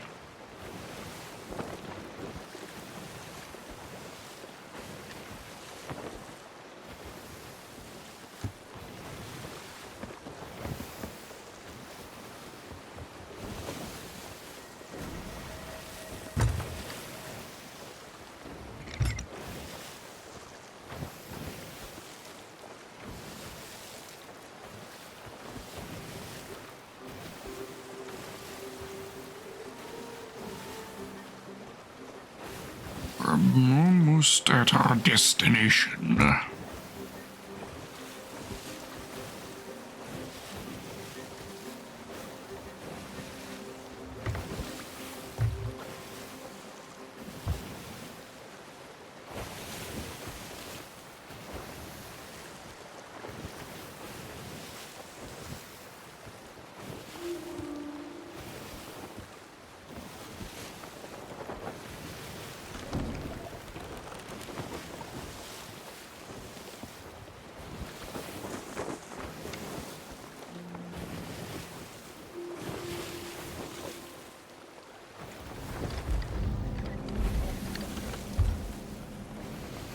It's at the northeast side, which would be sands of the northeast side, which would be over here.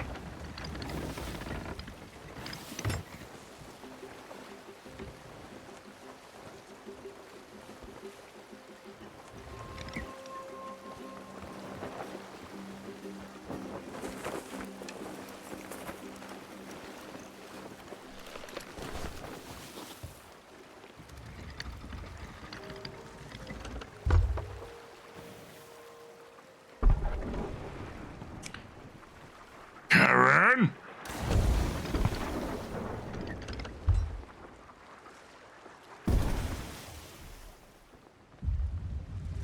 And submerge.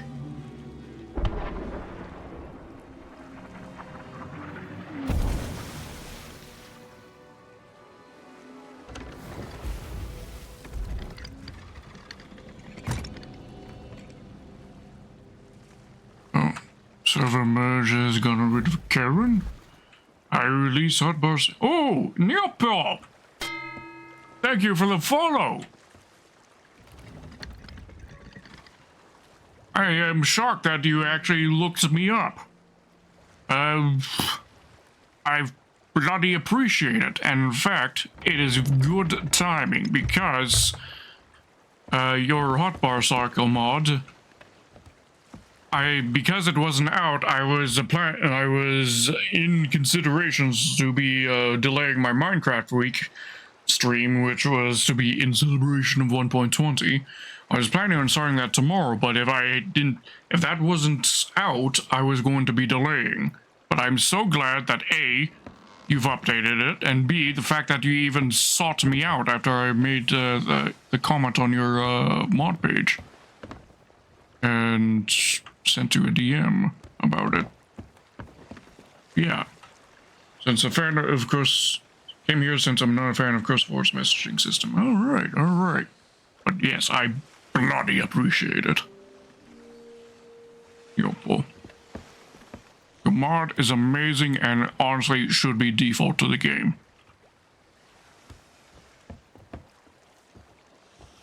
Alright, with that I can have my plans of doing Minecraft week starting tomorrow work out.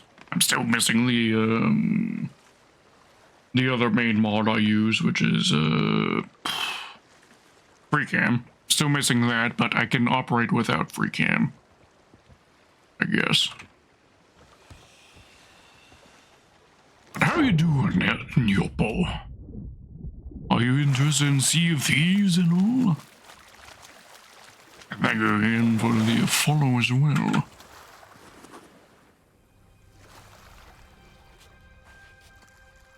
Ooh.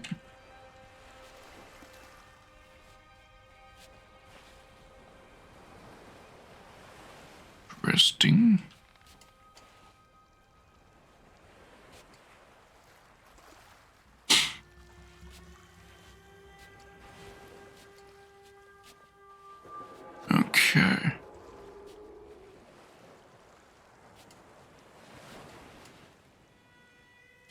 Interesting, interesting.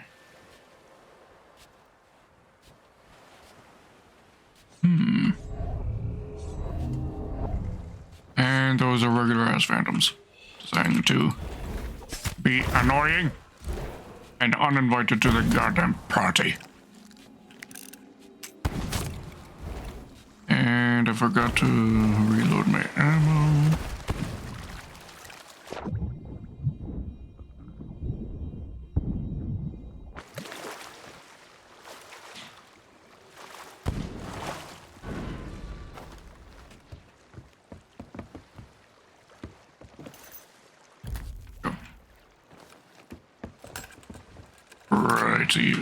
Righty-o.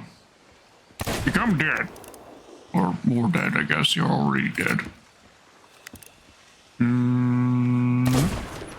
Yeah. Double dead. Missed.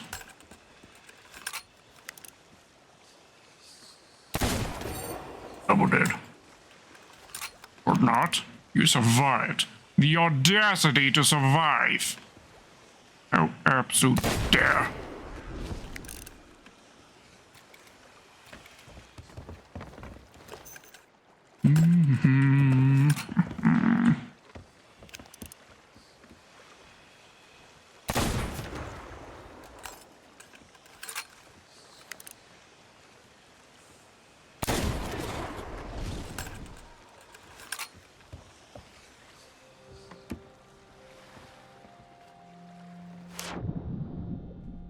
There we go. Now that we got those party poopers out of the way, let's try that again. Okay. Let's see. To chase forward here.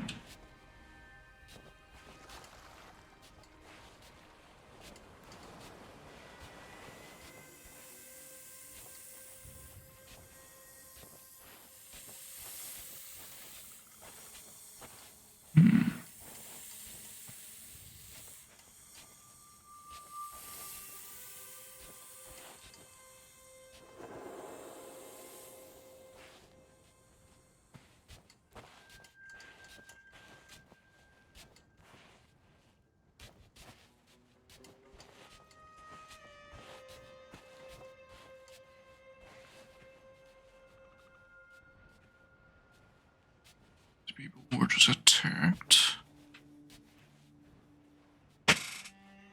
Wait, these are three fellows that are listed? Yeah, the old guy, the one who is apparently 19 years old, you know, anime logic, I guess. And then the one who was executed.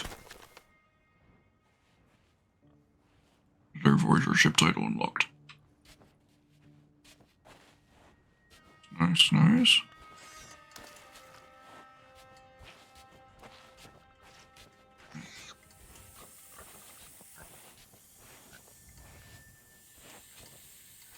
So, I'm gathering then, there's one set of footsteps here that they each ran off in their own direction.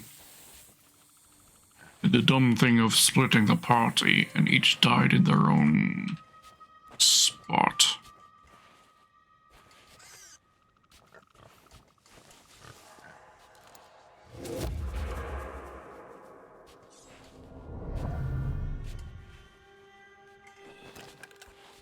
You mind, good sir?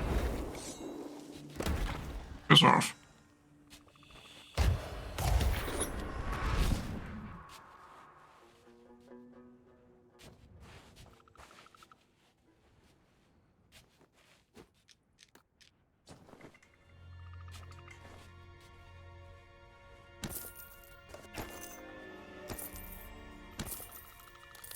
That's for 1,500 gold at least. Right, okay, so we have you firing a shot, possibly the killing blow.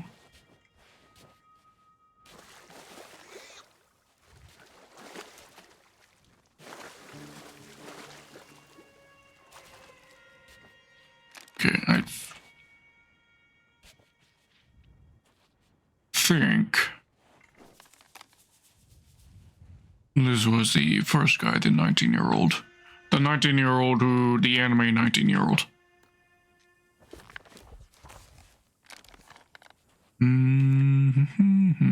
Yeah, this guy. Dinger. Dinger was a danger. Dinger. Fleeing the Faith Sea, its maw and circle of jagged rocks below provides no respite. He knows, as do his pursuers, that he is trapped. On what peppers body, casting him into the air as swarms. Honestly, this sounds like it's describing he fell off a cliff.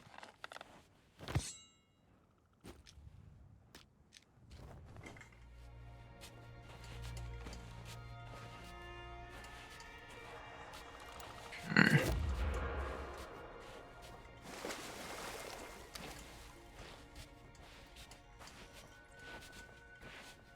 There's the trail again.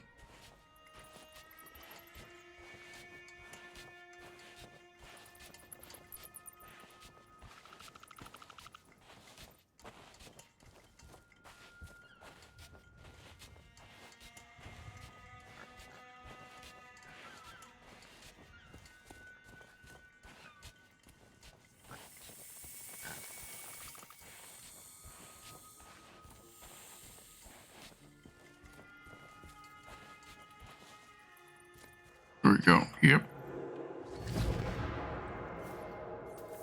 There's where he died.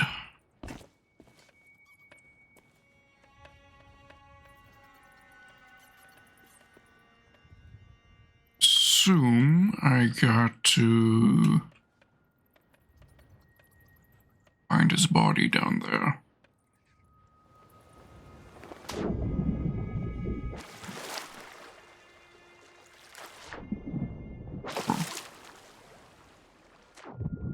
Interesting. Expect to see footsteps. I expected to see a body.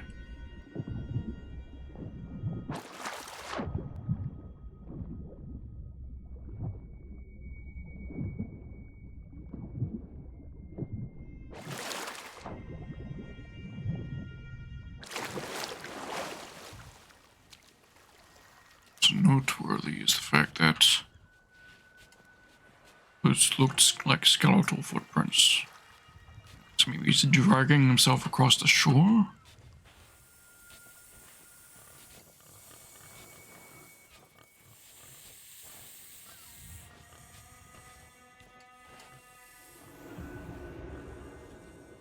Done something with his corpse.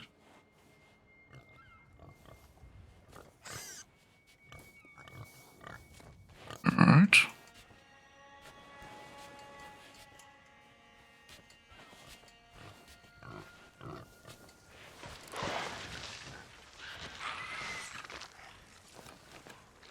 You mind?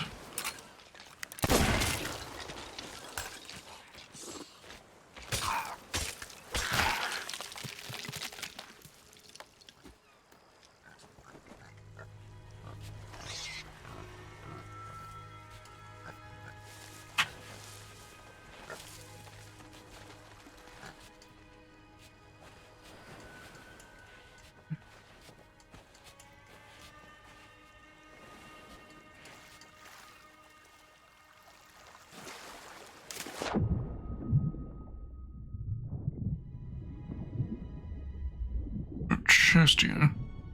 Useful. Unrelated. Abbott.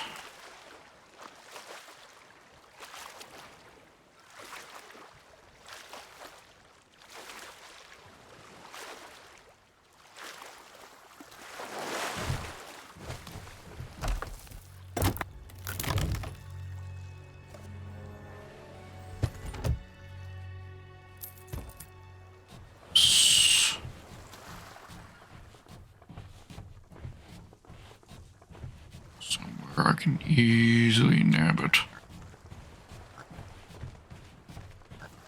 Boom. Right there. Okay. Alright, okay, so he was dragged out of the water over here.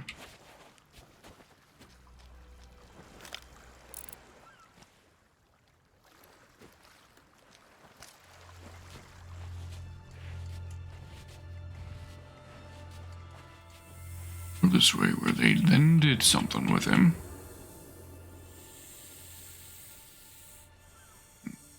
Continued this way.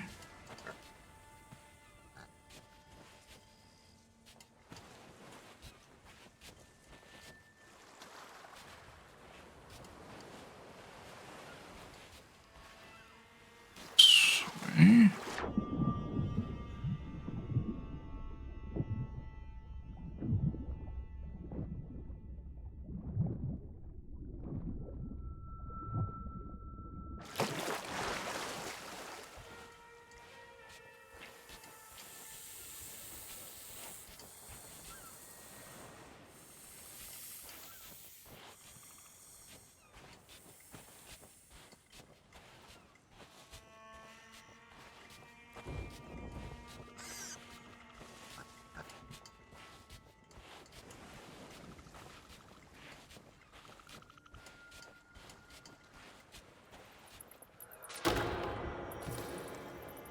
Alright, dig here is what that tells me.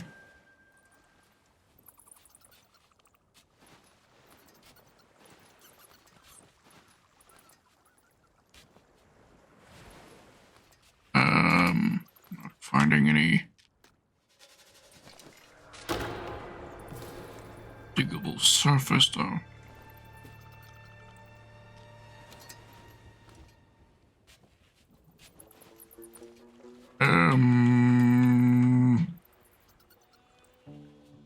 We did get a server merge. It's bugged.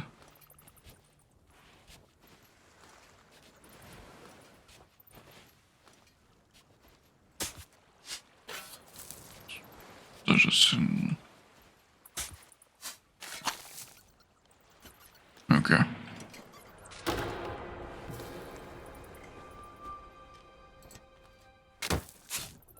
Okay, I was just being a numpty. In the wrong button.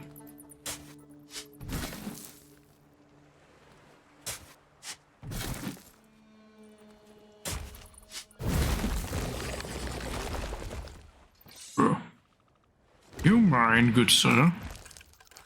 Mr. Krabs! Bloody invited.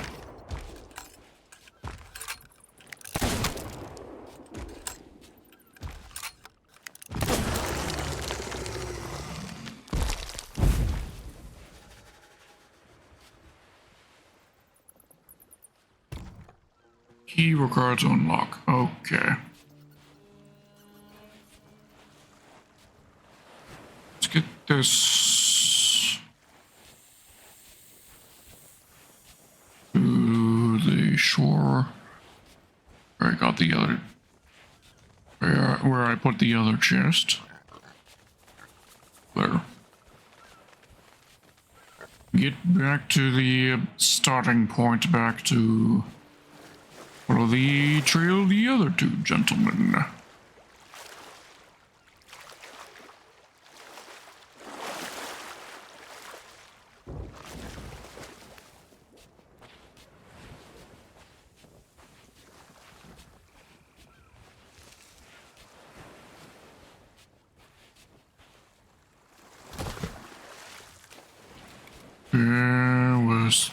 Starting point was northeast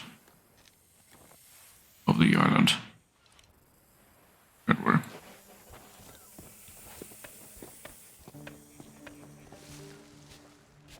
Gotta relocate the campsite, I guess.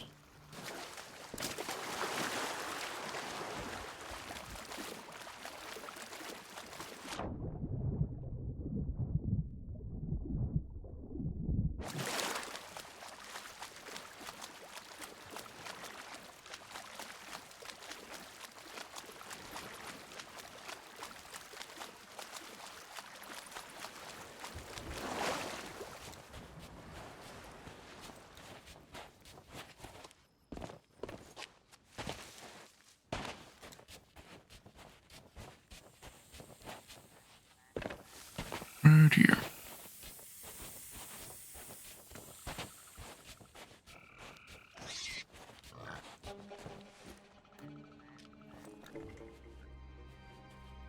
Okay, let's see. We'll follow this guy now.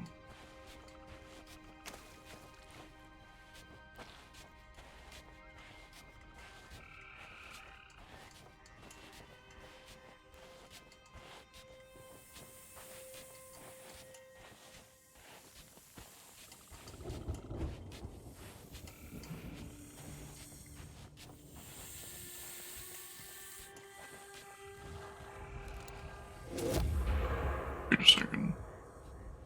This is the same. I might have crossed the paths. This was the path for the first guy.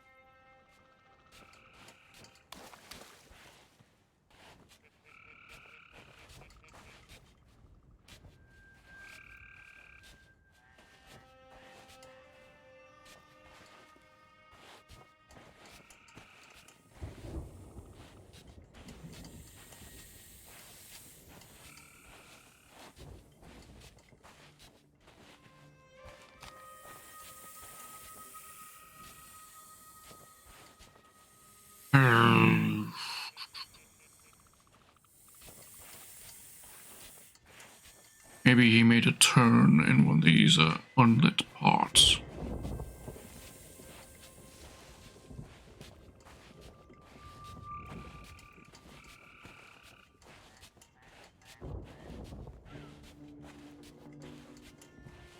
I mean, this part I know for a fact is his trail. This way. This is for the third guy. Certain. Yeah.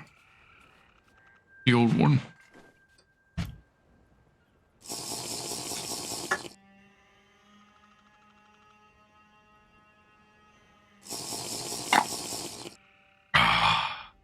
Thank you. Why did I say thank you? Nobody redeemed that habit, I guess.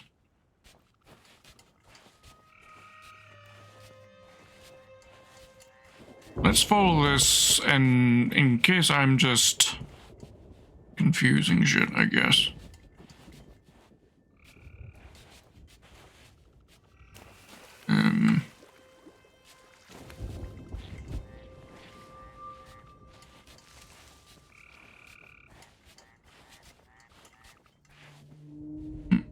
Is this for the third guy? I think it is.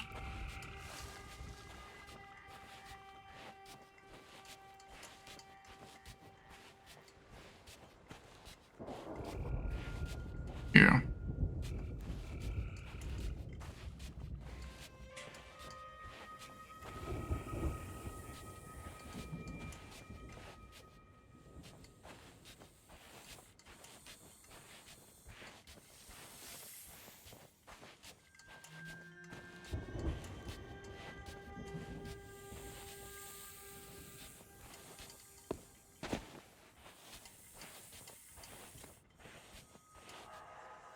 I mean, maybe this is just a very similar encounter that the first guy had.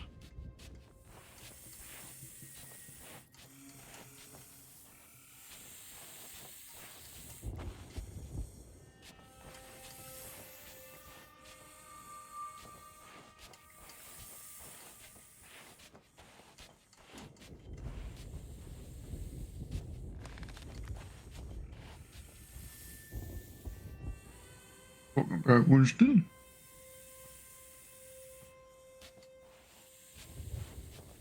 Yeah, here's the issue.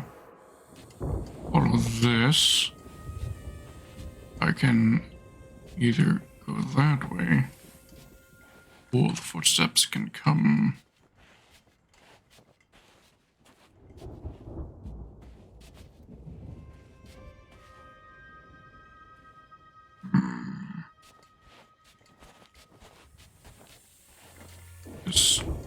I definitely feel like this could be a bug in the randomization, as just ended up selecting two of them to be following a very similar path, or at least this part of the path being the same. Boy.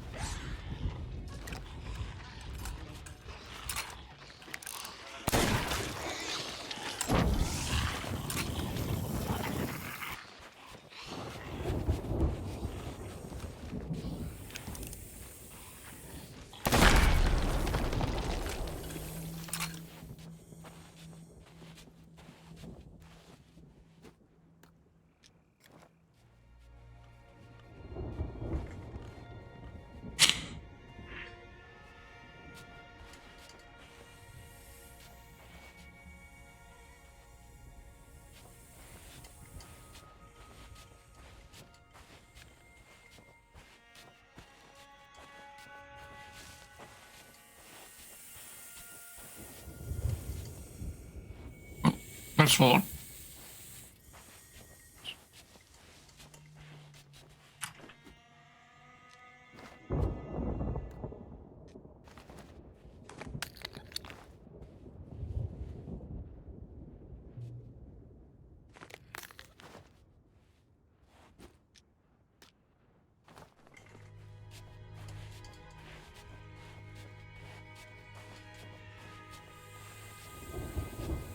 Maybe the path does change.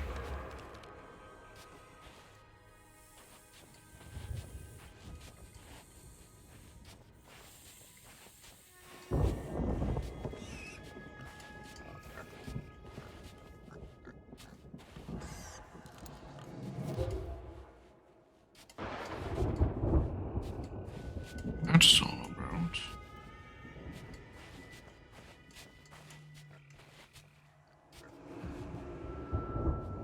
I mean, he's the one we're looking for. I'm not sure how the path ended up going this way for it, but I'm not complaining.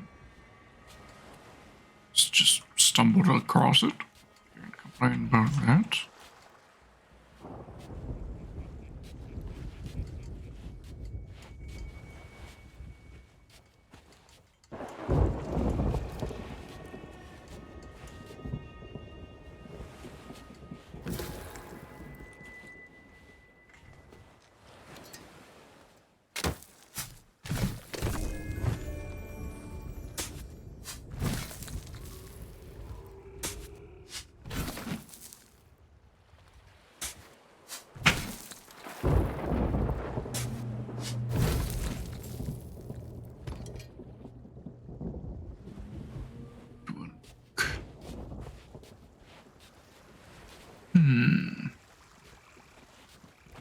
The other loot I've stashed over there.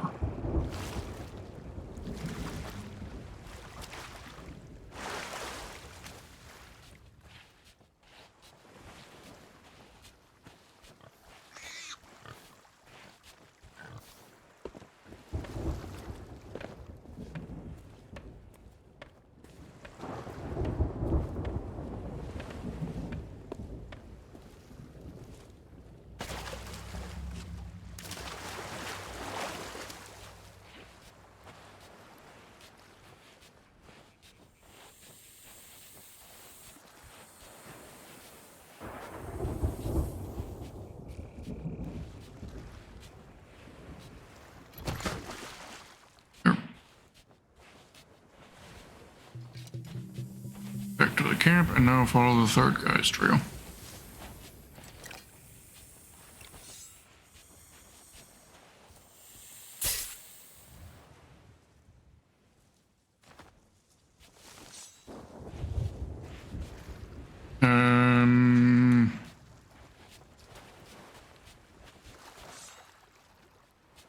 Give me a moment.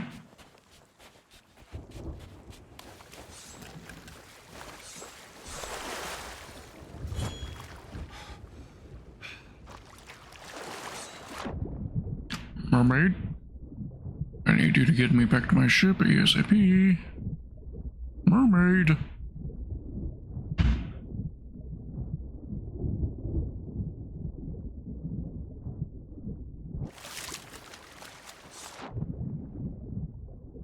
Mermaid.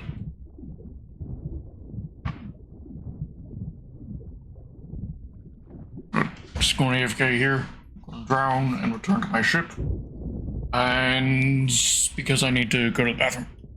Emergency. Beep beep.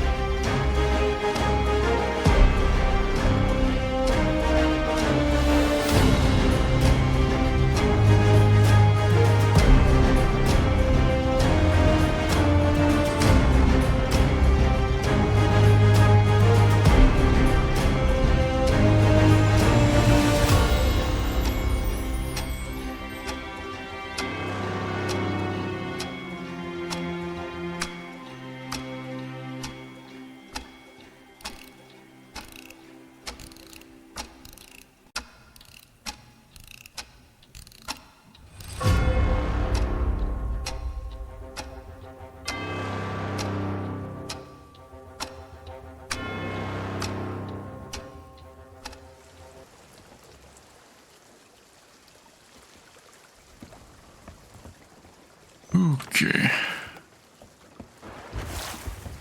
Yes, we weren't alone on the ship of the damned, were we?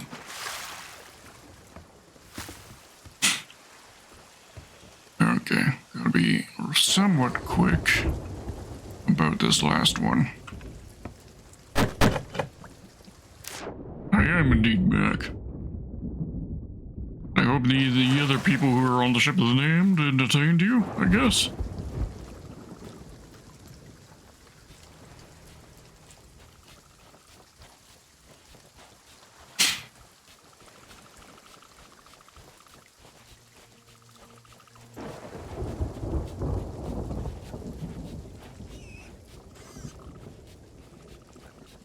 And now we gotta follow the old man. Rule number 3.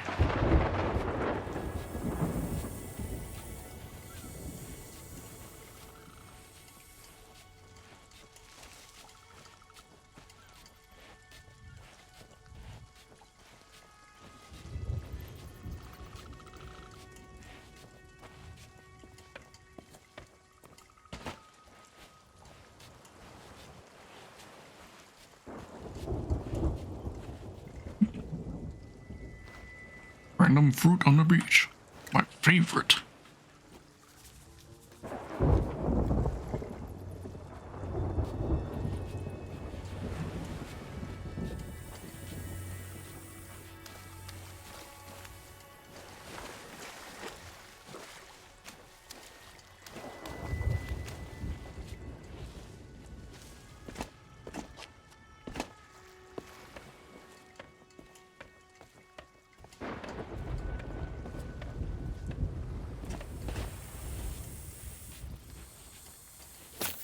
Yeah, I see.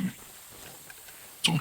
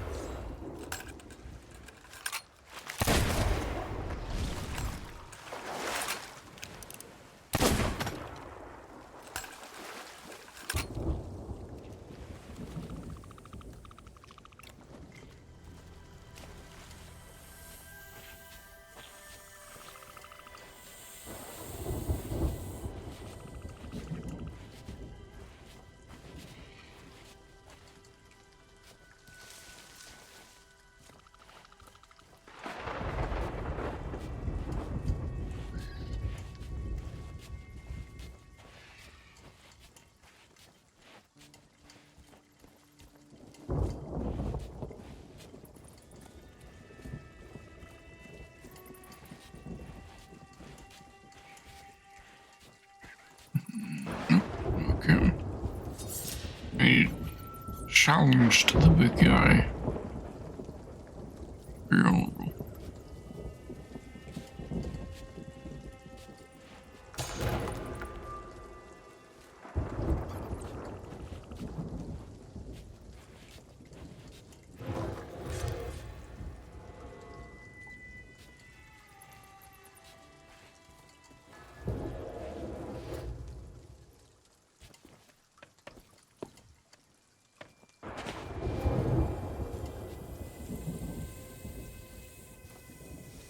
That is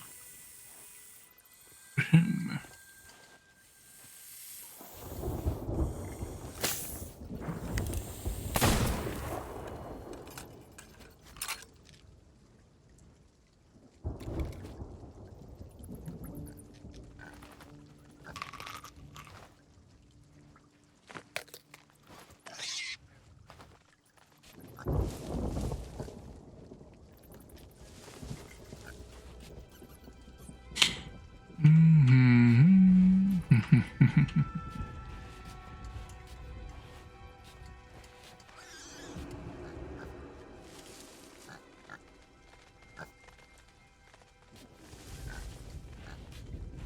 Head this way, I think. Yep.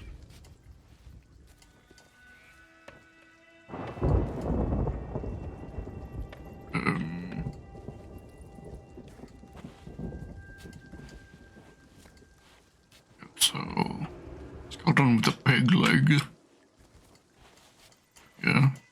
this way. And what exactly?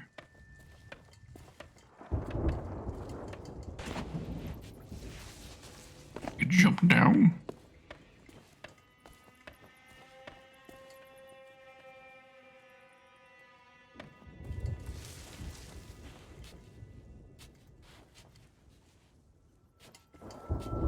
That's certainly the implication.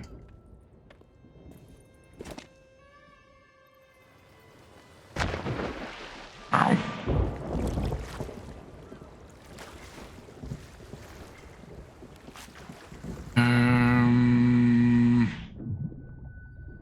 No footprints or anything down here.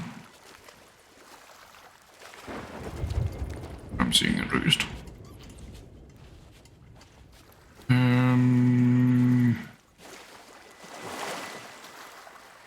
Jumping down is probably not what we needed.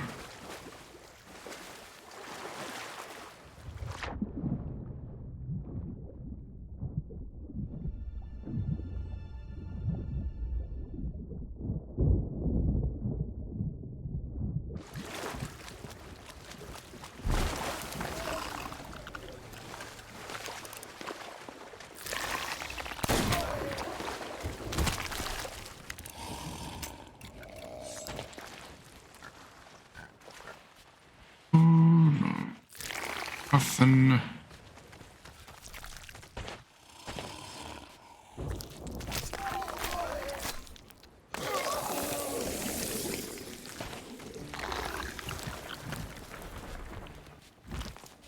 Rough.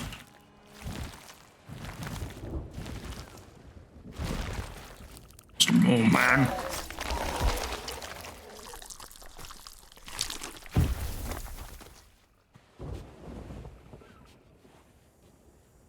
Penelope.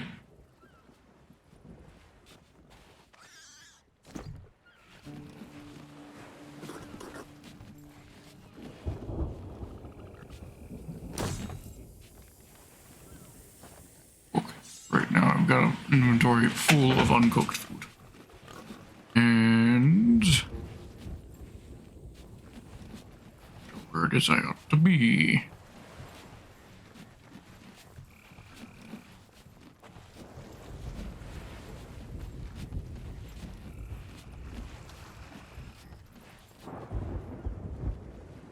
Very weird skeletons. Like, I know the skull kind of makes sense for the krakens, and they might have something more than just a beak like what a octopus has, but the rib cage, that makes no bloody sense. What the fuck is the biology on these krakens?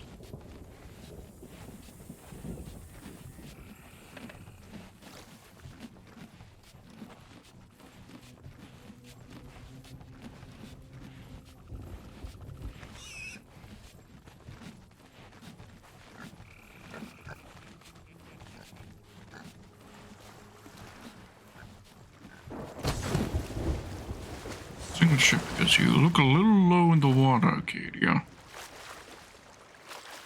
In the rain. It was here.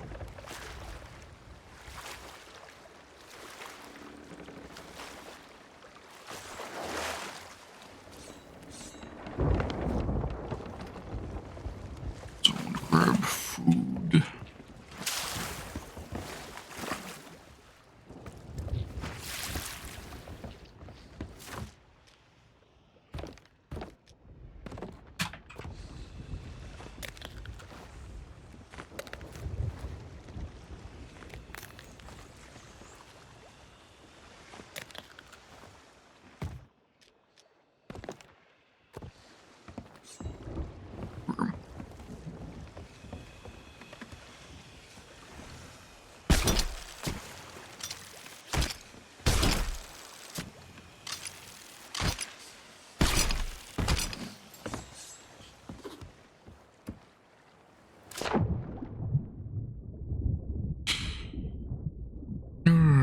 Okay. Let's try begin to find.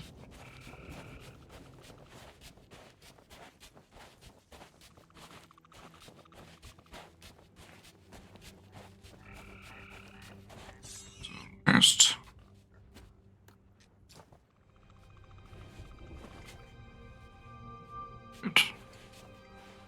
Last chest.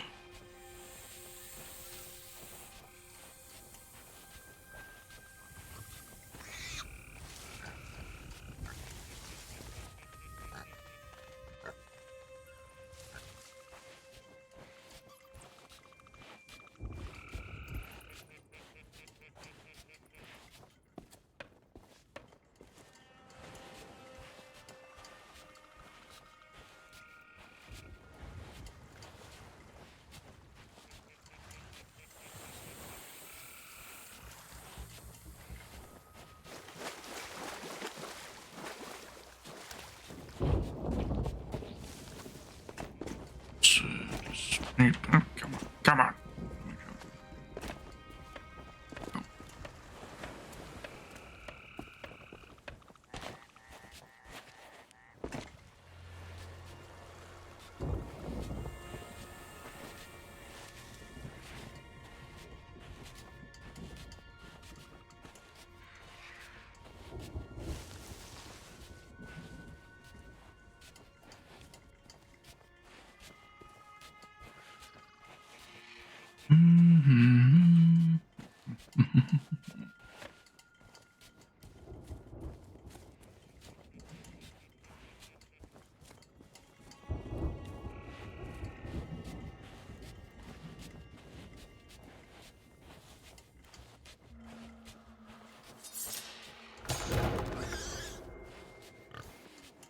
Maryland.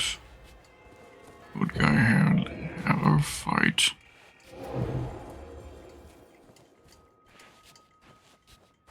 Arrow wins.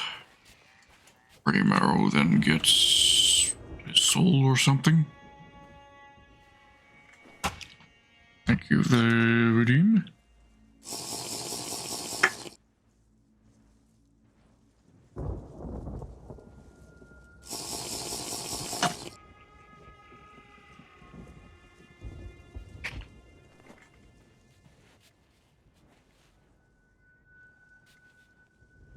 He's holding something.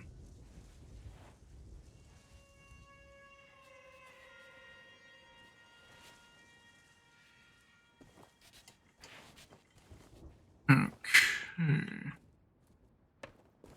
We tried jumping off and that wasn't it.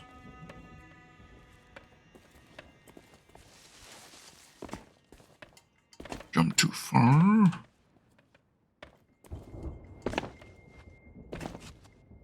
This is stone, so it can't be buried here.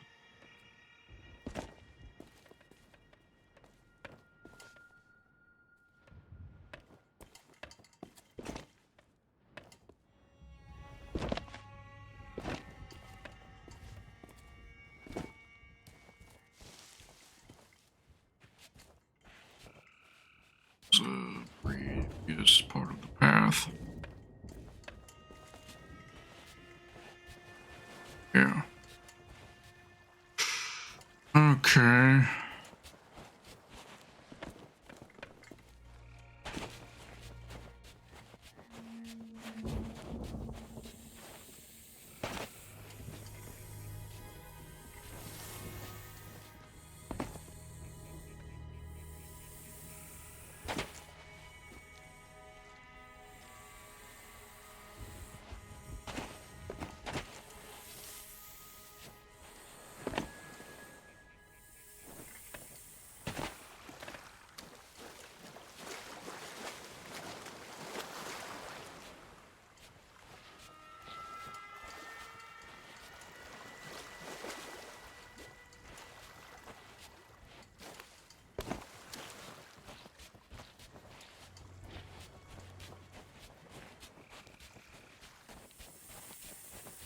So you came down this way.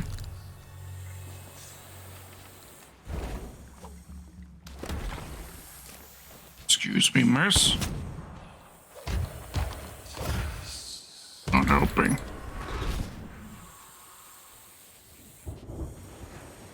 You gave me some gold.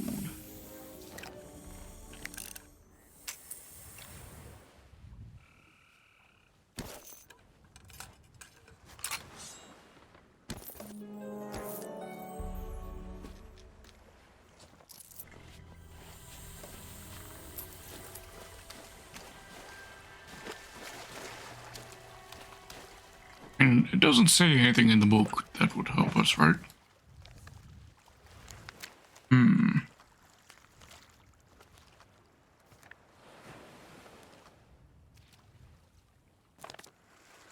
We got them.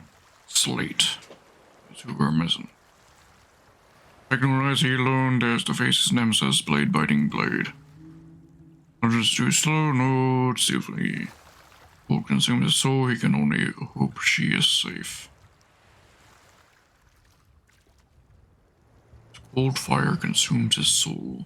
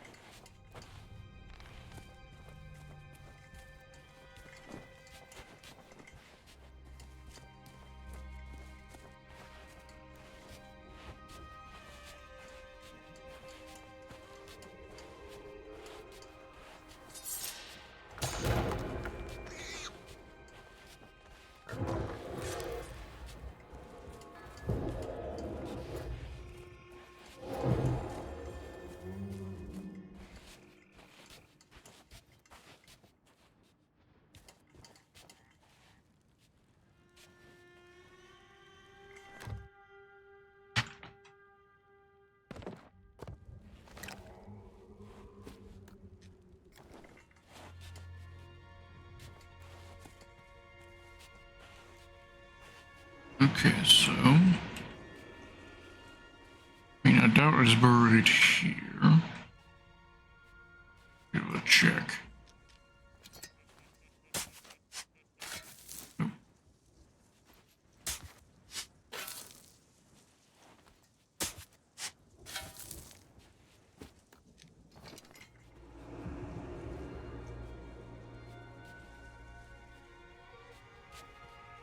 Those skeleton go this way.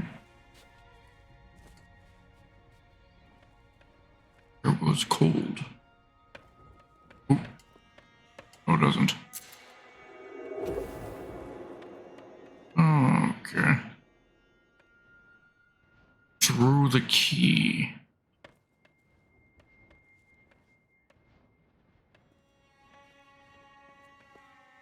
Where this way?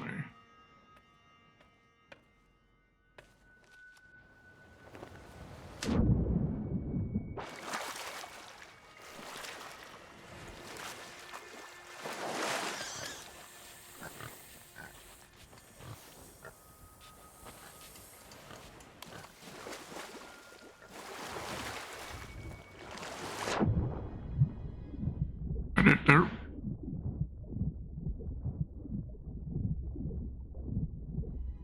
Yes, it is.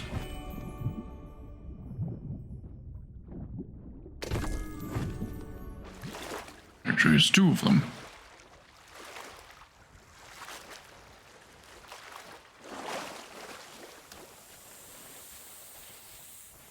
Okay, which corner of the island is it that I put the chests?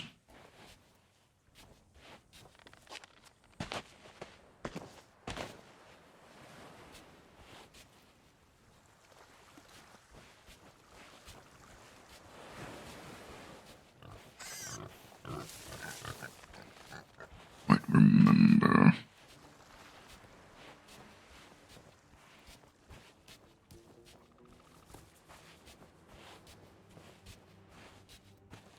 I think it was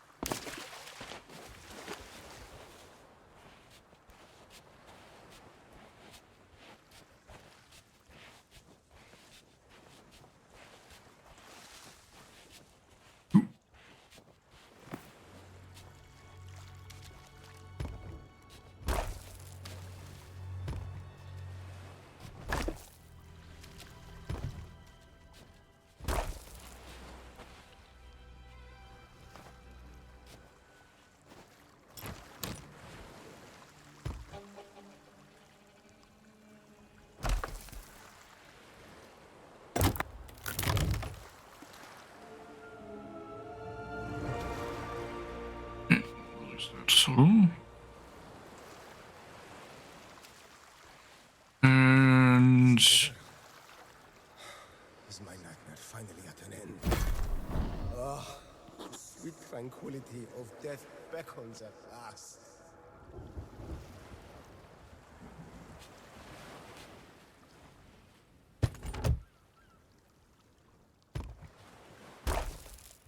I was holding 2 keys.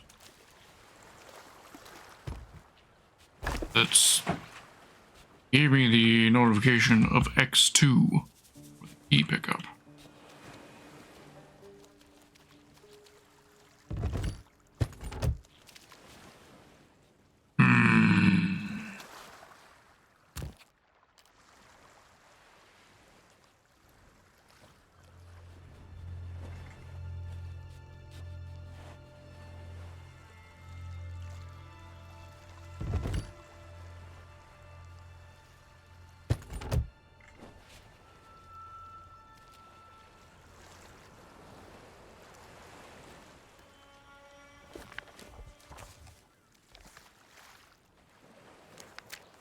No pages added.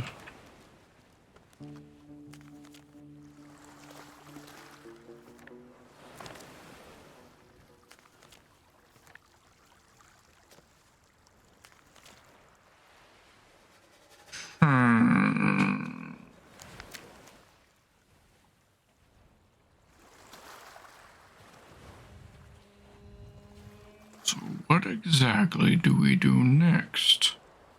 Obviously I need to find the next key, and also the chest for this guy, and its key. Not entirely certain how or where.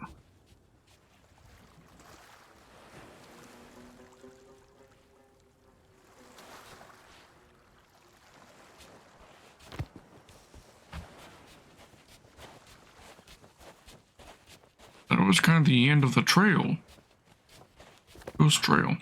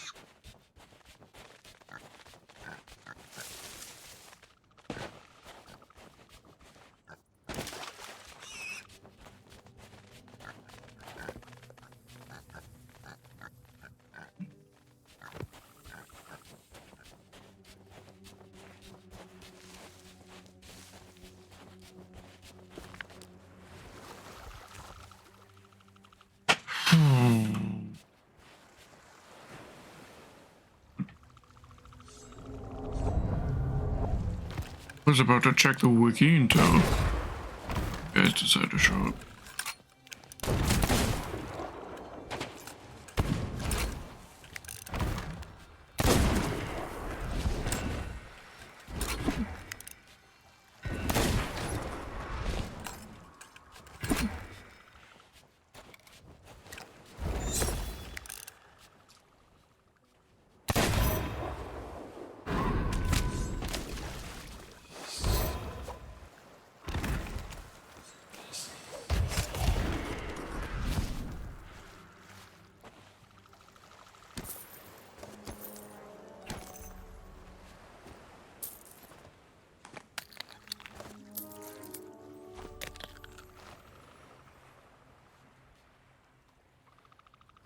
Yeah, wanted to check the wiki, see, try to give myself a hint of what it is I might be missing.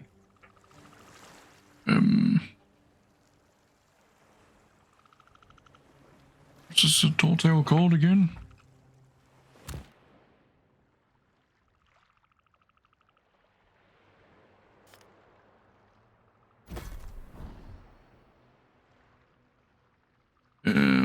the Morning Star.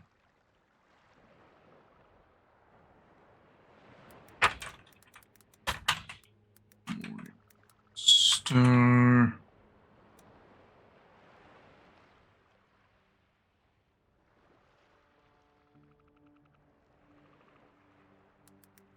Look through.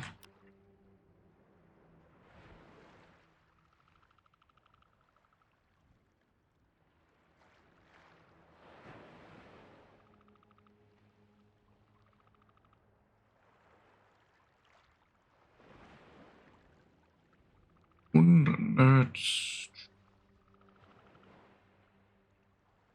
Trail trip begins at South Beach. Lantern. Yeah, don't know that. Footsteps through the here.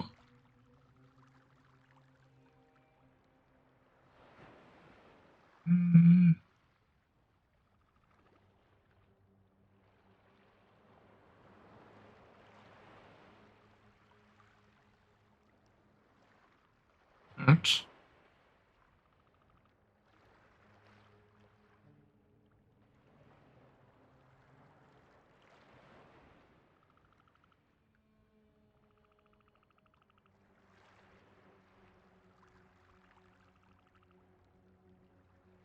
Find the skeleton, burn the chest in the sand. Head back to where the skeletons diverged.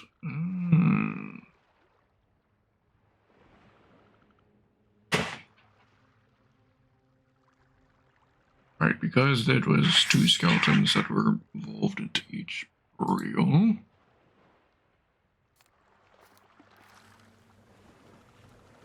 One had the key and one had the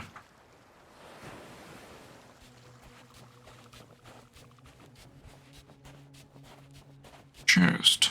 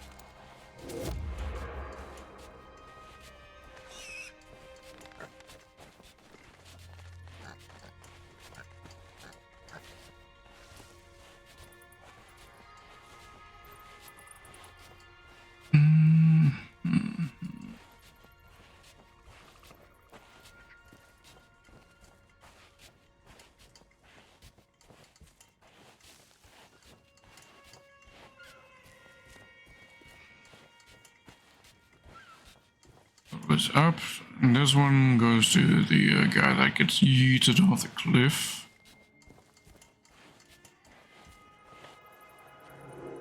The supposed 19-year-old.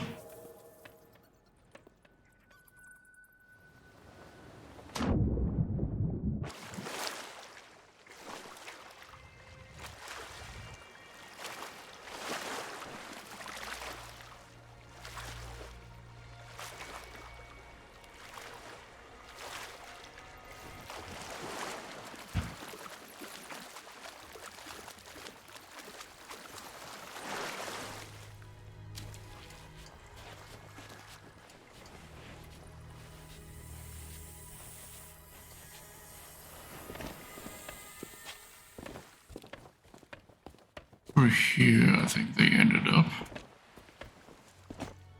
Right, because there was footsteps under the water, which led us over here. Right. Yep. I gets dragged over here.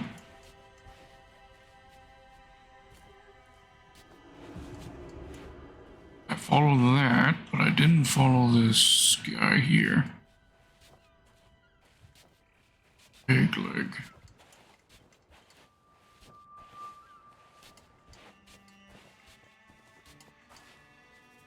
Peg leg has the key. He went this way.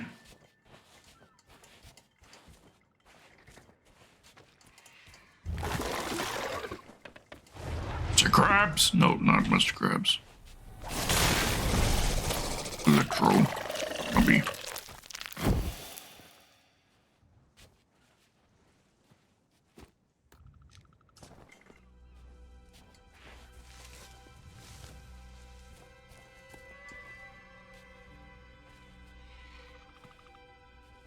Thinking this isn't the right trail. Trail with a peg leg.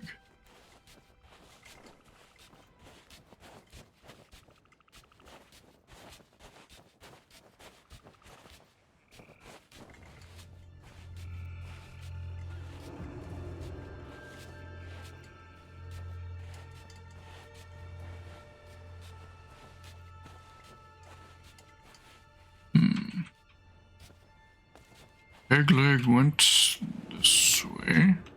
Yes.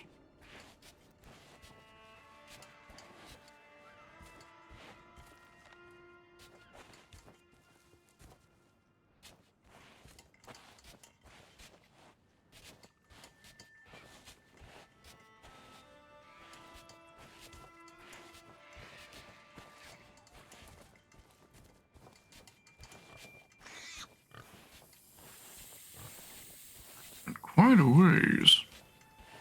Didn't handle the key.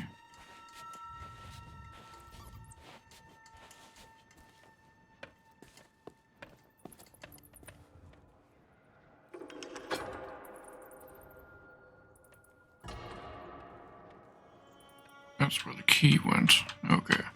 So gotta match the cannon position.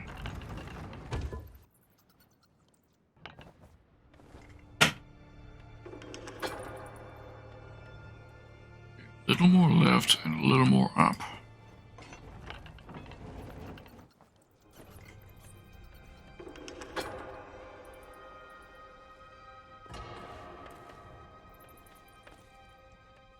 A little more right.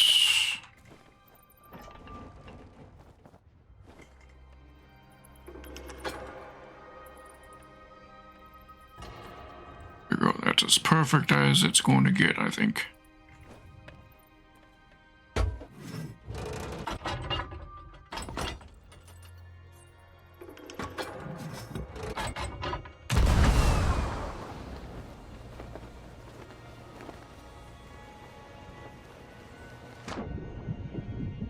There's the key.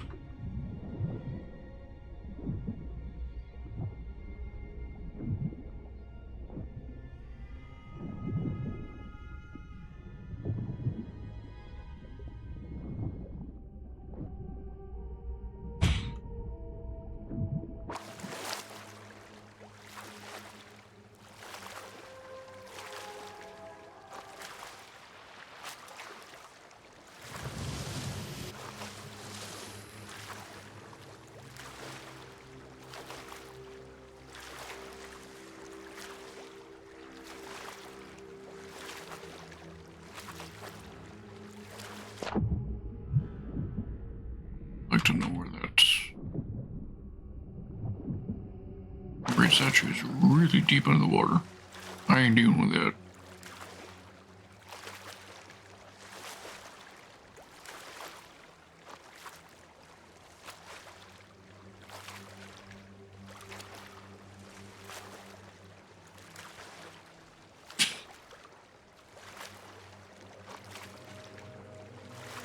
So, oh, research is right there. Oh, okay, that I could deal with.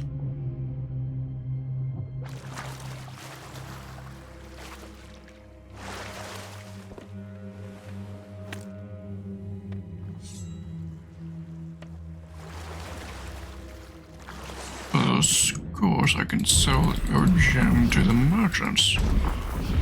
I think I can sell the mermaid's gems to any of the patrons.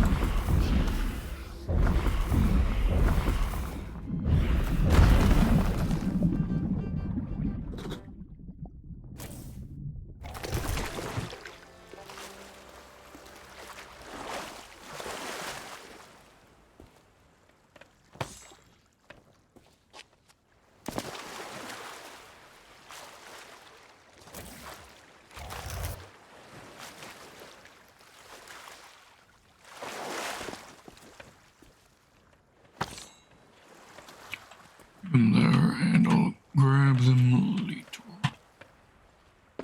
Where's the key? There it is.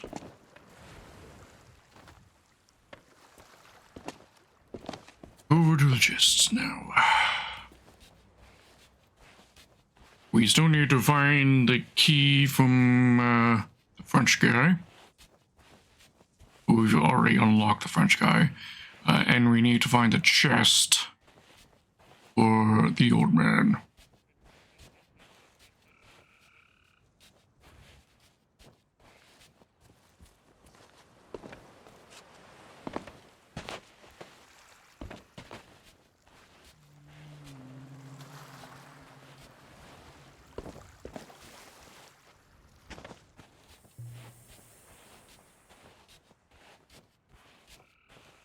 Six things to find. We have found 4. 3 keys, 3 chests. 2 keys, found 2 chests. Out of order, granted, but not for me.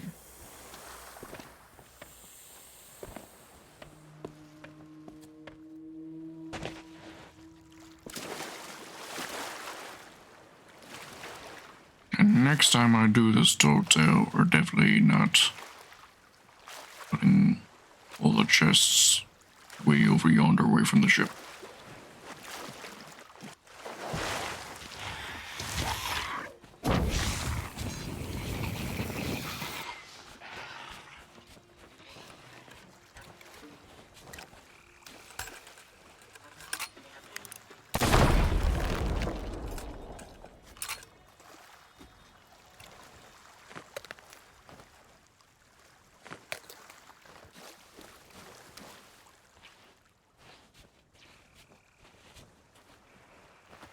Grab the key just for that extra speed, because apparently I am not strong enough to run with a key in hand.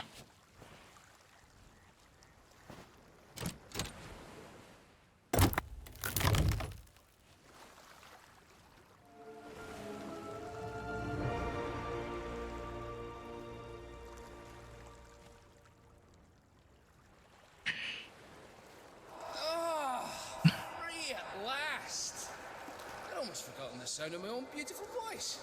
Well, I'm not hanging around here. I'm off.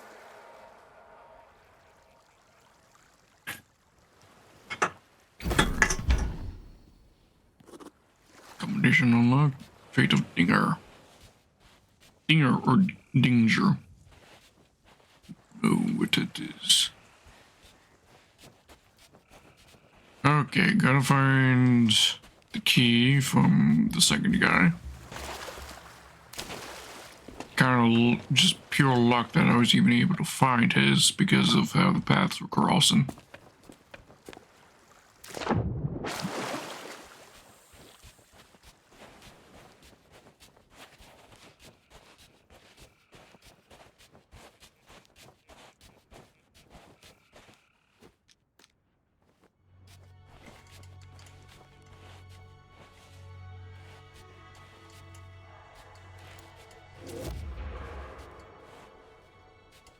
Somewhere around, yeah, here.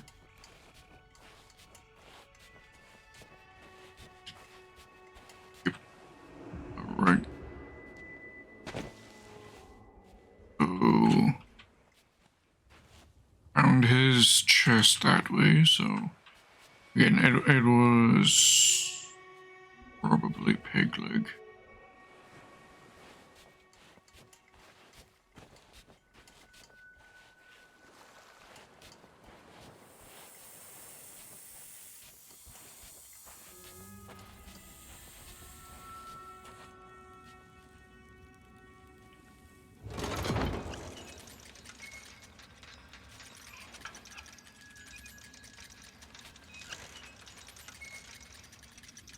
Weird place to put the key, but okay.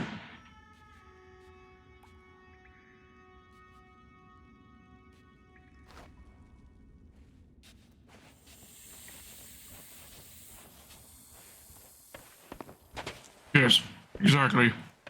Still very poggers. Snuffles, you are correct.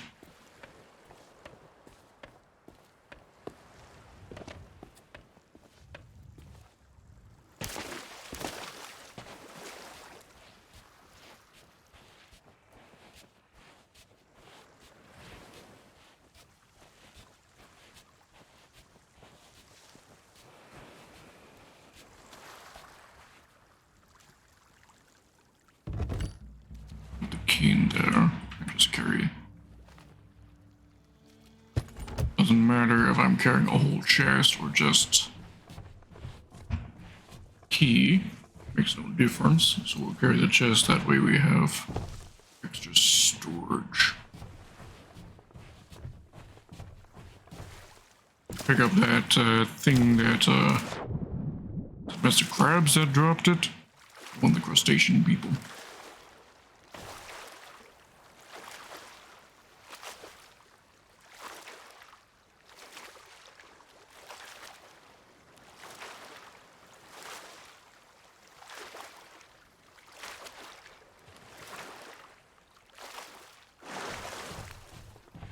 Where exactly was that? I think it's not a cave entrance.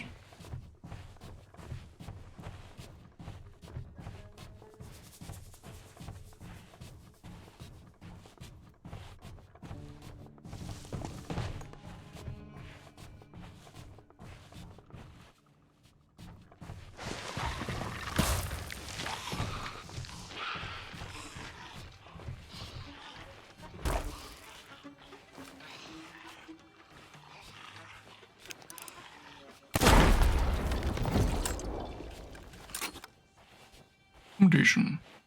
Skeleton exploder.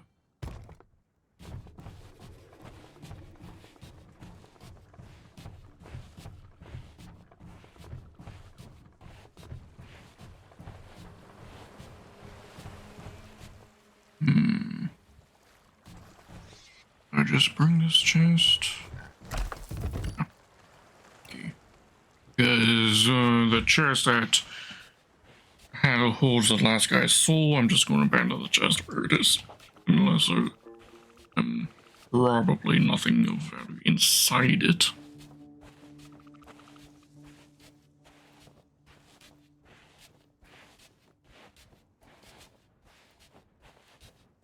Now then, last guy, he ran.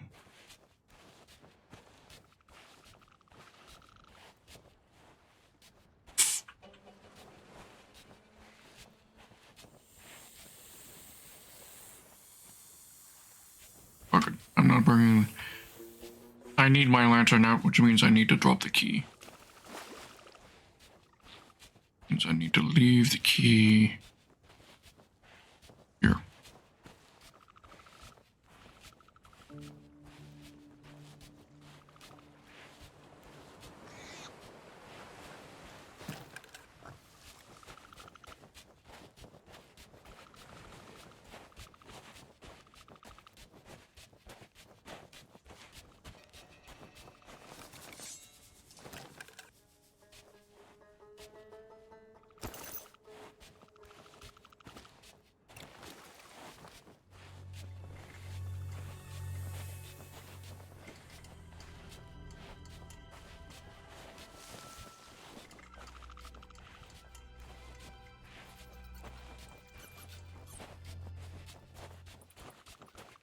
Over this way, along the beach, across the rocks, and a winding trail up the hill.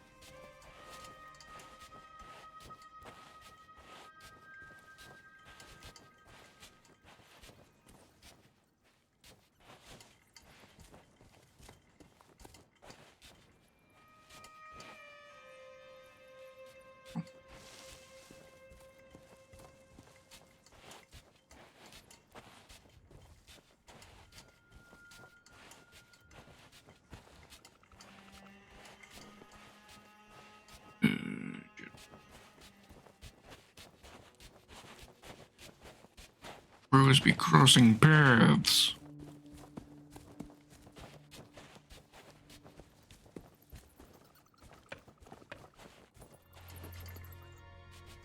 That's where we had our fight. Yep. Alright.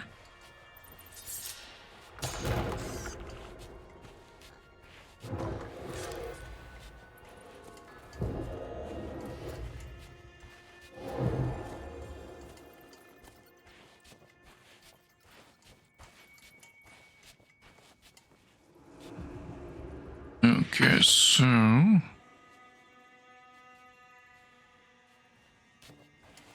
skeleton peg leg. Key to the key. Over here, we found that key.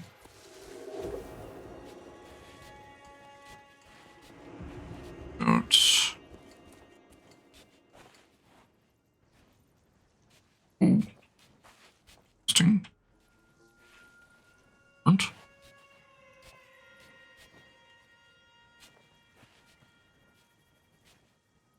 X marks the spot.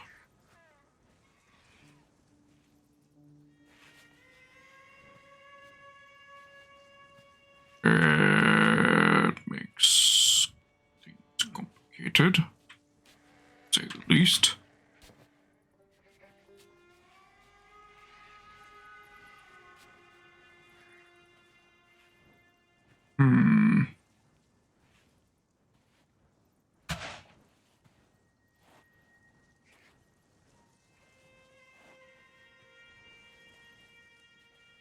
I think of how am I going to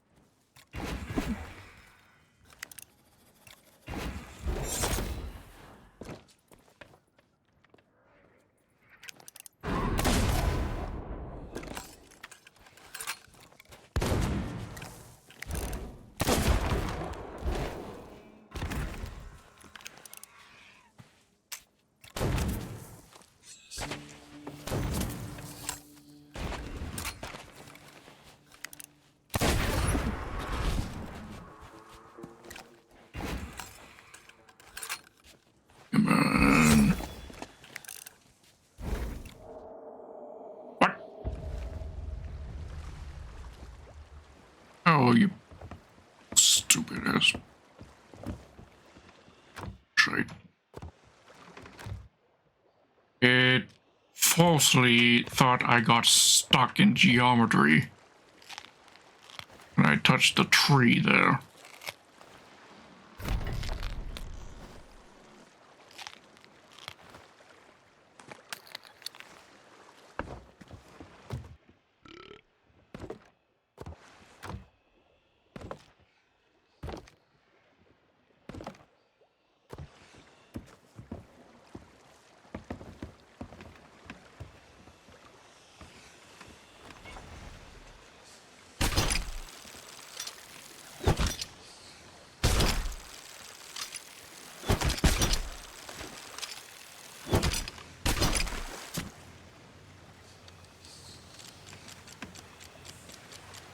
He's on board on here.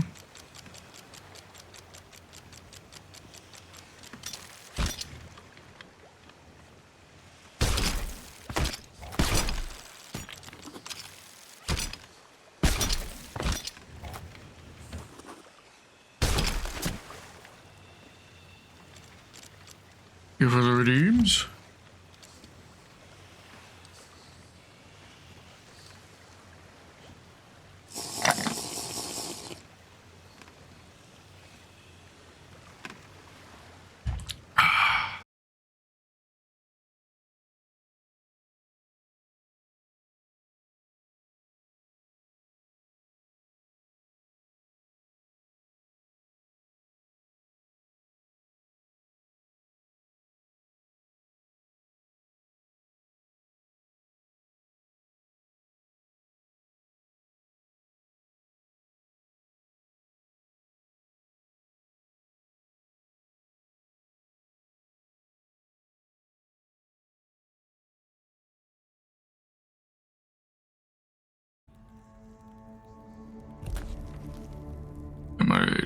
believe. Lost connection, right? Internet. There we go. Okay. Alright, there we go. Let's rejoin. Previous session. Yeah, my internet died there briefly. Yep. Just a quick internet disconnection is all.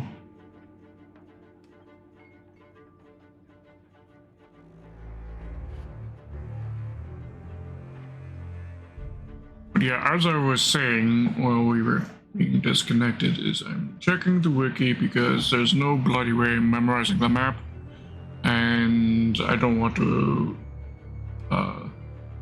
screen cap it either.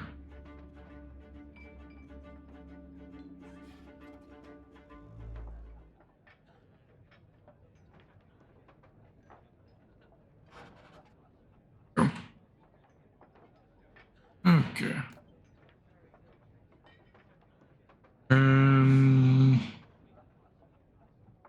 Okay, just on the other.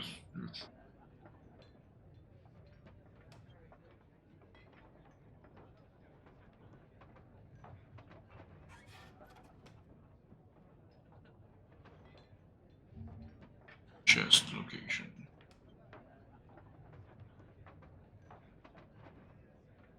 Alright. That's there on the side. I should be able to get that fairly easily.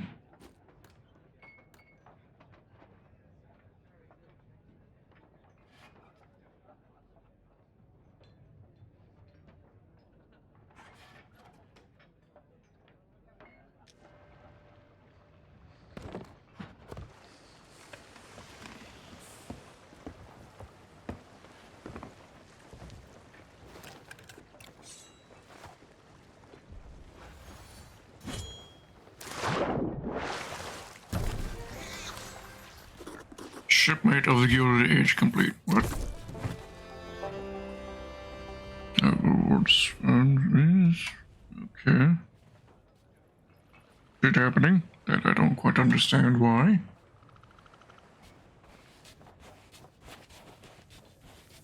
Rewards are rewards, I guess. Okay, north.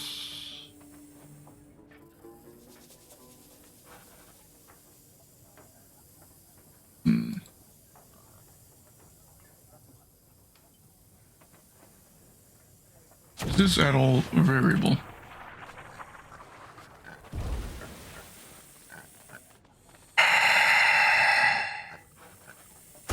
Karen!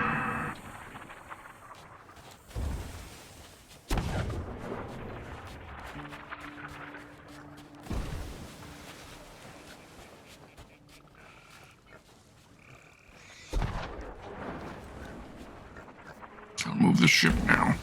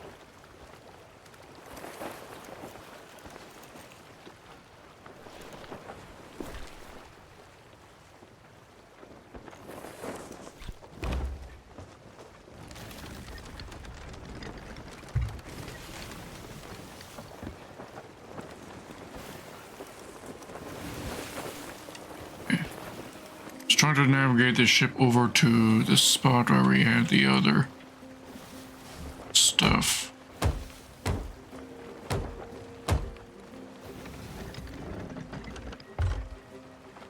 Assuming it hasn't despawned or anything. Due to the disconnect.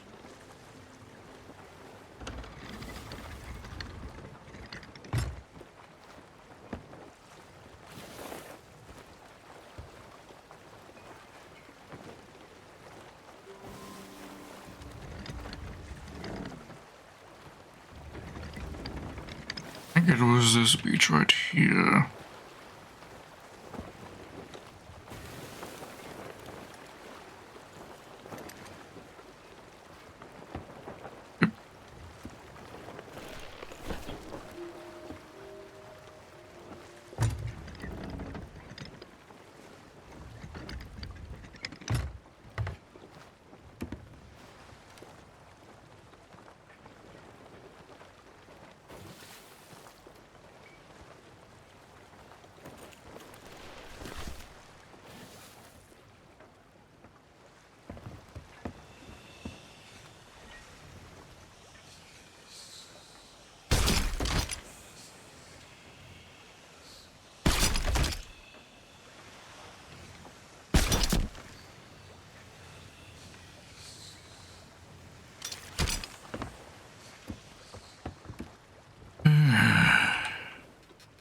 Yeah.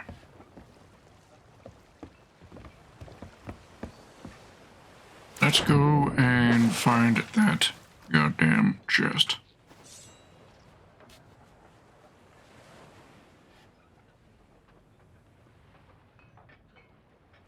Thing is, the picture that's being provided here on this guide is a different picture than what I was given, I'm pretty certain of.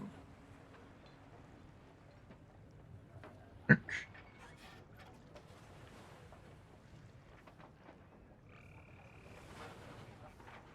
Random website.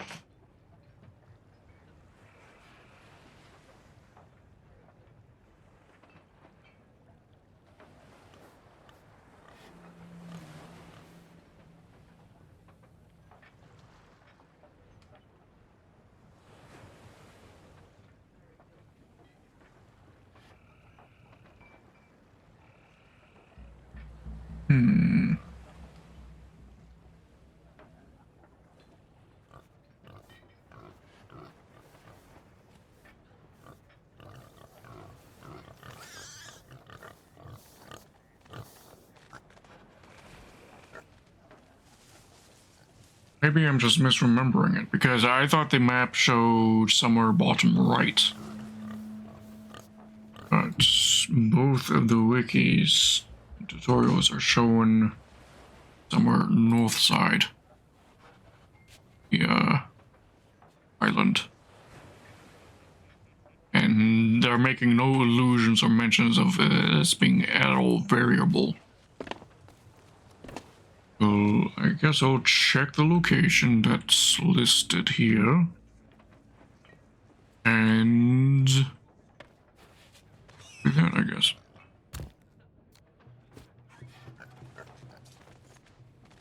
Right, north side is that side, so it'll be this way.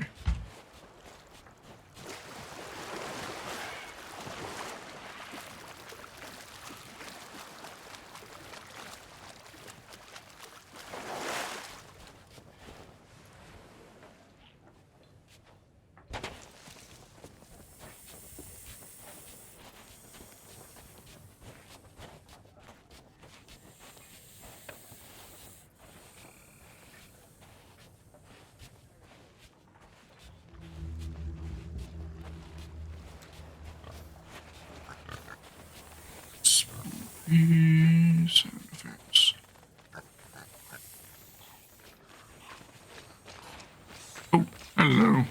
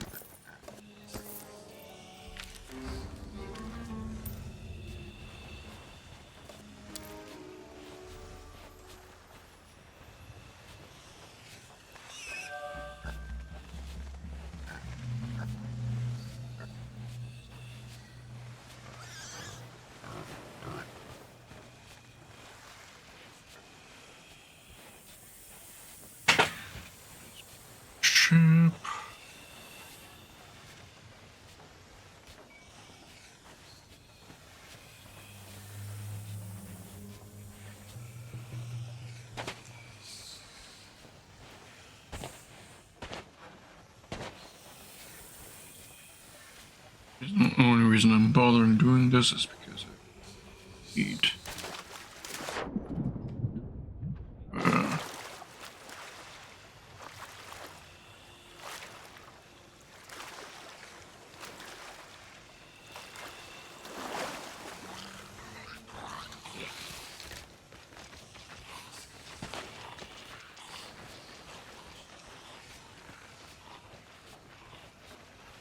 Different route that I was on.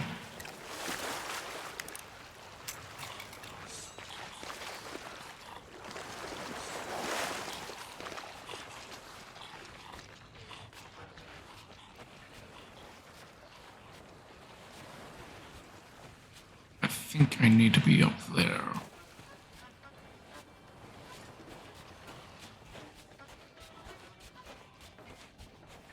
Could be completely wrong. Very hard to translate what is a topographical view of the map to something very three-dimensional, like, well, this.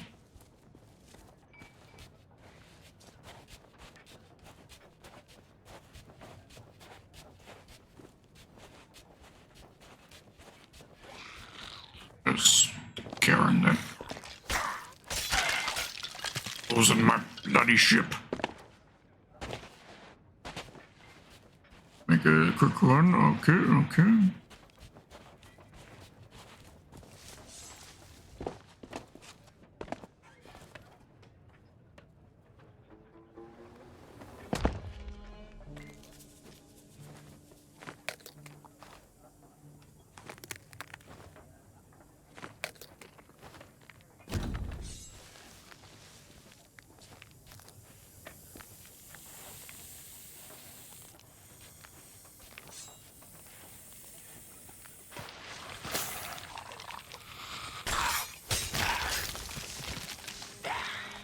You.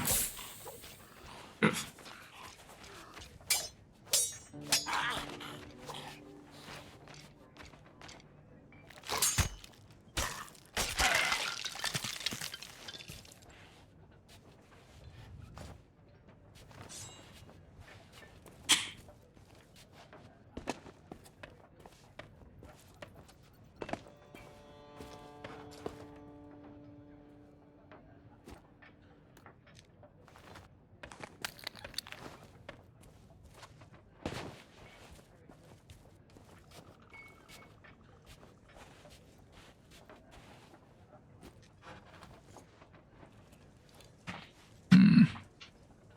All is that way.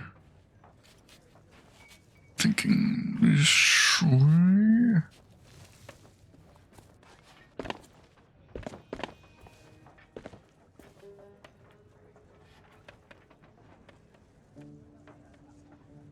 That poison took fucking forever to go away. Why me?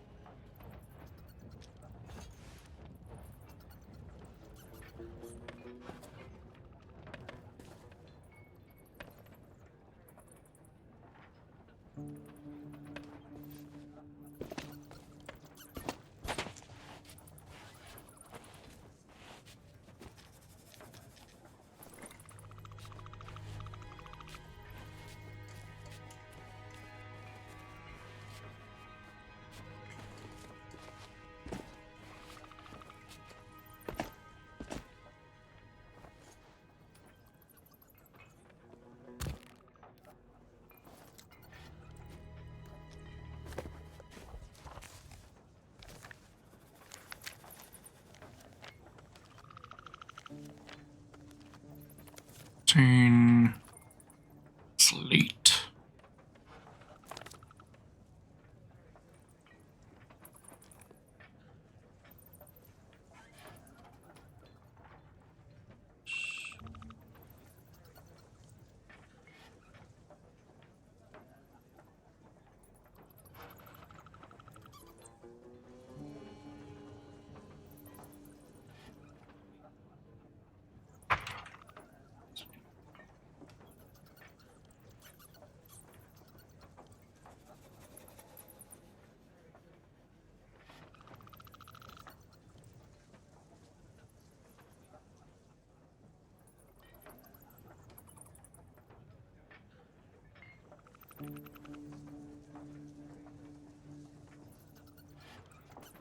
Eli slate.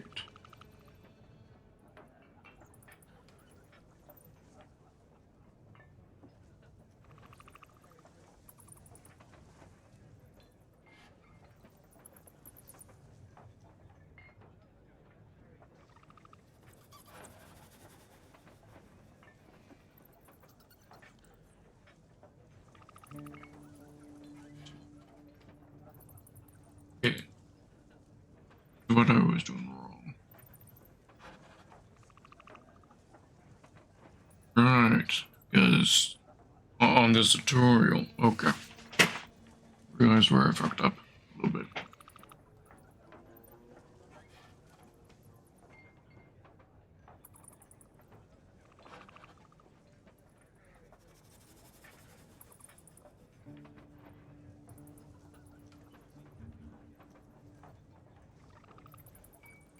Okay.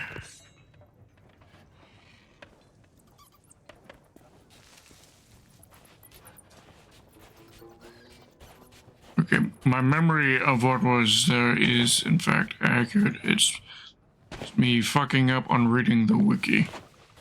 Because the wiki was providing separate sections on its page regarding where to find on each island, and I didn't. And I was just looking at the first one, first tutorial it was giving, and not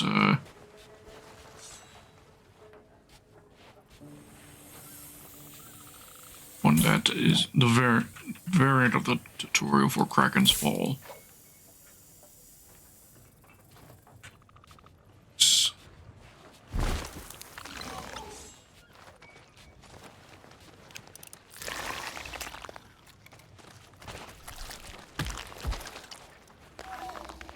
Just around here.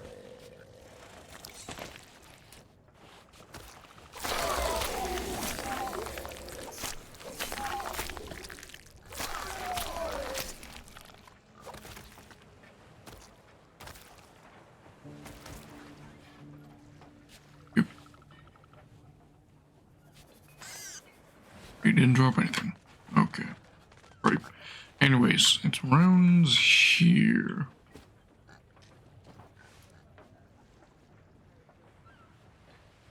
Roughly speaking.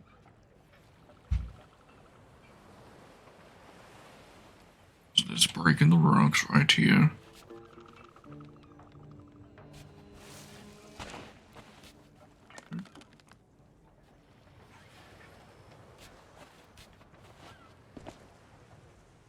Around here. Yep. There we go.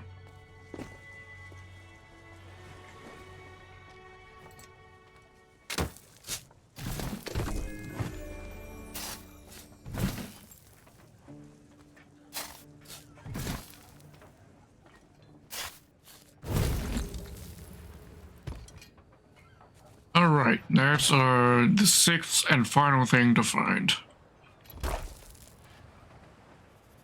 And I could open it up right now, so that I could also put that.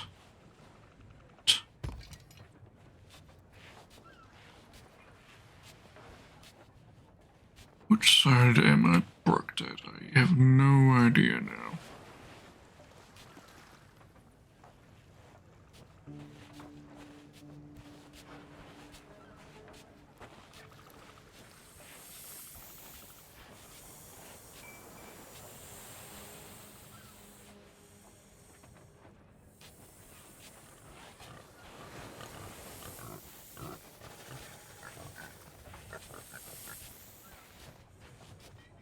was parked there before Karen decided to start shooting at us, so we parked over there.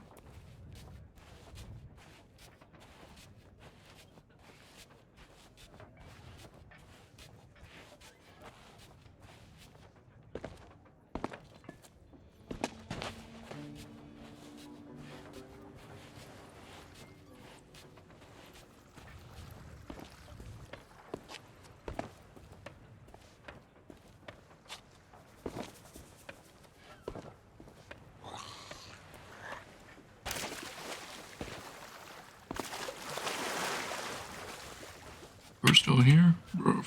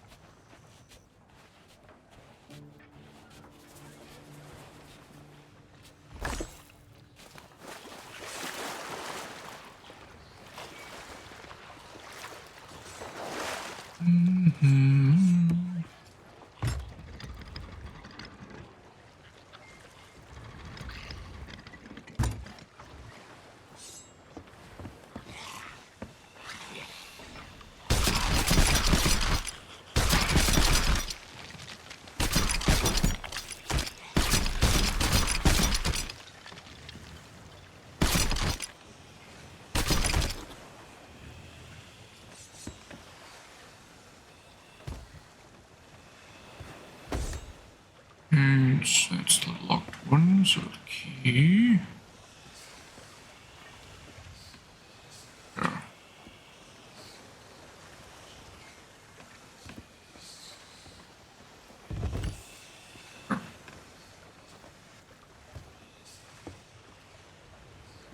Unlock.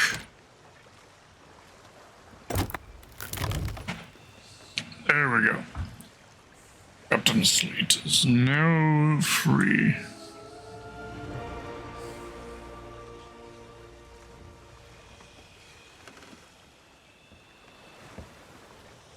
Freedom! It's been so long. I'm in your debt, but for now, I must leave this wretched place. Alright. That's all you have to say, good sir? Alright. Return to the ferryman and ferry the dead.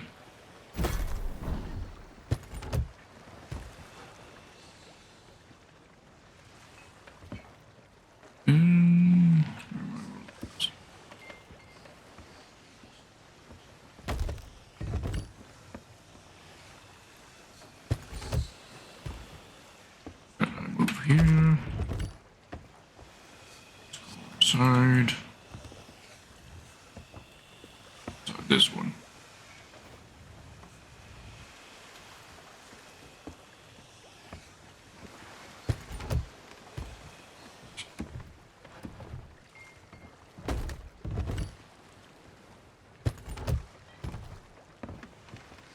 Empty chest go here.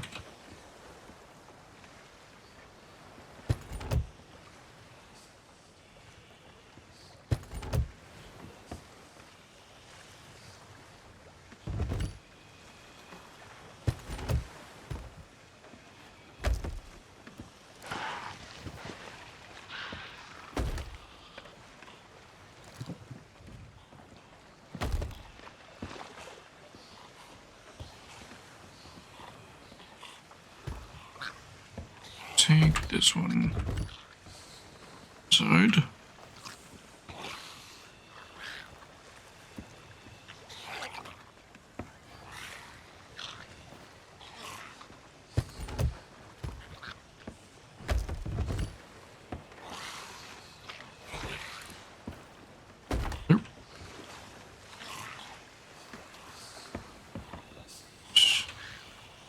In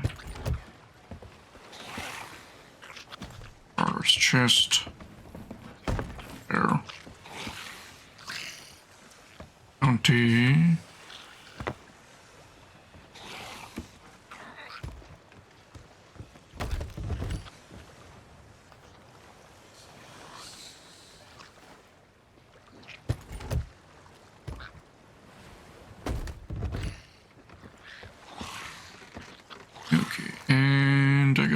to the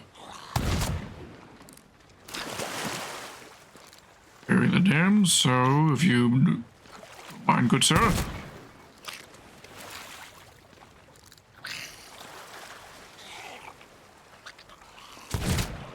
Rough.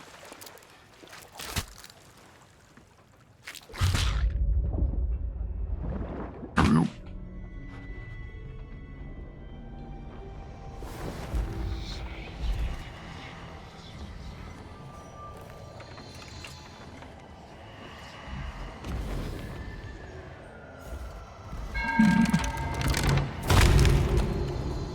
Oh, and the 3 people we rescued the souls of, they're all here now.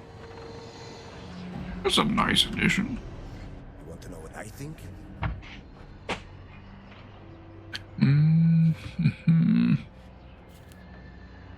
Suppose that as a casual observer, it might appear that is my profession, my calling, so to say, perhaps even my passion. I, however, put it to you that since material wealth is but a human thought construct, how can one truly steal anything? If those I meet find themselves intellectually and spiritually enriched by my opinions, they have not, in fact, profited. Already, on your face, I can glimpse a fresh understanding. You're most welcome, my friend. Correct. In so much as it is possible for us, whose minds are formed by memories of other times and places, to truly ever be anywhere. We're going to profound metaphysical transformation and must carefully consider its ramifications. In time, I expect to form a greater appreciation of the ways in which the material and intangible combine to create a singular zeitgeist. Also, I shall drink excessively.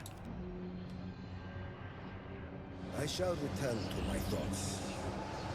Hey, it's my new best friend. What brings you here apart from being dead, I mean? Of course I was. Captain Slate was only too happy to bring me aboard. Dinger, he said, I'll happily have you in the crew, because then I can order you to stop talking once in a while. For some reason he thinks I'm a bit of a chatterbox, mind you. He's not the first person to say that sort of thing. Me old mum, she used to say. Well, maybe I'll save that story for later. Or as the quartermaster on the Morning Star, which is just another way of saying dog's body, if I'm being honest. Captain Slate was always very clear that each of us should have a job to do. He reckoned it made us more efficient. The best bit was haggling at outposts. I could always get a good deal, I just had to keep tugging till their eyes glazed over. I'd rather not talk about it, still too fresh, if you know what I mean. If I ever head back to the land of living, I'll tell you the full story over a grog. Or better yet, lots of grogs. Since I've been dead for so long, maybe Tina will have wiped my tab clean. Well, a man can dream. I join you for a grog, if I could. Aha! We meet again. Never imagined anyone would risk their lives to save us. My crew and I are near dead. I'm an old salt, came here back when the Sea of Thieves was still largely unexplored.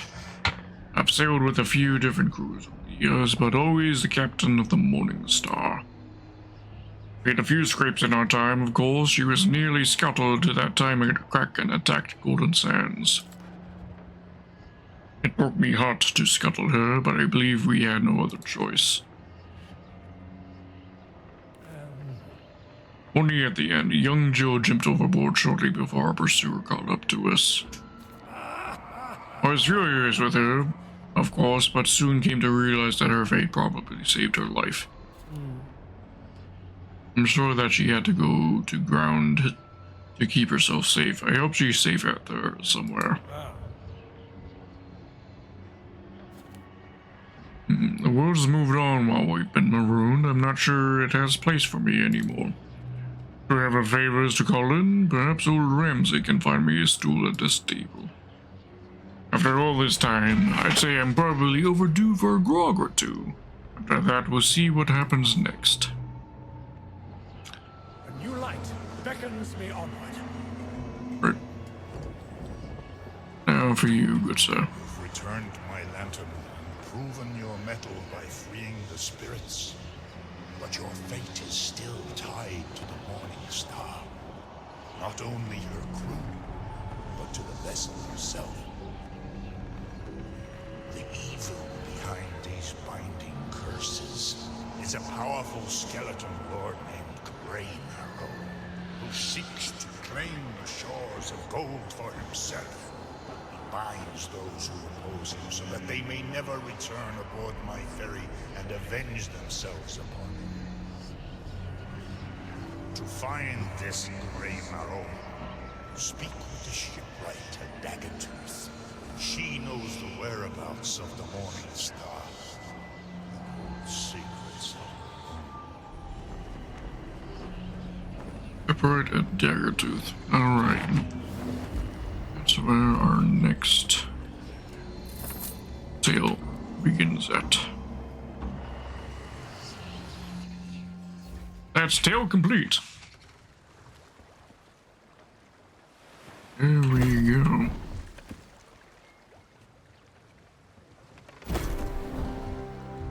Morning Star flag awarded. Legacy lives on.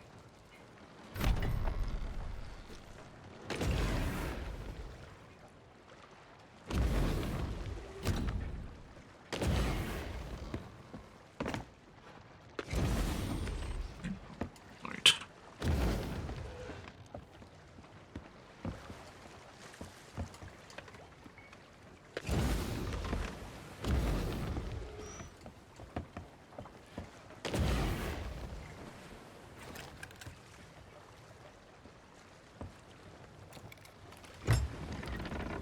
Alright, we can finally leave this place.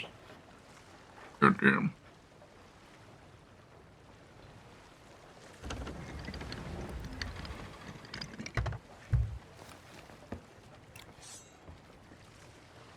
Okay, and where should we head then? Because we aren't starting our next tall tale yet, no. We only got 45 minutes left in the stream.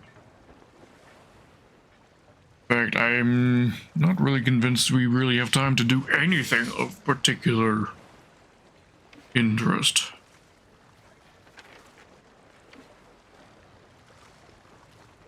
So, I'm thinking we might just end things a little early. And,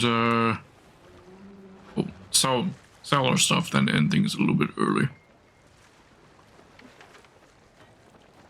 I'll go to Ancient Spire.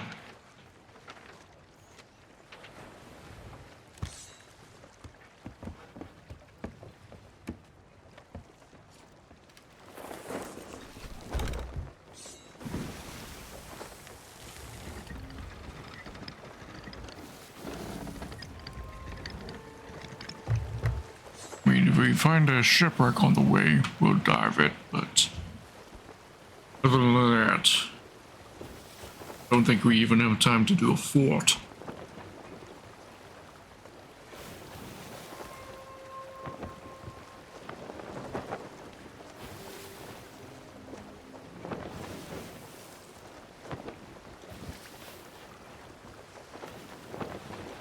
We're on course now.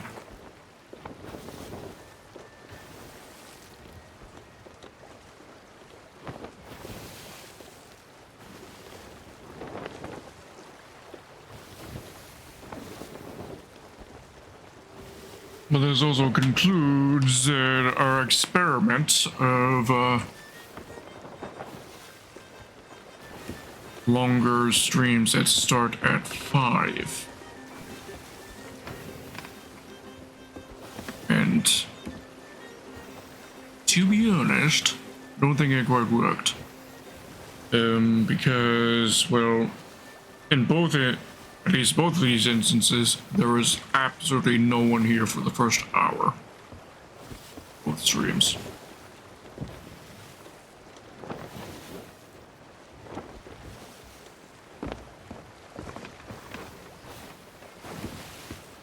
So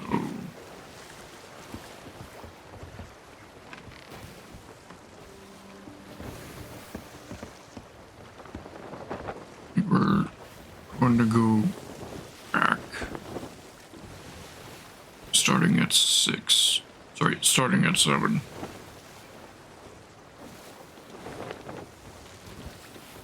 I don't know. What do you think, Winston? Is 5 just too early in the day to be starting our streams?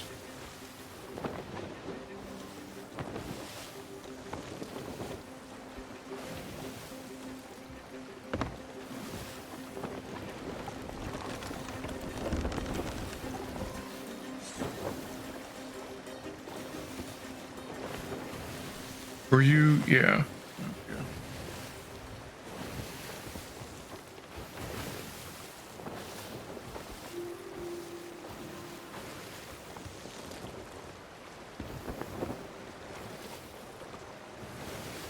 Almost there.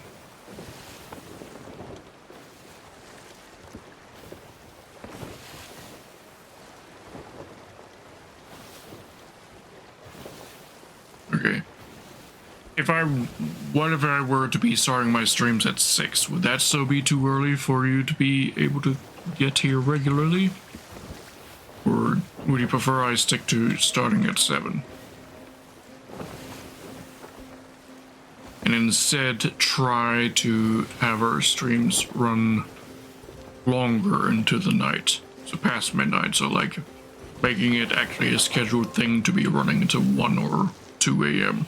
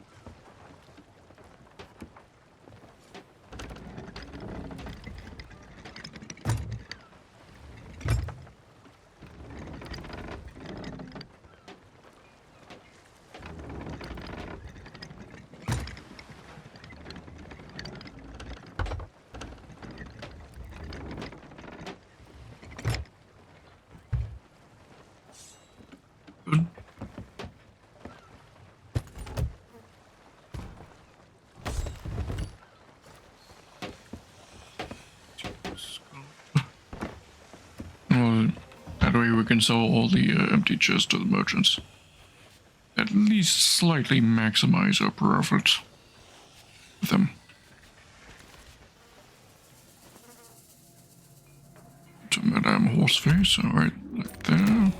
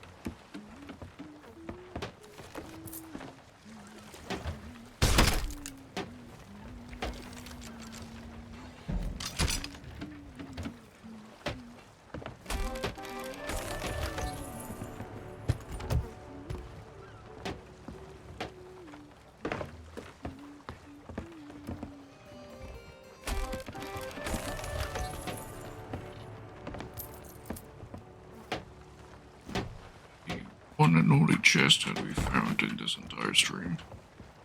Why was our ship spinning?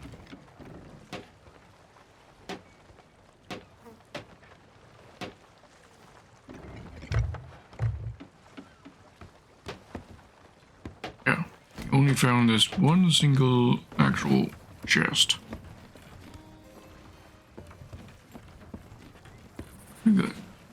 One be that we got more gold from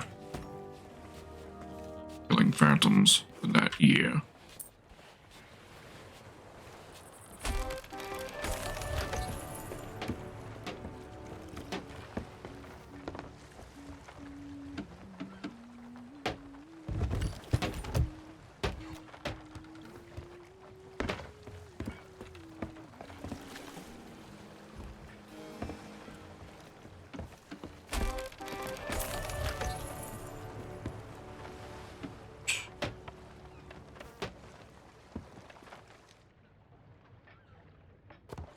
Can I sell this to them?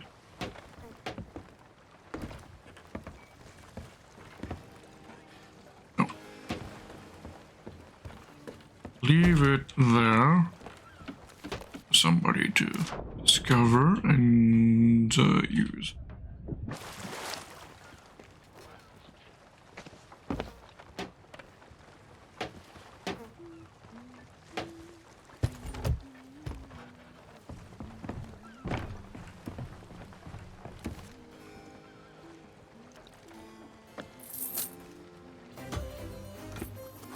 That's a... And I can just sell that way. I have to place the chest down. Means I've been wasting time every time I did that. Placing the chest down and manually pulling them out.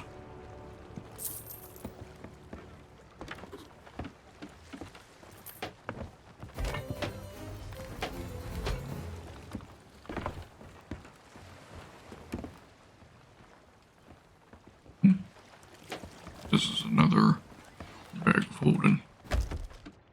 Anything interesting in it? Not really.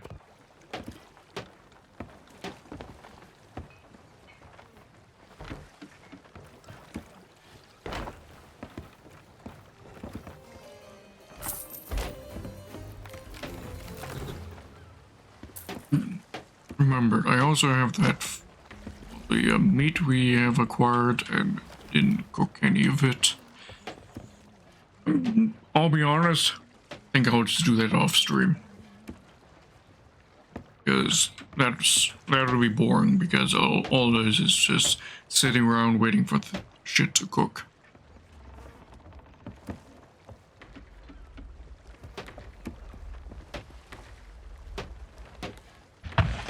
Alright.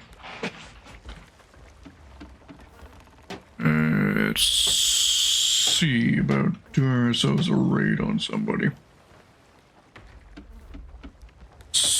I'm thinking we shall raid Cardinal Mordred. I don't think we've ever raided them before, but they are a fellow Skilly tuber.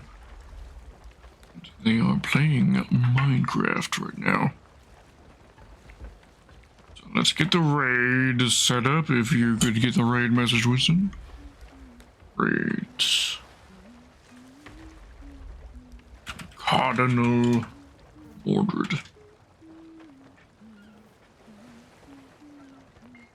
Oh, Snuffles has gone to sleep.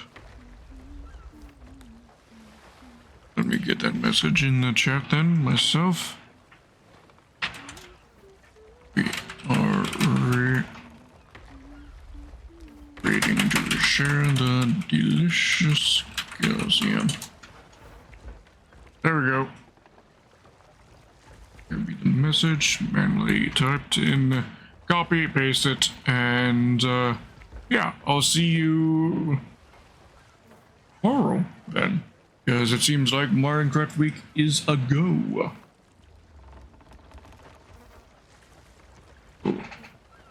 Take a... I'm still deciding the stream lengths. It'll be the normal stream days. deciding right now how long I want the streams to be, but that'll be that. Oh, geez, and Wayne, welcome. We're just about to do ourselves a raid onto a fellow skelly tuber. Hope you'll stick around for that. And raid has now been connected, and I will I'll see y'all tomorrow. And take care of yourselves, and take a look on all the socials for the schedule, where will be posted tomorrow morning or afternoon, somewhere in that vicinity. Good night.